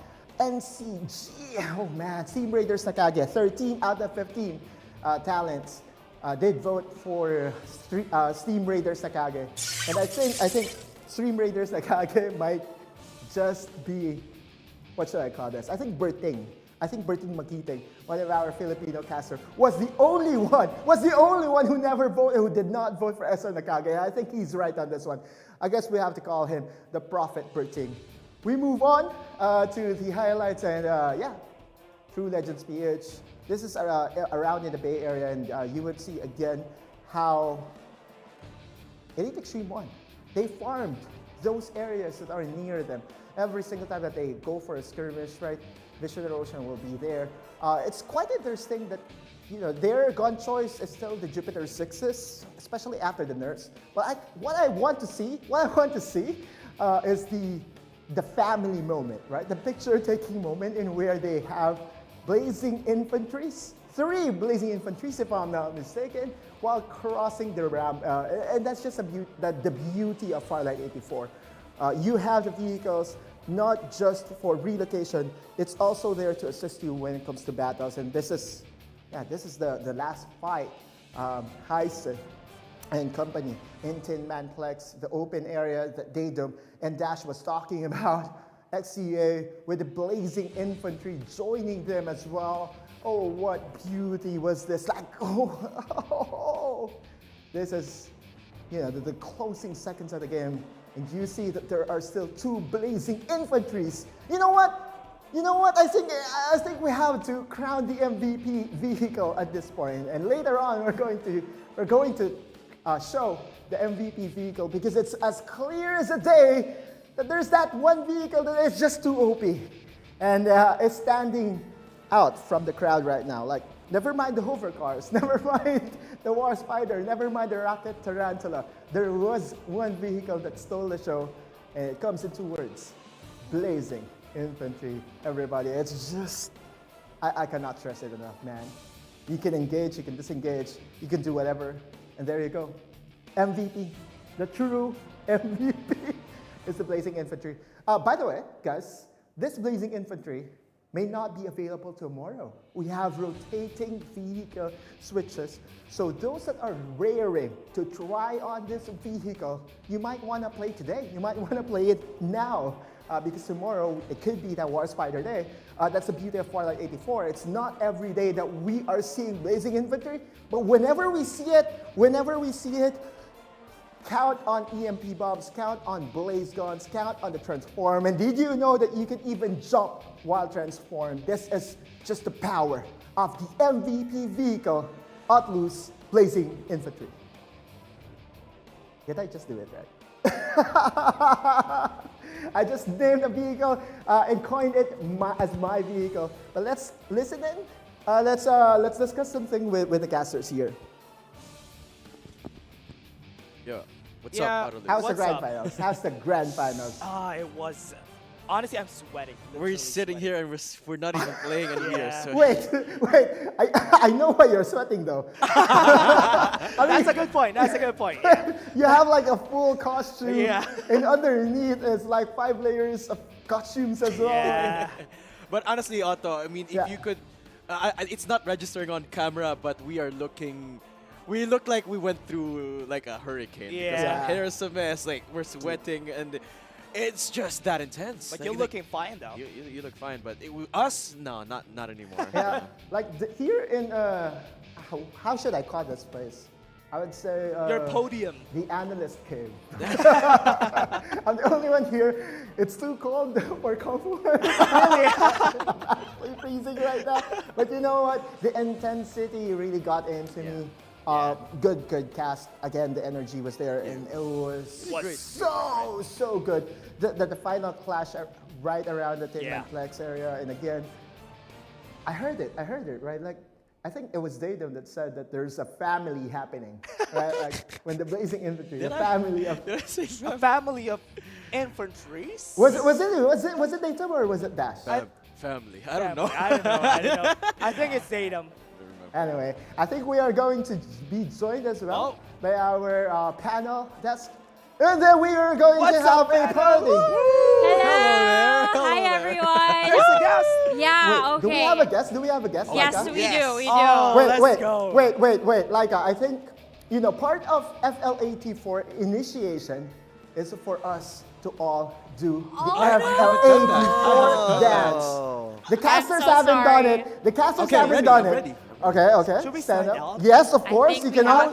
I'm so sorry, MJ. It's your first time here on the panel. It's not. It's kind of surprising. It's not me. It's Autolus. It's Farlight. No, it's tradition. It's tradition. Yeah, I can sit All right, let's stand behind up, the boys. chair. Okay. Okay, teach us the steps, Autolus. Yeah. All right, Show us it first. You have to, of course, lower down. Lower down. And then just move your shoulders. Okay. One, two. Just one side? Two.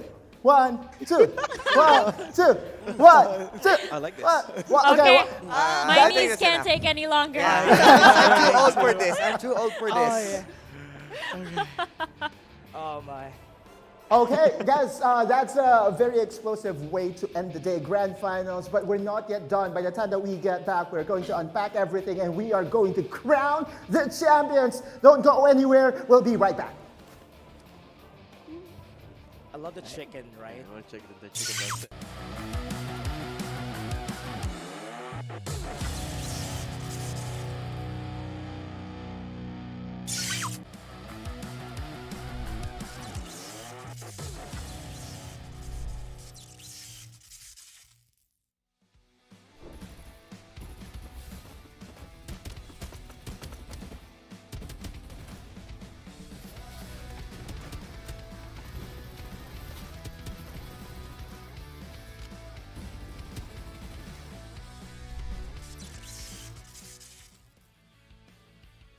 So we discussed our game plan before and after the game to fix every bit of mistakes we did, so we would slowly improve game by game.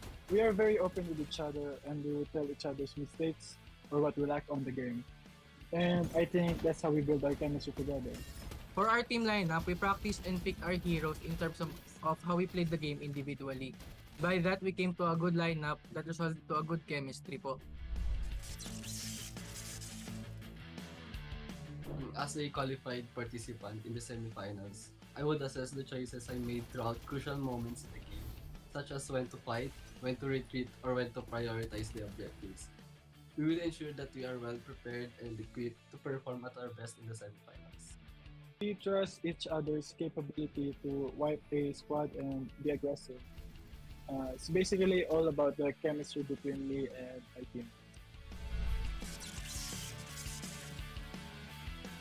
Ang pinaka-nagustuhan ko po na feature dito sa Farlight is very unique. Ayun yung dash. Ngayon lang ako napaglaro ng game na may ganitong movement. Dash pataas, dash pa horizontal, vertical, gano'n. Madaming pwede mangyari sa laban. Parang nagiging ayun yung dahilan ko ba't naging unit yung laro. Napapala yung laro sa ibang games.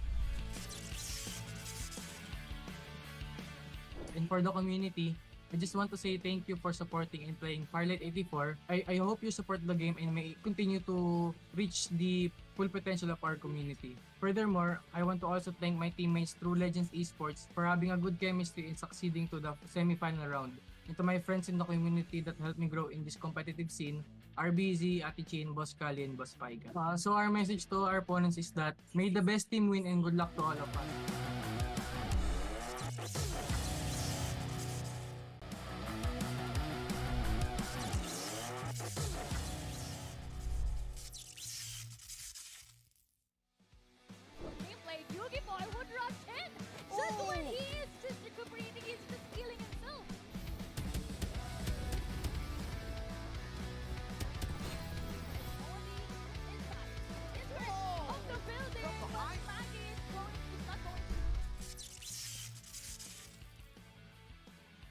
At first, we didn't expect to be qualified in the first week because we just created our team 2 days ago before the registration. But we were surprised because we made it in top 15. So after that, we just continued practicing more by playing up games together and warming up before the tournament.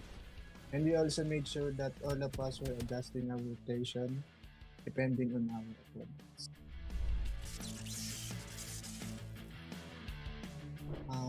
We have been friends and known each other since we have been playing as a team in Call of Duty Mobile. So our closeness and bond are already tight. Our attitudes and skills complement each other, so we're trying to improve and succeed here in the competitive scene in Farlight. We've been playing together for quite some time now, and because of that, we've learned how to communicate pretty well.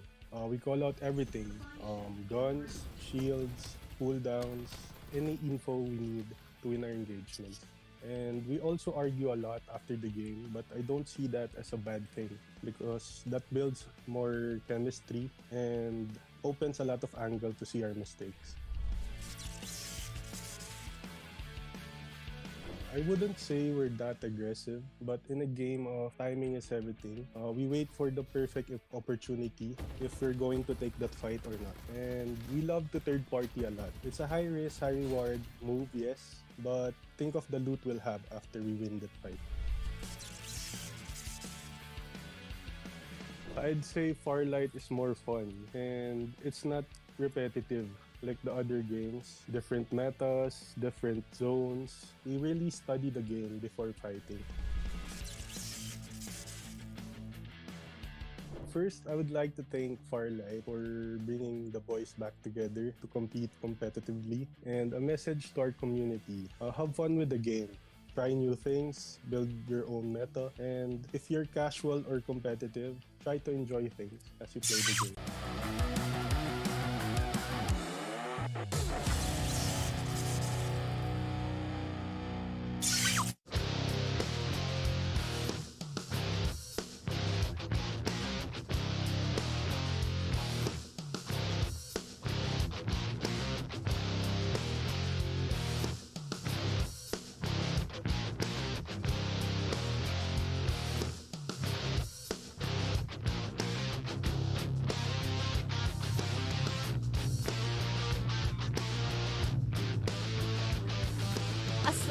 I was gonna say survivors assemble, but I was caught a little bit off guard over here. But we are assembled right now over here at Isle City as we culminate the events of the first ever ACC in Asia. And mind you guys, you have a special guest for tonight's panel. It's the girl likable and Osiris. And Osiris, why don't you do the honors of introducing our guest? This is the MJ, but super. I'm not sure if that sounded so good, but it's Super MJ. Hello guys, hello guys. Super MJ, we're so stoked to have you here. I have seen your highlights. You're insane. What made you decide to pick up the game? Actually, Farlight, that's my favorite game since when I played that, Farlight, it's like a battle royale, so you can do everything you want. Okay, you know what? Let's make this interesting. Yeah. I will ask MJ a series of questions about the things that he really likes in the Yeah. game. And I want you to relate it to the games that we just watched. Because Okay. after all, the finals game is still the superstar over here. It's not Super MJ quite yet. Yeah. Okay, MJ, let's ask him. First of all, who is your favorite hero? Oh, my favorite hero is Maggie. Oh, Maggie. Which is one of the, let's say, the one who's pushing even further the boundaries of Farlight 84 for the reason that I know you are aware as well that the grenade has been changed with a tactical role. And there's so many, let's say, the attacker-sided Maggie has been pushed even further because of how well you're using that one as a reload instead of using the reload mechanism itself. So you are dodging, you got this low cooldowns with the Aero Zoom, and now you are getting the tactical roll for an instant reload for sure that you can trade off more on those teams. Have you seen any of the teams that really utilize to the fullest the potential that Maggie has right now? So far, I haven't really seen because there's no specific player that stand out on playing Maggie. Yes. It's just that Maggie as a hero, or let's say possible one of the let's can take away the championship with how well the players are using it. Definitely, she is always out there. She really is.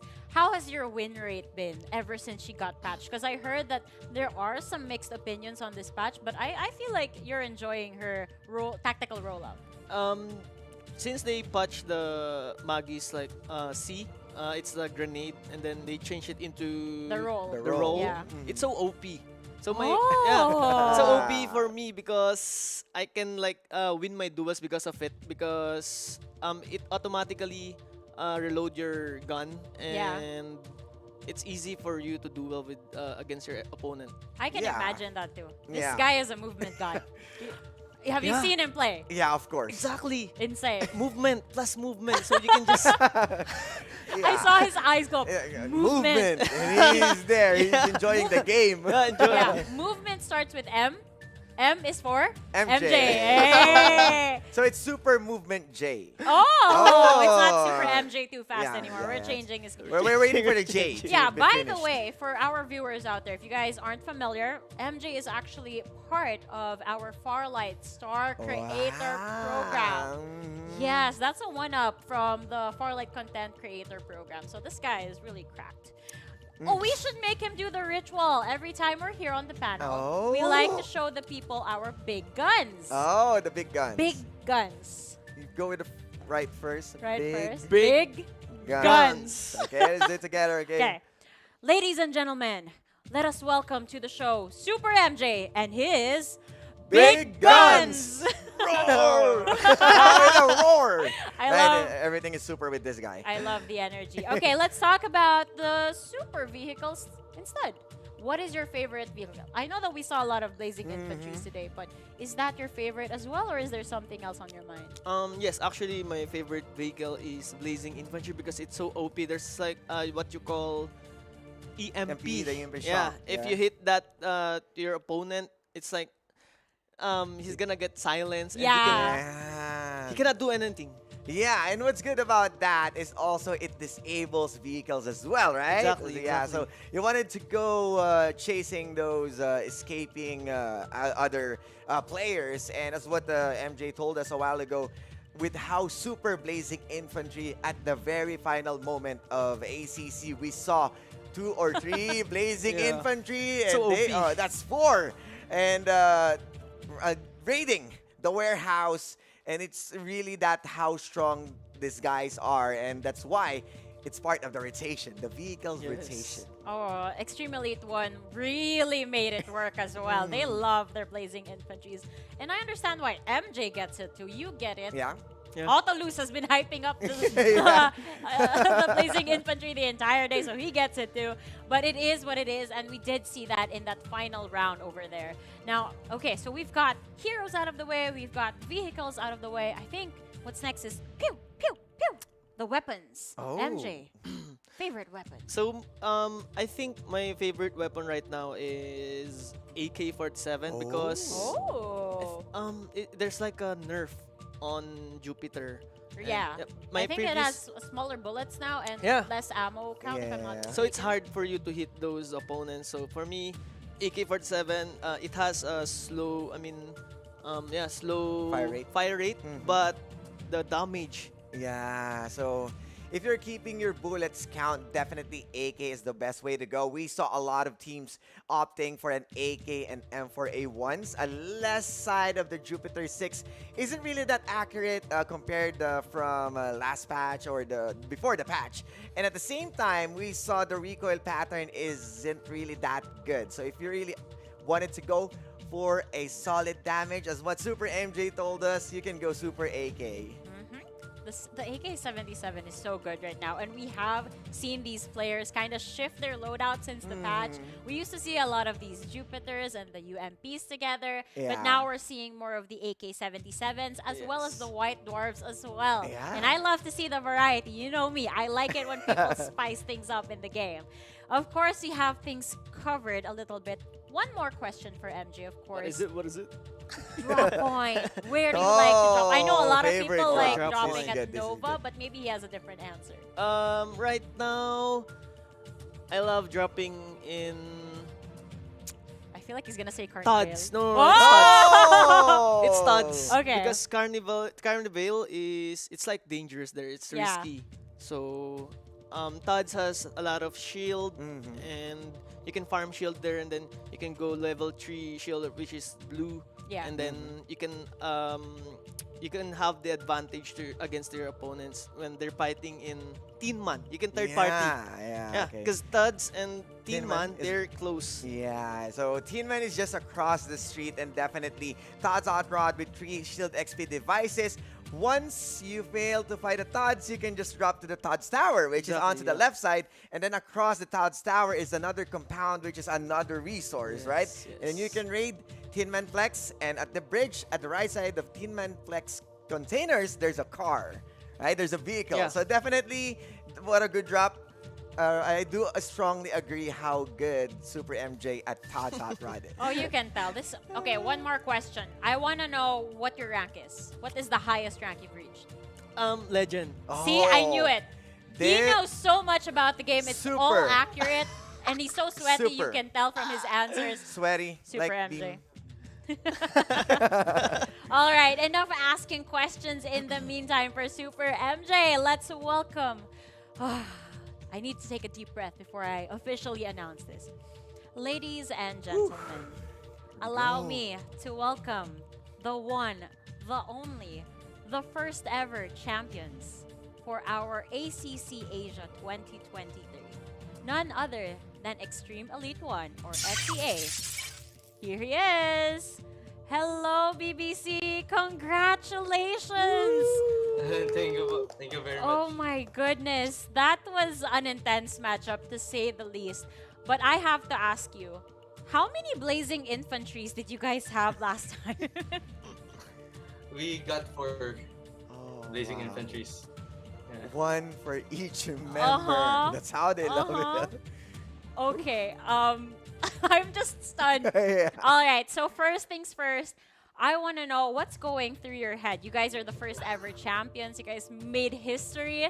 So what's going on in your head right now?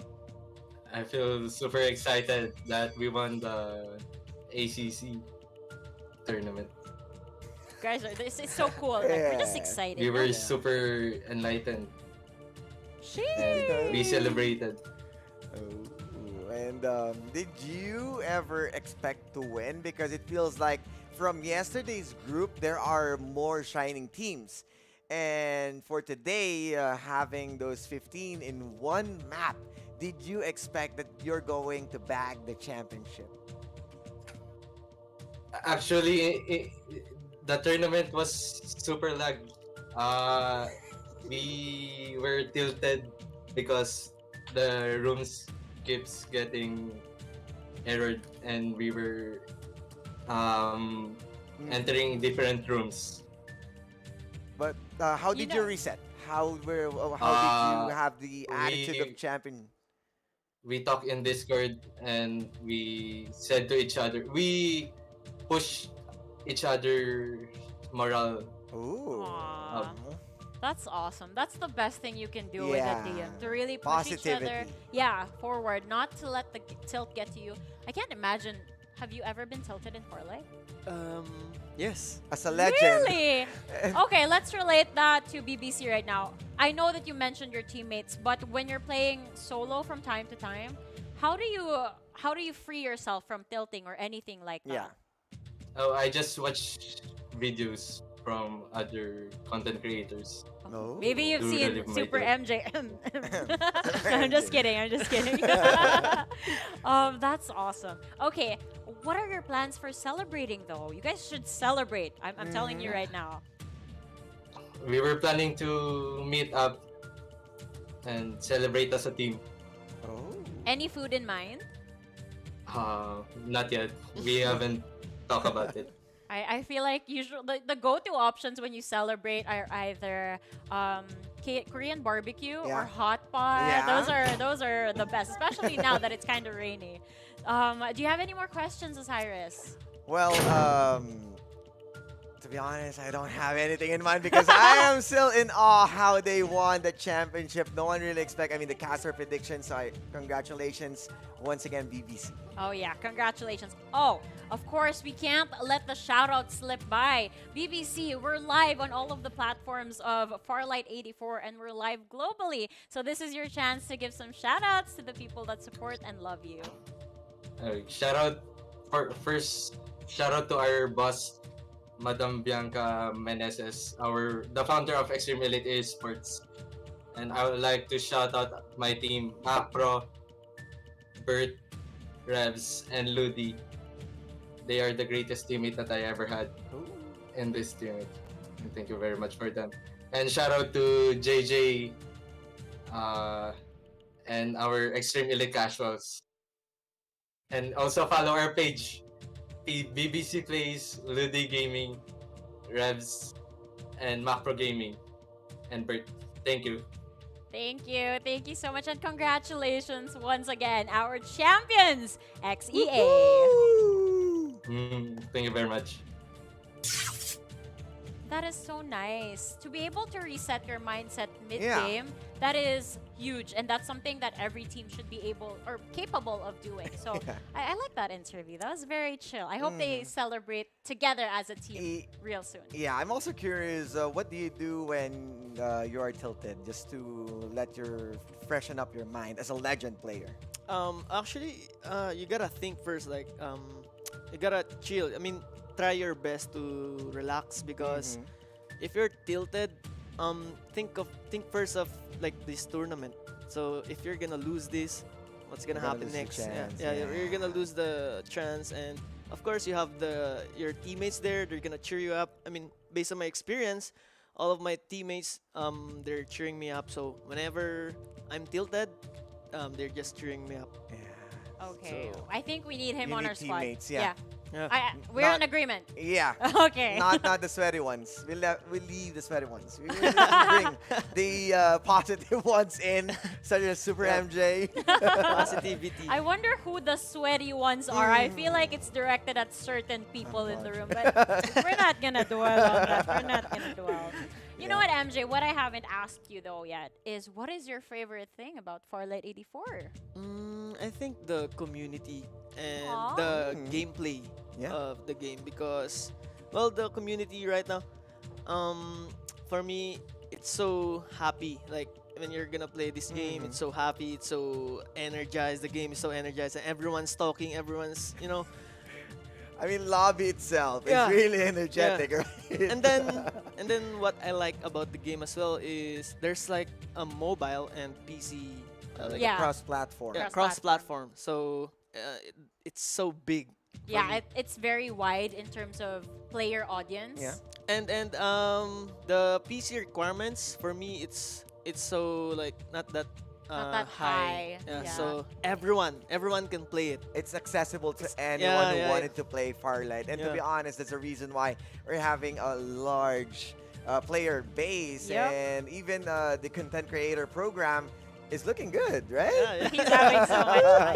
You guys should. Oh, you know what? You should actually share your page. I feel like some of the viewers right now aren't so familiar with your page just yet. Oh, guys, it's an honor, but yeah. My name is Super MJ. I'm a content creator and a streamer, and you can search it on Facebook. And I always stream Farlight 84. Yep, I've seen his highlights. I'm impressed. I am. I wish I could play like that. I mean, ever since this guy's playing different games, anything that he touch, he is that good. I'm telling you, go follow true. this guy. If you're looking for crispy aim and movement, that's him. Super MJ. Yeah. And camera ready. Yeah. This guy. This guy's so good. Yeah, but if you're looking for skins. Oh, codes. Yeah, codes. Giveaways. Then it is time. Yes. Let us see where we are at our viewer milestone rewards. Because last time we were at 10,000. We went overboard. Maximum Super Ultra. I think it's a Super MJ. Yeah, I because really think that's what it is. this guy got a lot of viewers jumping in right now, dropping into the hot zone of their codes. And we might be dropping at any moment. Yes, sir. We already revealed the Sienna skin earlier. Let's look at the jetpack this time around. It's the all-around pack. MJ, why don't you do the honors of reading the code to our viewers? Dun, dun, dun, dun. All right, so the code is Game Never Die. Oh. Never Die. GAMENEVERDIE. Oh, there Yep. you go. There you He go. typed it also in Yeah. your ears. No, to make sure. that's how cracked MJ is. He's paneling here, but he already has the code unlocked. Yeah, he's typing by his mind. That's how and good getting this that guy is. jetpack. All right, so hopefully this has been gotten by the 5 lucky claimers. Let's take out another code. I heard that only one person can one claim this. person. Yes, so How fast is Super MJ? how fast is everyone that's watching Oh. right now? Again, we are at 20,000 viewers. Code is showing on your screens right now. Congratulations! Oh. That's the code. You are unlimited heroes team. Congratulations. Yeah. I thought Why is I was it? like, it's congratulation. Oh, you can spell it again. Congratulations. Yeah, you can spell it again. just to make sure that we're not getting... CONGRADUATION. Sheesh. Super MJ being the rap god with the letters. Oh my goodness. I wish that somebody would post online and be like, I'm the one who claimed it, because that would be such a big flex. Out of 20,000 viewers, you were the one person that got the Maggie Like, skin. even skin codes, it will still be chaos. That's how Farlight goes. I love the chaos. Obviously, he loves the chaos. He's a too. legend of chaos. Oh no, I can't. We have to squad up. Actually, I know that the show isn't ending yet, but I'm kind of excited. I got inspired from all of the matches that we saw. Yeah. And I feel like even for MJ, it must be so hard to believe that all of the things that we just watched was on mobile. Oh, yeah. I'm actually amazed because it's so hard to play in mobile. I don't know how they do it, It's so but intense. yeah. And then I saw their strategies. They're using infantries Yeah. like that, and then they're maximizing it. And I don't know, but they're just holding W to their opponents. Oh, wow. That's the best. See, he even enjoyed it. All right, ladies and gentlemen, we've broken down everything that is to break down with Farlight 84, as well as, of course, the matches that we just witnessed.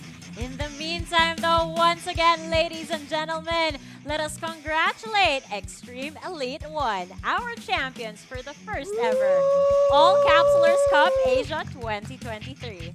Here on the panel, it has been Likeable, your host, Osiris, our analyst, and of course our special guest / star creator, Super MJ. Thank you and good night. Love your action. Go, love your action. Love your action. Oh, well,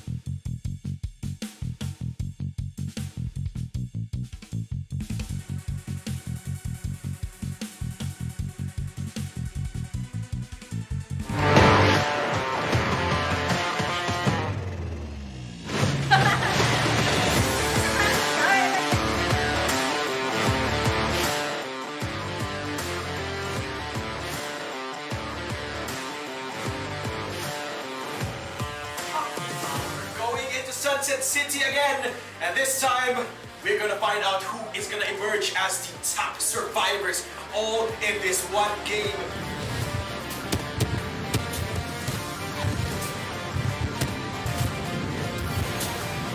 Reaper has been killed.